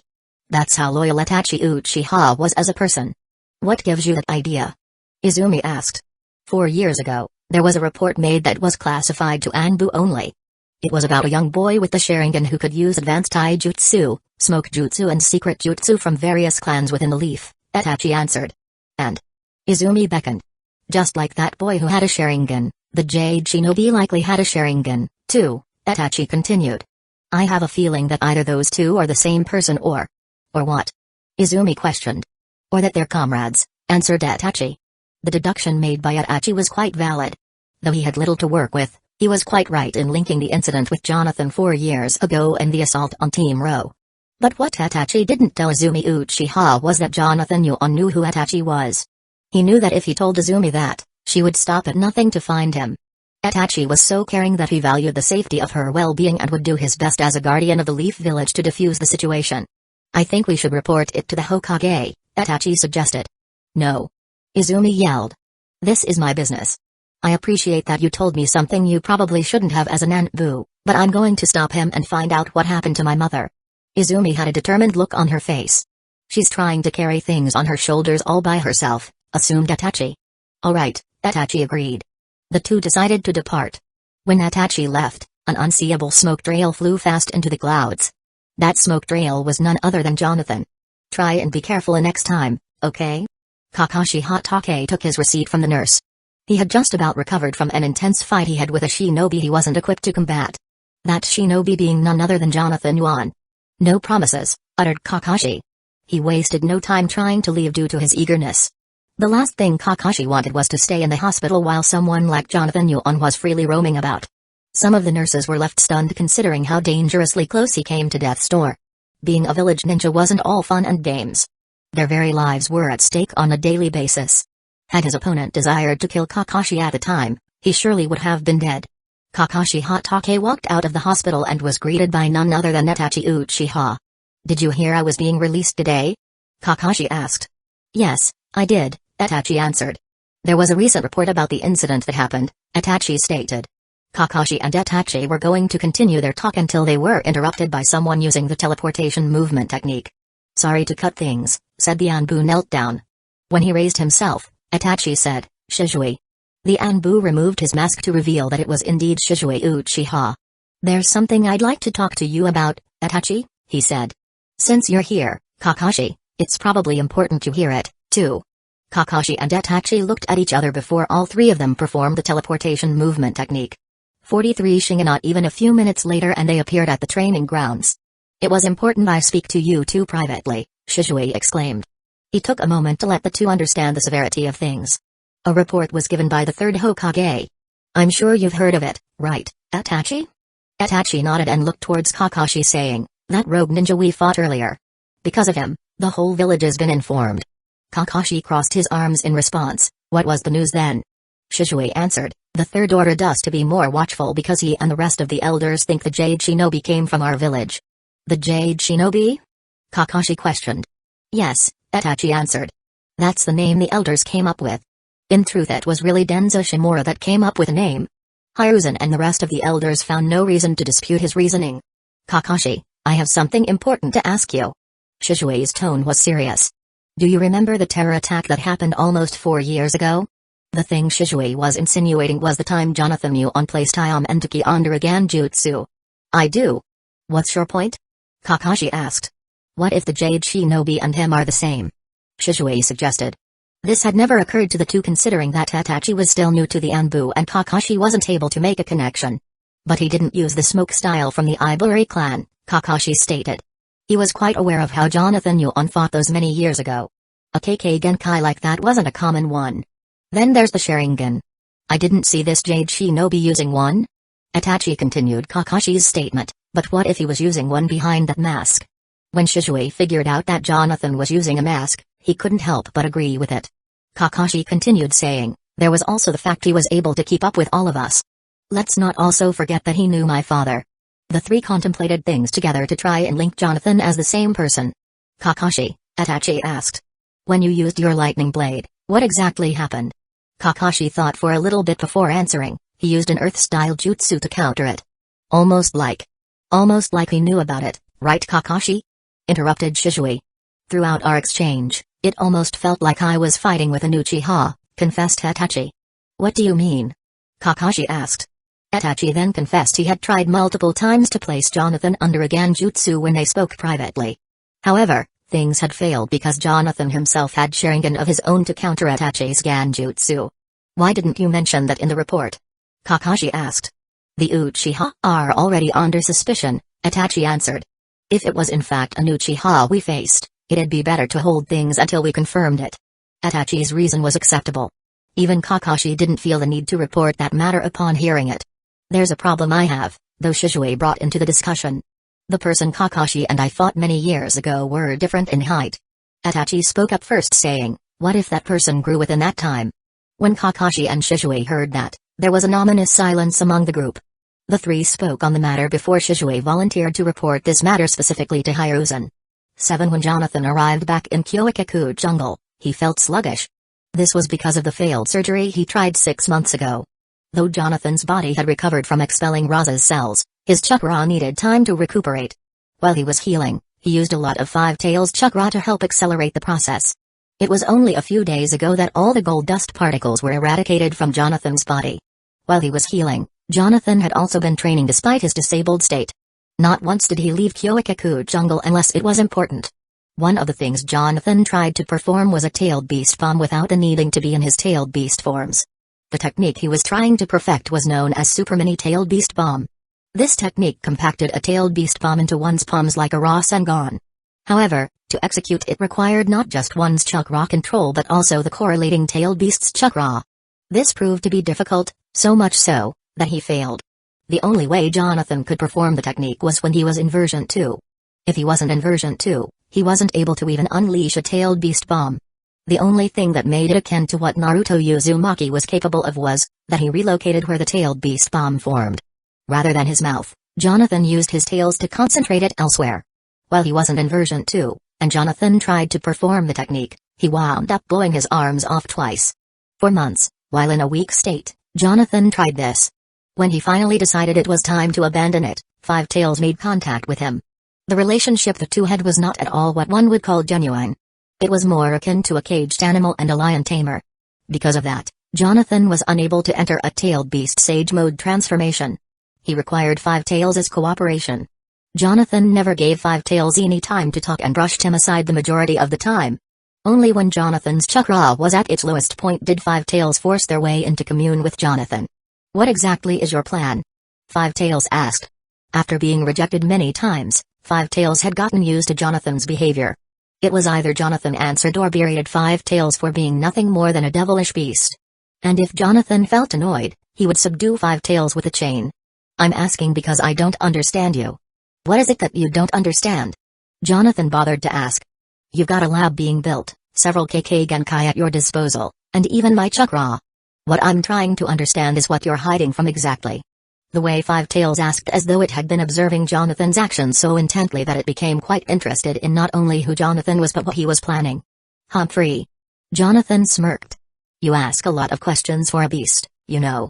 Because Jonathan had not communicated with anyone for some time, he began to speak.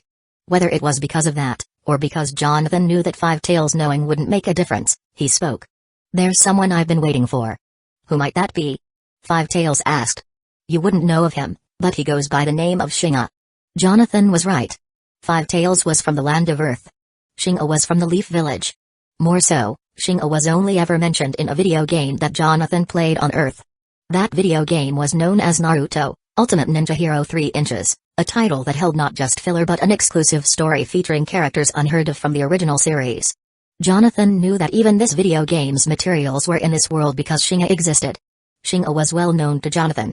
He was a scientist from the Leaf Village, someone who Jonathan had spotted once while infiltrating every place in the Leaf. Shinga's story wasn't widely known, but there was something Shinga had that Jonathan valued. If there's something Jonathan knew on Earth, it was binge play video games. One of his favorite games to engage in was the Naruto ones. The Ultimate Ninja Hero series was more than just a game, they were collected. A secret technique Jonathan recalled was known as the Jibakugan. This was a Genjutsu technique that induced severe hypnosis based on one's negative emotions. During that time, Shinga's desire was to use a devil seed to produce a form that was considered almighty. But thanks to Itachi Uchiha, on Hiruzen's orders, Shinga's plans were stopped early. It wasn't until years later that he would attack the Leaf and find the confiscated seed for his research. Jonathan knew the Jibakugan quite well. It had many flaws and could be stopped with certain techniques. But because Jonathan knew how the technique worked, he would be able to modify it to be a more potent weapon that was unstoppable. By no means was Jonathan interested in Shinga's devil seed. What he desired was the Jibakugan. This one technique was not just powerful if used correctly, it would be a major change in Jonathan's fighting strategy. Though Jonathan had the Sharingan Genjutsu technique, there were many skilled ninjas who could easily counter it.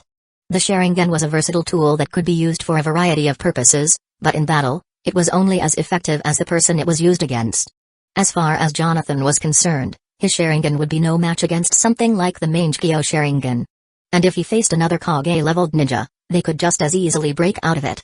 Jonathan was not going to waste his time learning minor illusion techniques, he was going to create something using the Jibakugan that even other ocular techniques would have trouble breaking.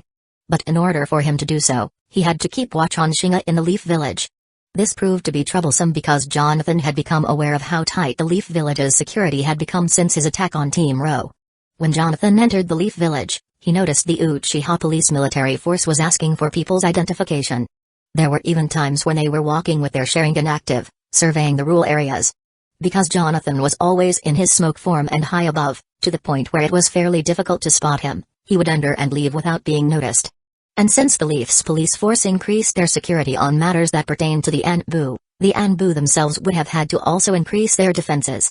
Neither of these perturbed Jonathan because he knew the Leaf Village better than most. Every crack, every hidden alleyway, were all in Jonathan's grasp. He didn't just understand its structure, he even had marks placed in remote locations that he had knowledge of. It didn't matter if someone had a Sharingan or an even greater ocular technique, the Byakugan, Jonathan would always know how to infiltrate the Leaf without being detected. As long as he didn't engage anyone in battle, he was devious. Jonathan knew this was the day that Shinga would try and flee the Leaf Village. The moment that Shinga heard news that Hiruzen was planning to disband their research, Jonathan began to watch over Itachi secretly. It took several hours for Itachi to be given the mission to capture Shinga. Jonathan tailed them from the Leaf Village all the way to the outskirts of the Fire Country. When it began raining, Jonathan released his smoke form and drank hot spring water out of his gourd. He knew this scene all too well. Shinga began acting defensive about how Itachi Uchiha countered his Jibakugan. That was because the Sharingan could counter most Genjutsu performed on it. Shinga wasn't aware of that fact. To be frank, even after Shinga merged himself with the Devil Seed, Shinki, the Jibakugan could still easily be countered. But Jonathan hadn't cared for Shinga's flaws. What he needed was Shinga personally. He was the only person who knew how to fundamentally execute the Jibakugan. Just like in the video game's story, Shinga jumped and escaped from Itachi's hold. Despite Itachi having the Sharingan in the original story, he wasn't able to find Shinga. But Jonathan was well prepared. He entered his Simian Sage mode and began sensing Shinga's location. "We managed to escape from that Uchiha, Lord Shinga." "I agree," Shinga answered. "Allow me to go and scout the area to make sure?" Shinga looked at his subordinate and said, "Hakui. If you don't come back within 5 minutes, I'll leave you behind." Hakui understood how much of a critical situation they were in. As such, he left with the hope of making sure that Shinga would live on. That's how a true underling who referred to their caretaker as Lord would act. After a few seconds passed after Hakui's departure, Shinga started to relax. "Dang it. My precious research. I need to get revenge on the leaf for ruining it. Shinga thought. In the cave that he was in, it was both quiet and dark. Had it not been for the moon's light, Shinga wouldn't have been able to see around the cave. Click. When Shinga heard something, he instantly turned around. Just the slightest sound was enough to startle him. Not long ago, he had just finished battling Itachi Uchiha. He wasn't just drained of his stamina, his chakra was likely low as well. I need to relax, Shinga thought. He relaxed himself as the rain poured hard outside. Why so tense? Echoed Jonathan's voice in the cave. Shinga turned around, flustered at his voice. What? When he didn't see anyone, he became frantic. Who's there? Jonathan knew Shinga quite well. Enough to even scare him in a time of distress. It's been a minute, Shinga. When Shinga heard Jonathan's voice again, he looked up. Startled, he saw Jonathan hanging upside down with his hands in his pocket, expressionless. Jonathan released the chakra from his feet, fell down, twirled his body and landed safely. How did you get in here? Where's Hakui? Shinga asked. Lightning struck, revealing Jonathan's face. He was comfortable enough to let his appearance be seen. This was because no one but Shinga and him were in this cave. Hakui? Jonathan asked. I see. If that was Hakui, then that meant Dashin wasn't around. Shinga had 3 subordinates with him, 2 of whom had not yet been recruited. The only person that Shinga could rely on now was outside scouting the area. Jonathan stopped thinking the moment he made his deduction. Shinga. You have something I need. Who are you? Are you part of the Leaf? Shinga questioned. Jonathan was used to people asking questions when they were in a state of confusion. He understood what was likely going on in Shinga's head. When individuals got into that psychologically disturbed state, Jonathan knew exactly how to use them to his advantage. I'm not anyone important, Jonathan answered tonelessly. Shinga was staring at what looked to be a boy. There didn't seem to be anything special about him, from his regular clothing to his confident demeanor. The fact that Jonathan was standing by the entrance of the cave meant that he hadn't come from inside. Ordinary ninjas might have been easy for Jonathan to fight, but ninjas were still ninjas, they had a mind to critically think. I don't see a headband on him. Missing nin, perhaps? Shinga thought. Jonathan waited, but Shinga wasn't saying anything. Sweat dripped from his face. When Jonathan saw it, he could tell Shinga was feeling agitated at Jonathan's arrival. He had never seen Jonathan before. He probably thinks I'm a young missing ninja, speculated Jonathan. The coast is clear, Lord Shinga. Jonathan heard Hakui's voice and quickly reached into his weapons pouch. Lightning Senbon. When Hakui arrived inside the cave, Shinga yelled, Hakui, wait. 4 needles embedded with electricity pierced Hakui straight in his chest. At least 2 of them hit his heart. Blood poured from Hakui's lips to his chin before he fell to the ground on his knees and then collapsed face forward. You bastard. Shinga screamed. Just what the heck do you want? As if Jonathan hadn't heard this before. Jonathan was never one to want anything, but when someone had something of value to him it became a need. Your Jibukigan is an interesting jutsu, Jonathan answered. Then have a taste of it. Shinga shouted as he grasped his hands together. Jibukigan. A red, ominous aura appeared in front of Shinga's face. Afterwards, Jonathan saw a flash of crimson. Had I not managed to recover enough chakra, this kid might have been the end of me, Shinga said inwardly. So, that's how it works? Jonathan asked. What? Shinga yelled in alarm. But how? When lightning struck, it revealed that Jonathan had his Sharingan active. The moment Jonathan heard Shinga say, have a taste of it, the outcome had been determined. The Jibukigan was a powerful genjutsu, perhaps. But as long as there were counters to jutsu, like the Sharingan, they could never fully prevail. Jonathan performed the teleportation movement technique and appeared right in front of Shinga. Seeing his surprise, Jonathan grabbed Shinga by the neck and slammed him to the ground. Don't you understand how important my work is? Shinga tried reasoning. I do, Jonathan answered. Shinki isn't of any interest, but the rest of your work will be left to someone more experienced. He knows about Shinki? But Sharingan Genjutsu. There was a reason Jonathan had not immediately activated the Sharingan Genjutsu. He knew 2 things. The first was that Hakui would be back after scouting the area. And second, Shinga would recover enough chakra to either try and escape or use his Jibukigan. The former would have happened had Shinga known his opponent was Jonathan Yuan. Jonathan wasn't one to be blinded by hatred. He had a mind that was always planning more than 10 moves ahead of his opponents. For the next several minutes, Shinga revealed all the information he could. Whether it was his experience as a scientist in the Leaf Village or Shinki, Jonathan extracted every single piece of information. After seeing the Jibukigan being performed firsthand with the Sharingan, Jonathan was able to analyze the technique's components. What he needed now were the fundamentals. Every jutsu that wasn't exclusive to a Kekkei Genkai could be learned. As long as the prerequisites were met and the hand seals were known, ninjas like Kakashi Hatake could easily be bred like wildfire. But the reason why they weren't was that not all of them had the drive or motivation to. The instant Jonathan acquired that information, he brought Hikui's dead corpse and Shinga to Kyoikaku jungle via the flying Raijin technique. There, he beheaded a dazed Shinga and buried both bodies deep in the jungle. Jonathan knew that a search team for Shinga would likely be issued. If they found either Shinga's or Hikui's bodies, they would begin an investigation that could lead to Jonathan. Though the chances of that were slim, Jonathan would not leave room for even the smallest of mistakes to be made. The Jibakugan was a Ganjutsu that brought out negativity in people in order for the performer to take control over them. To perform it, one needs to make eye contact. There were a multitude of ways to either stop the illusion or break it completely. These were the things Shinga wasn't aware of, but Jonathan had full knowledge of them. The scent of the moonflowers could break the illusion, a powerful ninja like Jiraiya could break it, a Jinchuriki could break it, and lastly, the Sharingan could break it. Even after Shinga merged with Shinki to amplify his Jibakugan to the point where it didn't need eye contact, the Sharingan and a Jinchuriki could still break it. The reason why Jonathan spent his time and effort acquiring this technique was because he understood nature and shape transformation. These two components were advanced forms of chakra control. They dealt with changing either the nature or form of the technique, meaning, a technique could be completely altered to where it became a whole new technique, or it could be amplified to such a degree that the size, range and overall purpose of the technique could change. Jonathan had been practicing his chakra control since he was little. And because of his low chakra reserves, it was beyond easy to do so. From what Jonathan understood about the Jibakugan, he was not only able to perform it but he was also able to modify it. Using Five Tails chakra, Jonathan used it as a substitute for what the devil, Shinki, did. Rather than merge with the devil, Jonathan used something else. By doing so, Jonathan was able to remove the need for eye contact. But things weren't perfect yet. Alone Jinchuriki, who had not yet bonded with their tailed beast, as well as the Sharingan, could still counter it. Jonathan's next step to further advancing the Jibakugan dealt with mixing his Sharingan Ganjutsu. By merging the two, Jonathan amplified the potency of the Jibakugan. It had no longer been the Jibakugan but an entirely new jutsu that used the Sharingan and tailed beast chakra. As far as Jonathan was concerned, this new illusion technique could only be stopped by two things now. The first was a fully matured Jinchuriki who had allied with their tailed beast.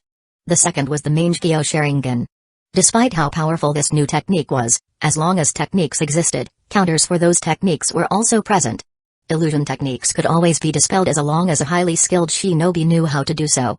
But in a one-on-one situation, even someone like Jiraiya would fall prey to this new Jibakugan. It was akin to that of a pseudo-Tsukimi. And though it took Jonathan 4 months to fully perfect it, he knew that this would be one of his biggest aces in the hole. 44 Shishui's eyes change in chakra form and chakra nature were not easy things to accomplish. That was the reason it took Jonathan Yuan nearly 4 months to accomplish it. When he wasn't practicing his newly acquired skill, Sharingan, Jibakugan, he was attentive towards his other plans unfolding. Construction on his laboratory in Takayama Town was still in process. A year still needed to pass before any noticeable changes would be seen. Jonathan rarely entered the Leaf Village because of how strong the security had become. With his Sharingan and sensing technique, Jonathan verified that several Anbu were stationed in various locations within the village. But Jonathan knew that it wasn't because of him. Around this time, the Uchiha coup d'etat was scheduled. And because of Jonathan's intervention as the Jade Shinobi, a title he's only heard once, it further played a role in how cautious the Leaf had become. But there was a reason Jonathan still had to watch the Leaf. Though Azumi Uchiha had become an outlier in the original story, there was an even more important event that Jonathan was going to partake in. Before he could, however, he had to understand when it was likely going to occur. Within that time, Jonathan also traveled to the Sand Village. It wasn't as stable as the Leaf Village, so it was fairly easy for Jonathan to gather information. At their Jonan station, Jonathan read the report of what happened during the release of the One Tail. Just like in the original story, he decided to use his son, Gaara, as a tool despite his recent rampage. However, Jonathan took a distinct notice that the village had gone through an intense background check on all its citizens. It was under the guise of safety, but truthfully, it was because of Jonathan. He had attacked the Kusagakure and disguised himself twice, posing as Yoshimaru and a medical ninja named Riku's Strife. Jonathan speculated that they were looking for the same Riku that helped the Kusagakure. Leaving the Sand Village, Jonathan returned to his own business. To infiltrate the Leaf and find information on when certain things would take place had become a hassle. Jonathan could no longer utilize his smoke form within the village. Not while Anbu were stationed in hidden areas. Some of those Anbu were also sensory types. The best Jonathan could do was travel above the village and gather information covertly. The main area he kept watch over wasn't the Uchiha clan, but the Hokage's office. Reason for that was because the Uchiha clan were the ones under constant surveillance at the moment. However, if Jonathan watched over the Hokage's office, he would find the person he'd been waiting for. Shizue Uchiha, the second strongest Uchiha at the moment, had just come back from a meeting with the village elders. Jonathan knew that his death was fast approaching. Returning to Kyoikaku jungle, Jonathan prepared accordingly. He stored one medical bag within his weapons pouch, and grabbed an Anbu mask he acquired after defeating Team Ro. The transformation technique would no longer be enough for Jonathan. His chakra signature was recognized by a select few. Even if he reconfigured his face, he was bent on keeping his identity a secret. An Anbu mask could do just that. Now, despite Jonathan having multiple methods to invade and escape belief, there had been two individuals Jonathan was not fond of. Those two are currently the strongest Uchiha in the world, Shizue Uchiha and Obito Uchiha. Both of them, aside from Fugaku, were the only ones equipped with the Mangekyo Sharingan. But what made them different from Fugaku was that their Mangekyo Sharingan had two specialties. Shizue not only knew Jonathan's chakra signature, but he possessed the technique called Kodo Amatsukami. This Genjutsu was so deleterious that it affected a target's very own free will. It is and forever will be the second most powerful Genjutsu in all of Naruto. As for Obito Uchiha, Jonathan hardly had any counters against his ocular technique, Kami. Though it was only one eye equipped with it, it was enough for Obito to constantly flee from battle and not be affected by Jonathan's attacks. If at any point in time Jonathan were to face Obito, and fled, he would undoubtedly be placed on Akatsuki's hit list. Then there was Zetsu. As much as Jonathan knew, neither Obito Uchiha nor Zetsu knew of Jonathan's existence. He planned on keeping things that way for as long as possible. Since Obito would frequently spy around the Uchiha clan, Jonathan needed a diversion. Remembering someone from the past, Jonathan knew the perfect person. Arriving at the Leaf Village, Jonathan stealthily made it to the Leaf's hospital. Today was the day that Shizue's death would occur, so he had to time things correctly as not to affect things. "Can you bring this to room 9, Miss Aikitsumi?" A nurse handed Aikitsumi two neatly folded towels. "Yes, I'll bring it as soon as I'm done filing this form," Aikitsumi replied. She finished writing on the slip of paper and grabbed the towels. Walking along the stairs, she felt something pulled. Bang, bang, bang. "Ah!" screamed the nurse. When people heard her cry, they turned to see what had caused it. Aikitsumi's body was lying on the ground with her head twisted backwards. A few seconds ago, when Aikitsumi was the only person climbing the stairs, Jonathan appeared behind her in his smoke form. As Aikitsumi felt something pulled, whether it was Jonathan himself or the sheer idea she was about to die, Jonathan reverted to his physical state and used his strength to twist Aikitsumi's head backwards. It was effortlessly done, but Jonathan wasn't going to wait for someone to find her dead body. He threw Aikitsumi down the stairs, causing her to crash through the doors. When Jonathan heard a nurse scream, he stealthily vanished from the scene. Jonathan had not assassinated Aikitsumi because he wanted to. Aikitsumi was one of the few people in this world that had ever seen Jonathan's face before. Though it was long ago, Jonathan never once forgot. If Jonathan was going to operate in this world until he could find a way to escape, he was going to do so with as few people knowing what he looked like. Aikitsumi not only seemed innocent, but she wasn't even a medical ninja. Not at any time had a report been made of a mysterious boy with amnesia who was checked into the hospital many years ago. Why? Because Jonathan had erased those files. Aikitsumi was perhaps one of the most stereotypical nurses that had genuine care for one's health. But to Jonathan, she was nothing but a potential threat. It only took the Leaf's forces 30 minutes to start investigating the scene. Because it had been some time since a public death like this one was announced in the Leaf, it attracted even some of the Anbu. They found the situation more than suspicious enough to report it to Hiruzen. Using this opportunity, Jonathan made it to a safe area where he knew Shizue was going to meet up with Itachi. "I'd like a full report on what happened here," demanded the third Hokage. For someone's death to happen so openly in the Leaf Village was breaking news. It wasn't just the police force that showed up. Even the Hokage and the village elders arrived. The Leaf Village was currently in a state of prosperity. The most recent thing that had been happening lately was the Uchiha clan's disturbing presentiments. But even then, no one had died. At least not publicly within the very Leaf Village itself. "It seems that someone committed homicide," Fugaku answered. Fugaku Uchiha was the head of the police force. His stern attitude and skills as a shinobi earned him his rightful position. "Who could have done such a thing?" Hiruzen asked. "Is it not obvious, Lord Third?" Danzō Shimura turned to Fugaku saying, it was clearly an act of rebellion. When Fugaku saw what Danzō was trying, he got annoyed. Are you insinuating something here, Lord Danzō? It wasn't just Danzō and Fugaku in this scene. The other police force members were also listening in. Everyone, calm down, announced Hiruzen. He was the only person capable of defusing this situation. Let me remind you all that there is a rogue shinobi that still hasn't been found in the Fire Country. The Jade Shinobi, sir? Fugaku had also heard of Jonathan's infamy. The whole village had. Itachi Uchiha made the right decision by not addressing the fact that the Jade Shinobi likely had the Sharingan. That would immediately classify him as an Uchiha in the eyes of the village. If that had happened, the Uchiha clan would be more than just under suspicion. Every single one of them would be interrogated, leading to their coup d'etat happening faster than expected. The group investigating spent several hours trying to gather as much information as they could. Danzō Shimura had already left before the sun began to set. Teams were dispatched and the hospital staff were questioned. Jonathan's one action was enough to stir up the entire Leaf Village. It was now night time. Jonathan was watching carefully from an unseeable position. Most people would have stopped what was about to happen before their eyes.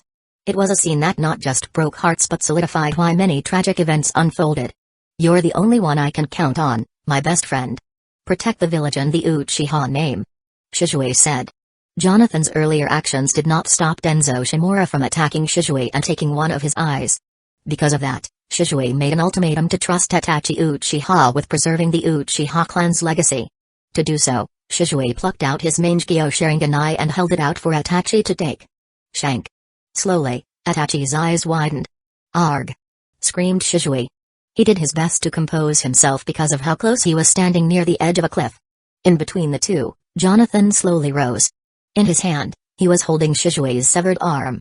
Resting safely on the arm's hand, Jonathan grabbed Shizue's Mangekyo Sharingan eye. Don't you think you should be more careful with this?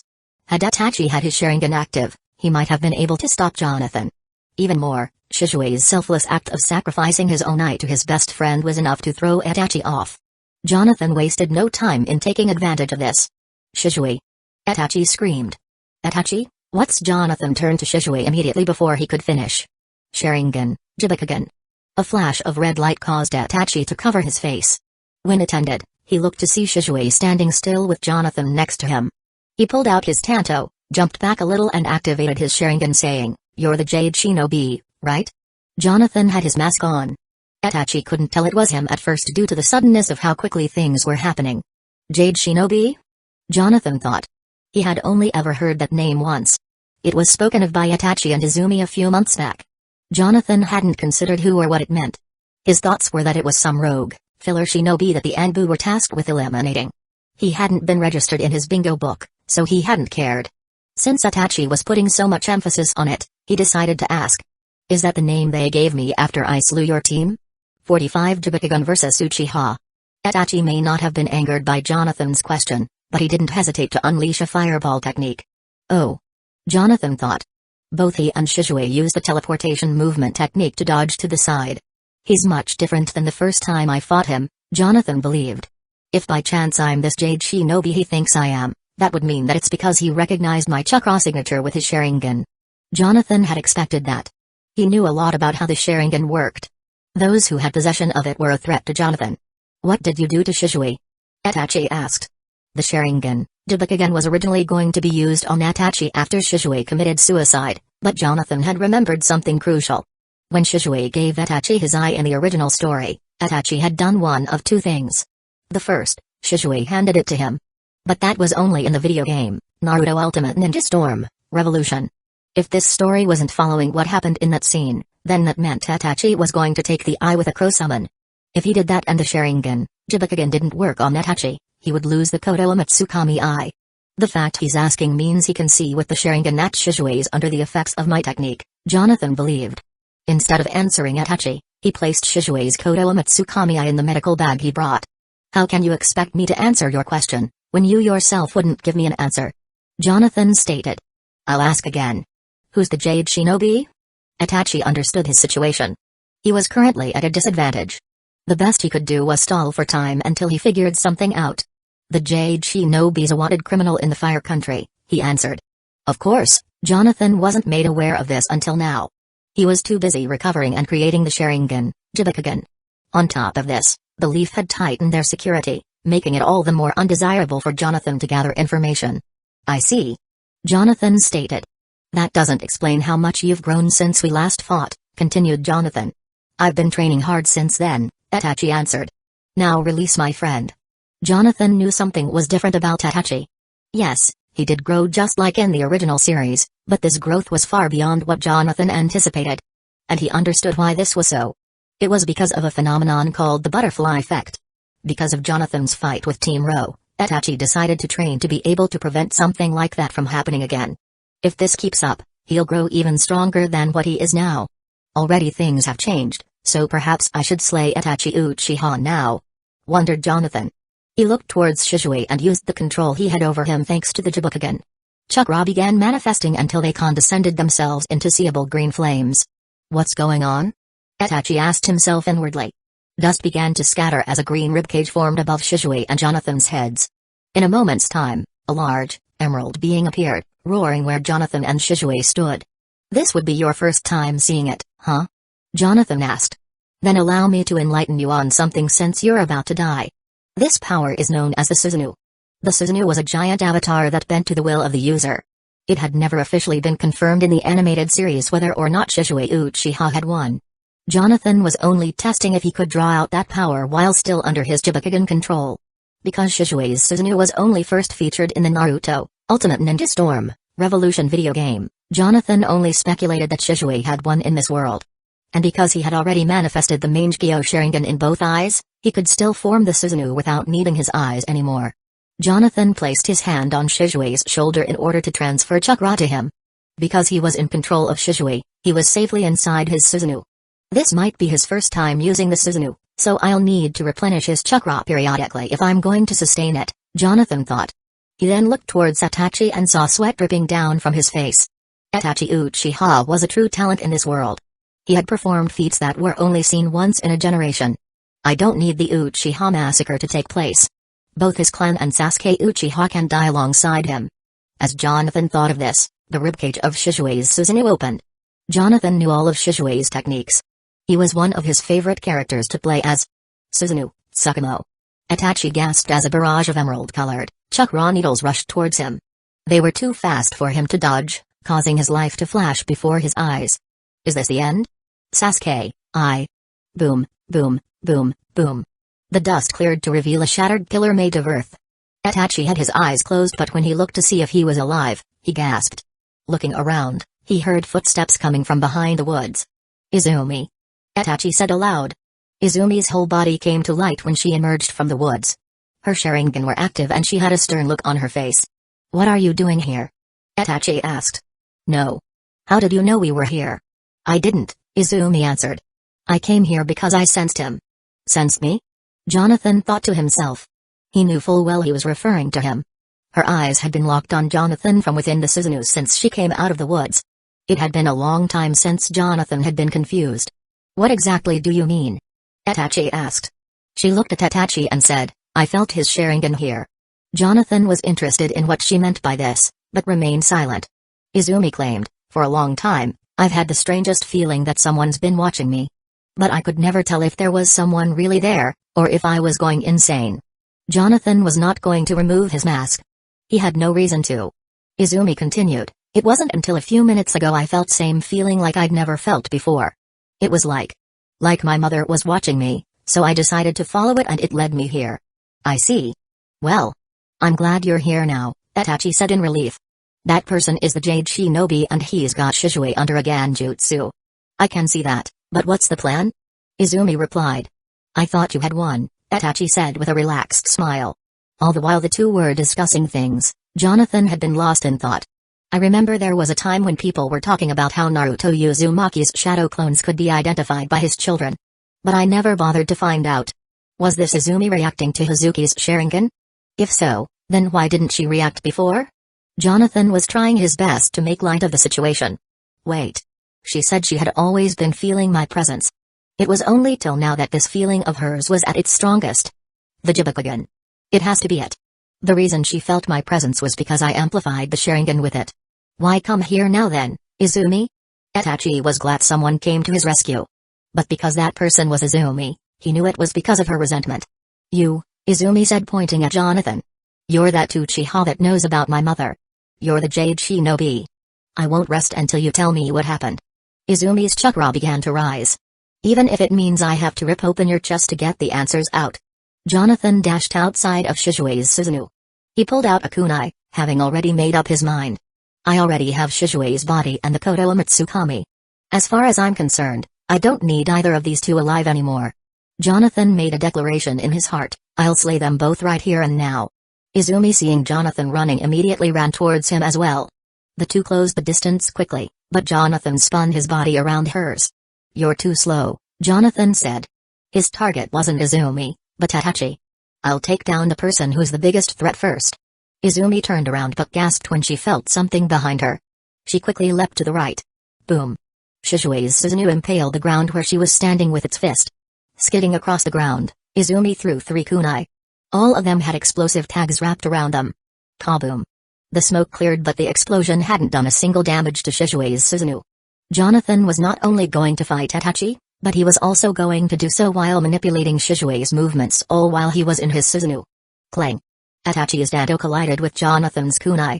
Using the momentum, Jonathan slid the kunai to the tip of Itachi's blade. The motion caused Itachi to lose balance. Too predictable, he said. Jonathan grabbed Itachi by the neck and lifted him up. Hand still holding his kunai, he embedded electricity into it and pierced Itachi's heart. Caw. Multiple crows dispersed where Itachi was stabbed. Jonathan swiftly turned around and blocked Itachi's leg with both his forearms. Hands still close together, Jonathan performed his hand seals. Water style. Itachi cocked his head back. Fire style. Water dragon jutsu. Fireball jutsu. The two's techniques collided with each other at point-blank range. Kaboom. Snap out of it, Shizue. Izumi with her Sharingan was falling several paces back as Shizue continued his advance. The ribcage of his Susanoo opened. Susanoo, Tsukumo. A plethora of chakra needles barraged where Izumi was standing. Like a serpent, the ground began wrapping around Shizue's body. Earth style, hidden mole jutsu. Izumi erupted from underneath and uppercut the immobilized Shizue. The force was so strong that it broke through the earth wrapped around his body. While still slightly in the air, Izumi twirled her body to kick Shizue right out of the Susanoo. His body went tumbling across the ground. So, she managed to find out the Susanoo's initial weakness already? Jonathan understood. Steam had covered the area that Itachi and Jonathan had been fighting. Like a lightning bolt, Itachi swung his fist at Jonathan. Bam! Jonathan caught his wrist. Itachi lowered his body to sweep kick Jonathan, but he tucked his knees to dodge it. In the air, Jonathan let go of his wrist and twisted his body. Leaf hurricane. Boom. The first kick was blocked by Itachi's forearms. Jonathan used the momentum to twist again to perform a second kick. Seeing it, Itachi grabbed his tanto to slice off Jonathan's leg. Clang. The entire blade of Itachi's tanto was kicked off. Chakra enhanced strength. Jonathan landed and went for a punch at Itachi's head. Itachi ducked to avoid it. Already, Jonathan's uppercut was incoming. Itachi was forced to dodge with a backflip. On his land, Jonathan closed the distance. 2 quick jabs and Itachi managed to evade both of them. Another 3 punches were aimed at his upper body. Itachi managed to barely dodge with a few sidesteps. He can see my augmented punches, Jonathan thought. That's why he stopped blocking them head-on. Izumi had not let loose after removing Shizue from his Susanoo. She immediately landed right on top of his body to stop him from tumbling. Don't make me do this, she said, holding a kunai near his throat.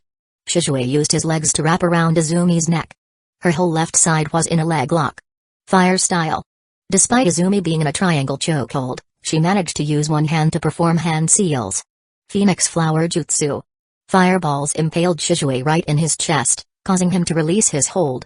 When she freed herself, she grabbed onto Shizue's neck with both hands and lifted him up. Eyes closed, she opened them fiercely. Sharingan Ganjutsu release. Jonathan said in feeling something peculiar. He distanced himself from Itachi a few paces back. But when he did, Itachi began to perform hand seals. I've never seen this jutsu before, Jonathan thought. Fire style, blaze ball. A meteor-sized sphere formed. That's not a regular fireball, Jonathan thought as he prepared seals of his own. Water style, giant vortex jutsu. As the flames rushed towards Jonathan, the very ground began to break apart. Not a moment too soon, water circulated around Jonathan's body. Itachi's jutsu impacted Jonathan's head on, causing a destructive explosion to cover the area. Huff. Huff. Itachi vomited a mouthful of water onto the ground. He was by the edge of the cliff standing on one of his knees. Though his blaze ball technique was powerful, Jonathan had augmented a lot 5 tails chakra into his water technique. Fire was only as strong as it was when it wasn't facing its opposite. Jonathan, seeing Itachi, ran at great speeds. Itachi gasped and tried to jab at Jonathan, who was closing the distance. Jonathan moved his head, grabbed Itachi's arm, twisted it behind his body, and used his other hand to slam Itachi's head right into the ground. Jonathan let go to stand on top of Itachi's body with a tiger seal prepared. "Now die," Jonathan said. Swoosh. Jonathan was seen performing a backflip in the air. What was below him was Shishui's Susanoo lance aimed forward. A second later and Jonathan would have been on the end of that lance. Izumi grabbed Itachi from within the Susanoo and the 3 trailed back. Jonathan landed right on the edge of the cliff where Itachi had been pinned. Huff. "Hang in there, Itachi," reassured Shishui. His Susanoo dispersed only to its ribcage form. It was now acting as a shield for all 3 of them. "I wonder," Jonathan said nonchalantly. "Did you just use a regular Genjutsu release to break him free of my technique?"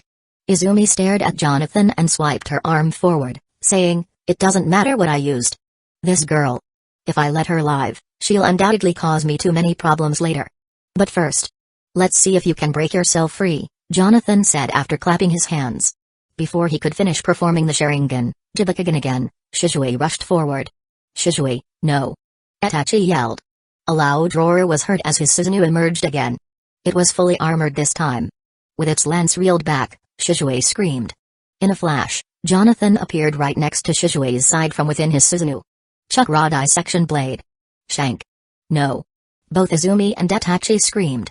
The Susanoo cried aloud as it dispersed from the scene. Shishui's body then dropped to its knees as his head rolled off his shoulders. "Don't be too surprised," Jonathan announced. "You'll join him soon." Jonathan looked up to see Itachi Uchiha covering his eyes. He knew what this meant. Shishui Uchiha was his best friend after all. He has to die first, Jonathan knew. "Itachi, come on!" Izumi yelled. She was trying to get him to stand up properly. When Izumi looked up, Jonathan was already in front of her. She gasped. The reason Jonathan was able to appear so quickly in front of her was because Izumi had a flying Raiden mark underneath her skin. Back in the Chunin exams, after their last encounter, Jonathan had performed surgery on her. It wasn't just to heal her, it was to leave a mark that no one would be able to see. Izumi was Jonathan's insurance policy. Why wouldn't he have taken preventative measures by adding extra coverage? That's just who Jonathan was, someone who thought several steps ahead. Izumi reached for her weapons pouch. "Move," Jonathan said, backhanding Izumi to the side. The attack sent her flying several paces away. Without wasting any more time, Jonathan pulled out a kunai and imbued lightning chakra into it.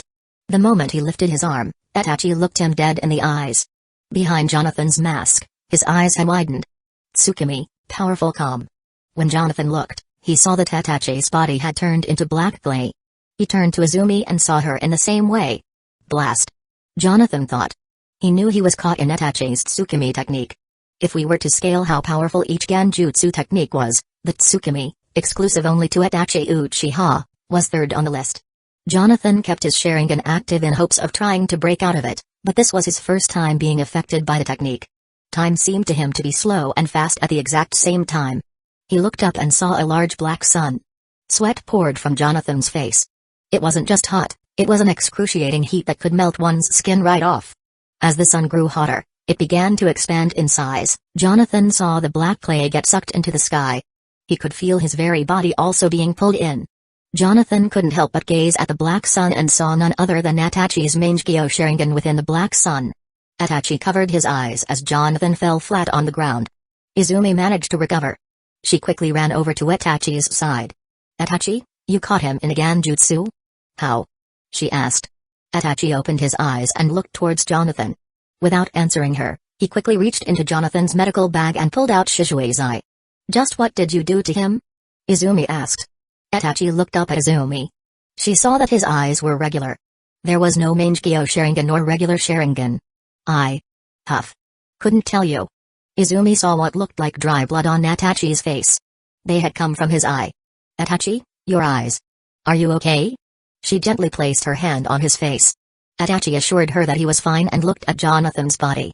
The two stood over his body and Izumi flipped him to his back.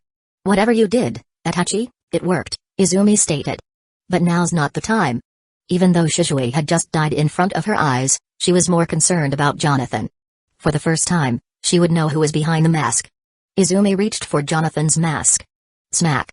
The two quickly jumped back in alarm. They were positive that Jonathan was under a Genjutsu earlier. More so, Jonathan was hit with a point-blank Tsukimi from Itachi's Mangekyo Sharingan. Jonathan grabbed onto the ground and steadily lifted himself up. He was faint and his body was overly exhausted due to stress. Even in his mind, it wasn't easy to think. Jonathan tried to compose himself as he walked forward, keeping his eyes on Izumi and Itachi. A few seconds ago, which felt like months to Jonathan, his body was slowly being lifted up to the black sun's orbit. He could feel himself about to be shred and burned to pieces. Only when a loud roar snapped him out of his senses. When Jonathan looked clearly, he saw that he was in his subconscious. In front of him was Five Tails, and its eyes were reflecting Jonathan's Sharingan. Before the fight occurred, Jonathan knew that most if not all Uchiha were talented at performing illusions. That was because of how deadly the Sharingan was. To add an extra layer of protection for Jonathan, he made sure to give Five Tails a command to help him break out of any Genjutsu that he himself couldn't break. But just breaking out of the Tsukimi wasn't enough. It left a mental scar that needed time for Jonathan to heal correctly. There was no way he was in a position to fight at the moment. Though this was the only attack Jonathan received, it was enough to impair his mental faculties. Jonathan could barely move or think straight. Trying to focus on performing hand seals was beyond his limitations at the moment. "Don't move!" Izumi screamed. Jonathan stopped by the edge of the cliff saying, "Izumi." Jonathan said faintly. He knew they wouldn't just let him jump to safety. "Are you interested in what happened to your mother?" She gasped when she heard mention of her mother. 46 You'll have to excuse me, Izumi. Arg. Don't. Itachi tried reasoning. Izumi wasn't stupid, so she prepared a tiger seal saying, "Whatever you're planning, it won't work. 6 years ago, during the Nine Tails attack on the village, your mother wasn't killed by it. They made up a story after finding her dead corpse inside a destroyed building," revealed Jonathan. Izumi squinted her eyes in disbelief. "Izumi, don't let him mess with your shut up." Izumi interrupted Itachi by raising her voice. Jonathan smiled inwardly, but he wasn't at all content with the current results. "Truthfully, your mother was mangled, torn asunder and disembodied by the very people you've came to show loyalty towards." At those words, Izumi looked towards Itachi in anger. Now, Jonathan thought. He took a few steps back. When Izumi saw it, she rushed towards Jonathan until her eyes started bleeding. Jonathan took notice of this as he fell backwards down the cliff. "Izumi, did you make sure to greet your father? Izumi, did you eat your breakfast? Izumi, did you have fun today?" The person asking all these questions was Hazuki Uchiha. Izumi looked at her but couldn't see half her face. They were blinded by intense light. "Mom!" she screamed at her. Hazuki gave her a warm smile as she disappeared into nothingness. "Izumi? Izumi? Are you okay?" Itachi asked. Izumi was in a crouched position on her knees holding her eyes with her hand. When Itachi tried to shake her, she smacked his arms away. "Don't touch me!" Izumi screamed. Itachi was a little taken aback but wound up apologizing. "Come on, Izumi. We shouldn't stay here," he said. Izumi hadn't moved for half a minute. "Itachi." Izumi said. "What is it?" Itachi asked. He had felt something cold and ominous as Izumi spoke. "If I told you I was going to kill our clan, would you try and stop me?" Itachi hadn't answered. He was left in shock that she would ask him something like that. Izumi slowly removed her hand from her face and looked up at him with a cold expression.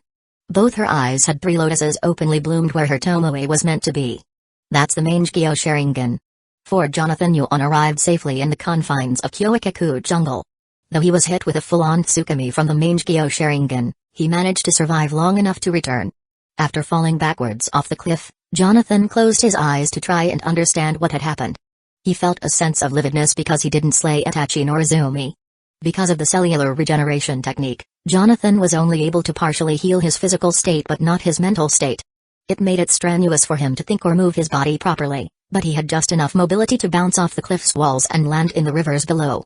Jonathan floated downstream as the current carried him. His eyes were closed as he tried to regain his mental composure. The waters felt calm and cool. The only damage Jonathan sustained in that fight was the Tsukimi, visual comm technique. This wasn't an ordinary illusion, it was a game-breaking technique within the Naruto video games. Even if someone were to break out of normal Tsukimi, their minds would still be impaired. Had Jonathan not been faithful towards his goals, he would have stayed collapsed back there. This world's changed. And if I keep intervening, it'll try to consume me, Jonathan surmised. He did not want to be here. He did not want to live here. His life on Earth was a calm, peaceful one. Back there, he was able to love and be loved. But in this world, it felt like hell to him. Jonathan would never make amends after coming this far. There was nothing for him to repent of. The way he viewed his actions felt justified because he didn't see anyone here alive. I may have lost Koto Umatsukami, but I gained something, Jonathan thought. Izumi. My mark on you can never disappear. I'll rip those eyes out of you one day. Throughout Jonathan's journey along the river, a whole night had passed. He hadn't fallen asleep but was trying to focus on using his cellular regeneration directly in his mind. The feat wasn't insurmountably possible since the technique dealt with fleshly wounds, not mental ones, but it was enough for Jonathan to regain mobility. His body was sluggish, though he could act normally. Because Jonathan failed to slay Izumi and Itachi alike, he contemplated what the cause and effects would be. It was never mentioned if Itachi had knowledge of the flying Raijin technique. I would like to think otherwise, Jonathan thought. No. He perhaps knows of it but the Sharingan alone wouldn't be able to see through it. This was only Jonathan's guess after remembering the battle between Nobito Uchiha and Minato Namikaze. If Itachi or Izumi saw Jonathan use the technique again, they'd definitely know it was him. Maybe the name of the technique wouldn't be familiar just from looking at it for the first time, but the chakra used would be. And what of Shizue's corpse? Jonathan asked himself. As he was thinking, he finally drifted onto dry land. Jonathan slowly got up and saw that it was getting close to dawn. His mask had fallen off after he landed in the river, so he scanned around the area. Look, look. I found someone. Jonathan heard. The voice sounded like a little girl's voice. When he moved his head to the direction the voice came from, he saw two boys looking at him. Jonathan couldn't tell it was a little boy's voice because he was still facing the effects of Itsukimi. Hey, mister, why were you swimming with your clothes on? Asked one of the boys. Jonathan hadn't recognized either of them. I would think that Shizue's body wouldn't be thrown off the cliff like in the original story, contemplated Jonathan. Come on. Let's get out of here, said one of the boys. Yeah. This guy's weird. The two scurried along as Jonathan watched them leave. That guy sure was strange, one of the boys said. The two were walking away. A few paces and they had made it a cottage home. Kids, a woman said. How many times have I told you not to go running off by yourselves? We're sorry, Mom, both of the boys said. Don't let me have to say it again. Now let's go. Your father's been waiting to eat together, she addressed. The two boys walked inside feeling hungry. I could eat a whole plate of salmon, a boy said. You're too ugly for that, teased his brother. The mother of the two smacked the boy across his head after hearing his disrespectfully made comment. Sitting at the table was a family of four. All that could be heard now was tableware hitting bowls as they peaceably ate. You're going to trade in the Sand Village, hon? Yes, I've got several knock. The family heard someone at their door. Immediately, one of the boys got up saying he'd go answer. Wait, dear, said the mother attempting to stop her son. When he got to the door, he quickly opened it. The boy looked down and saw water dripping from the man's clothes onto their doorstep. He slowly lifted his head and saw Jonathan staring down on him. Before he could run, Jonathan grabbed him by the back of the neck and held him up high. Mommy! He screamed. Perhaps Itachi will instead bury Shizue's headless body, Jonathan claimed. It would be a disaster if he did. Crack. The boy's neck snapped as his mother, father and brother saw him die before their very eyes. Someone help. The mother was the first person in Jonathan's view. He immediately pulled out wet senbon needles from his weapons pouch and threw them at her leg. If Shizue's body gets buried, what would most likely happen? Jonathan asked himself aloud. Arg. The woman screamed as she fell from the attack. Honey, save our son. The man grabbed the boy and told him to run for help, but the boy was so bent on staying with his father that he couldn't bear to let him go. Jonathan slowly walked towards the woman. When the man saw him coming, he pushed the son, yelling, Go. I think Itachi won't mention anything about Shizue's death, Jonathan said. He watched as the woman tried to crawl away. The husband ran towards Jonathan screaming at the top of his lungs. Don't touch her. Jonathan looked up and placed his hand out. Without much effort, he gripped the man's face. If Itachi does or doesn't, I'd still believe the Uchiha massacre would still happen, Jonathan said. What do you think? The man was baffled at Jonathan's strength. He used both of his hands to try and escape Jonathan's clutches. Honey, no. His wife screamed on the ground. No? Jonathan asked. Surely you jest. Itachi would still slaughter his clan. When Jonathan finished, He grabbed one needle and quickly stabbed the man's forehead, retracting the needle the moment it pierced him. Jonathan let go and his eyes rolled backwards as he collapsed to the floor. Jonathan then stepped over the woman as she was crying. When she looked up to see Jonathan was instead going after her son, she tried reaching out pleading for him to stop. "Please, don't do this." The needles were lodged so deep in her legs, she couldn't stand up. Jonathan left the house. After several paces, Jonathan began to hear the boy crying. I can't run anymore," he said panting. The boy was so out of breath that he collapsed on his hands and knees. A few seconds later and he finally got up. "I need to find help," he said. "I think you're right," uttered a voice atop the child's head. When the boy looked up, Jonathan was staring at him with a blank face. The boy's eyes widened in shock. "Perhaps I should get some help if I'm ever going to survive this world." The boy was petrified in fear that his body couldn't move. Jonathan grabbed him by the leg and lifted him up till his face was eye level. He then let go and chopped his neck from both sides, killing the boy instantly. The woman, back at the small cottage, had tried to remove the needles. But it was so painful that she eventually gave up. When Jonathan returned, he saw that she was hugging her husband's dead corpse. She turned to see Jonathan dragging his son by his leg. Jonathan shut the door behind him before letting him go. When he approached the woman, she hadn't screamed nor cried. Instead, she had a dazed look on her face. "Why are you doing this?" she asked without looking at Jonathan in the eyes. Jonathan lifted his hand up to his face. He moved it around, feeling disappointed. Electricity sparked between his palms. "You'll have to excuse me. Because of his Tsukimi, I can barely control my chakra." "What?" the woman asked. She didn't understand what Jonathan was saying. His eyes darted downwards as he said, "Would you like to join them?" "Please, think about why." Within the time she was yet speaking, Jonathan pulled 2 needles from her legs and drilled them into her forehead. For several days, Jonathan dwelt in their home to recover. He hadn't even bothered to learn their names. Whether they were known or not, the last thing Jonathan wanted was for people to recognize his face. So far, only a handful of people knew what Jonathan truly looked like. One of whom was an animal still under his illusion. Regarding those at the orphanage, they posed no real threat for now. As long as they didn't interact with the Leaf Village, they would be able to live much longer. Jonathan spent the first day burying the family. He knew the bodies would eventually start to decay, leaving a putrid smell.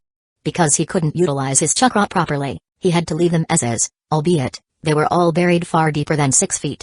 He estimated that he was somewhere close to the Leaf Village. And based on what he heard from outside, the father was a merchant. It was undoubtedly not a family of ninjas. Otherwise, they would have given Jonathan more trouble. With free space and what felt like a lot of time on his hands, Jonathan was able to fully recover from the Tsukimi's after effects in 6 days. When Jonathan did recover, and his mind was more stable, he recalled the defeat he faced a few days ago. Jonathan knew he was stronger than all 3 of the Uchiha. If he had truly wanted, he could have killed every single one of them with his simian sage mode. However, that was not the original reason Jonathan came to the area. Jonathan had the Sharingan, Jibakugan to test on other Sharingan users. Him being in sage mode would have obscured his results. On top of this, his other goal was Shizue's. It was unexpected that Izumi Uchiha would join the fight, nor was it foreseen that Itachi would instinctively use a powerful Tsukimi technique upon unlocking his Mage. But now that Jonathan recovered, having more information, he returned to Hueco jungle to further revitalize his body. Despite the aftermath of trying to obtain Shizue's eyes, Jonathan was not let down in the slightest. At any time, he could perform the Flying Raijin technique and slay Izumi Uchiha for her eyes. If there was one thing that could combat a handicapped Jonathan Yuan, it was the Mage-Gyo Sharingan. But if he had a pair of his own, he would be almost unstoppable. What made it nearly impossible for him to obtain one, however, was that his eyes originally belonged to someone else. For him to truly advance his Sharingan, he would have to suffer psychologically or kill his best friend. But Jonathan could never meet those requirements. His emotions were always stable, and he had no friends in this world. To Jonathan, there were only a select few ways to become strong in this world. And it wasn't through hard work and training that could get a ninja so far. In this world, one had to be born strong. If they weren't, they had to take someone else's strength. Jonathan began to understand what was troubling him during that event. One thing he understood was his Flying Raijin technique.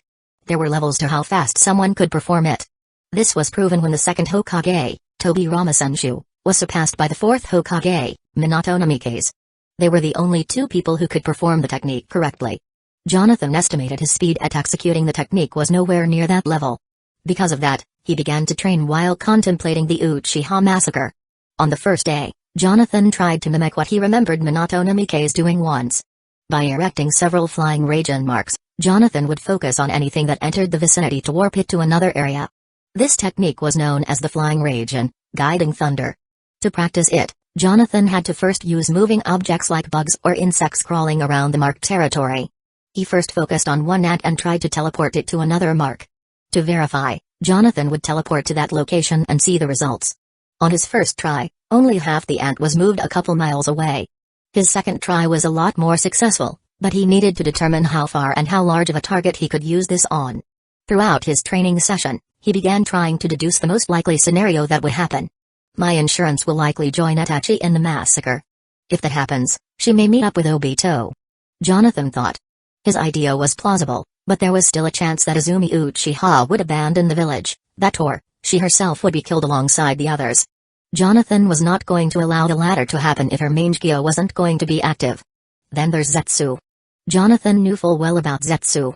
Because he was consistently performing tasks for the Akatsuki, he was also a double agent for Madara Uchiha and Kaguya Otsutsuki, meaning, he was constantly watching Obito Uchiha from the shadows. Even Jonathan couldn't detect or fully know when he was lurking somewhere.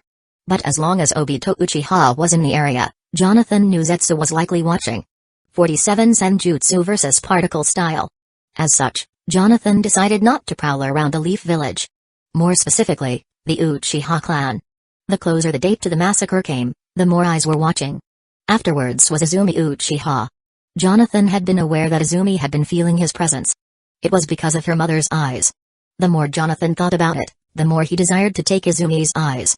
Due to the difficulty level of the flying rage it took a long time to create derived techniques. Had it not been for Jonathan's chakra control and Five Tails' constant supply of tailed beast chakra, the process would have taken even longer. After 1 month of training, Jonathan added the flying rage guiding thunder and flying rage slice to his list of arsenals. Jonathan's total number of techniques known was now 57. They were, body oxidation jutsu, butterfly mode, calorie control, cellular activation, cellular regeneration, chakra dissection blade, chakra enhanced strength, clone jutsu, dancing leaf shadow, the Dharma seal technique, dragon flame jutsu, dynamic entry, exploding water shockwave, false darkness, ferocious fist eye jutsu, fireball jutsu, five seal barrier, flame bomb jutsu, flying rage guiding thunder, flying rage slice, gate of opening, ganjutsu, sharingan, giant flame bomb jutsu, giant vortex jutsu, healing jutsu, hidden mist jutsu, hidden mold jutsu, leaf hurricane, leaf whirlwind, lightened boulder, lightning senbon, liquid bullets, mind transfer, counter, monkey fist eye jutsu, mud wall, nervous system rupture, partial expansion jutsu, phoenix flower jutsu, poison extraction jutsu, Rigo, thousand hand strike, rupturing earth jutsu, sensing, sharingan, jibakugan, shuriken jutsu, smoked release, sphere of grave, substitution jutsu, summoning jutsu, super mini tailed beast bomb. Tailed beast bomb, teleportation movement, transformation jutsu, unrivaled strength, water dragon jutsu, and water waves jutsu. In terms of items, he had 100,000 ryo, several gourds to fill his hot spring waters with, a world map alongside village maps, several thousand senbon needles, a few kunai and shuriken, a biwa and a multitude of lab equipment waiting to be used. Because Jonathan had not visited the construction site in a few weeks, he deemed it necessary to go and check. He knew it wasn't finished yet, but it had been more than a year since the construction began. Despite the publicity it's been getting, Jonathan had been careful to disguise his entire identity. 6 Mr. Umino, I'm so happy you could join me today, Katsumi Washizawa jollily said. I was starting to think something happened to you after you stopped visiting. Katsumi wasn't wrong. It had been weeks since Jonathan checked on the construction. Anyone who made 15 million ryo would be cautious that things turned out exactly to their specifications. For some time, Jonathan had been disguising himself as Kaizashi Haruno with Iruka Umino's name. Even if someone linked that this building was being constructed for Jonathan, they'd still never be able to make a connection. To know who Jonathan was, one would have to tear down layers upon layers of alibis. Yes. I got caught up in some business affairs, replied Jonathan. The two were discussing matters in Katsumi's office. We're making excellent progress, Katsumi said. Would you like to see how it's going? Jonathan had already seen the building. He hadn't just known how far it's come alone, but he even knew who was working on it. The crew that Katsumi selected were diligent workers. Because of how much emphasis Katsumi placed on the building, they worked several shifts. The time frame in which the building was to be finished wouldn't be several months from now. But because of their effort, they reduced that time by a lot. Jonathan investigated and saw the majority of the interior had already been finished. Even Jonathan was impressed with how they managed to gather most of the material. The giant vats had to be imported from the Lightning Country. Truly the only thing they had left to do was hook up the generators and wire the power to the various rooms. There was also the need to gather the remaining items such as light bulbs. At most, they had about a month left before everything was finished. Perhaps another time, Mr. Katsumi. It would be a problem if I was seen with you near the building in public, declined Jonathan. He knew that being seen with Katsumi would be troublesome due to how famous he was. A news reporter was bound to make the connection. Jonathan absolutely had to stay anonymous. Of course. Katsumi yelled. I completely understand. We've been working so hard lately that I think we'll be done very soon. That's good news then, Jonathan stated. As far as Jonathan was concerned, he was undoubtedly going to slay Katsumi once this project was done. Jonathan was escorted out of the building with respect. The only two people who knew of Jonathan's business with Katsumi was his secretary and him. Aside from that, Jonathan was unaware of anyone else.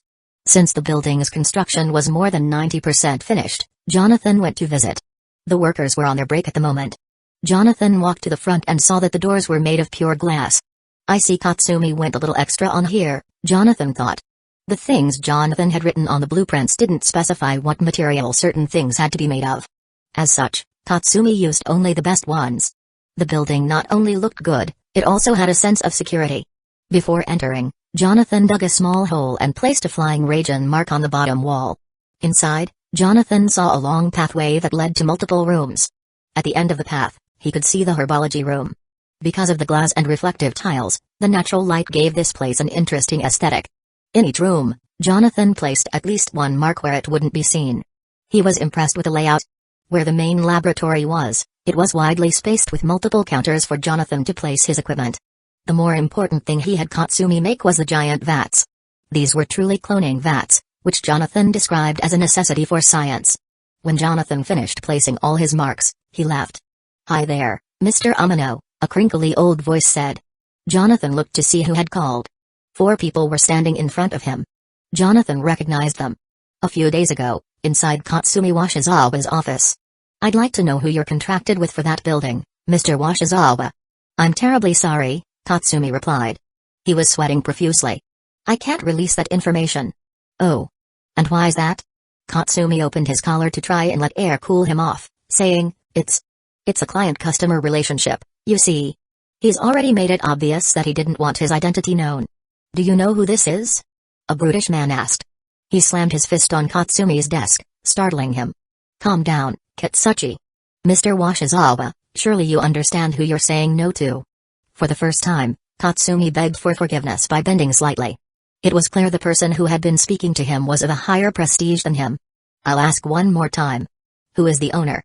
Jonathan asked. To what do I owe the pleasure, 3rd Sushi Kage Onoki? I'm glad you've heard of me, Onoki said. Besides Onoki were Kitsuchi, a young Deidara and Rashi, the Jinchuriki of the 4 Tails. Jonathan stood there with a smile. As far as he was concerned, he hadn't committed any crime. However, Jonathan was thinking of different scenarios. The first was Rashi. Though Onoki was a Kage-level shinobi, he was more threatened by Rashi's appearance. He carried a tailed beast named Sun. If Jonathan were to fight, he wouldn't use 5 Tails chakra at all. Then there was Deidara. Jonathan was wondering why he was here. There's nothing you owe us per se, Mr. Umino. We'd just like to ask you some questions, Onoki stated. Jonathan looked at Kitsuchi. He knew he specialized in Earth-style techniques and was actually Onoki's son-in-law. It was of no surprise to him why he was currently present here. I see, Jonathan said. Then please. Feel free to ask your questions.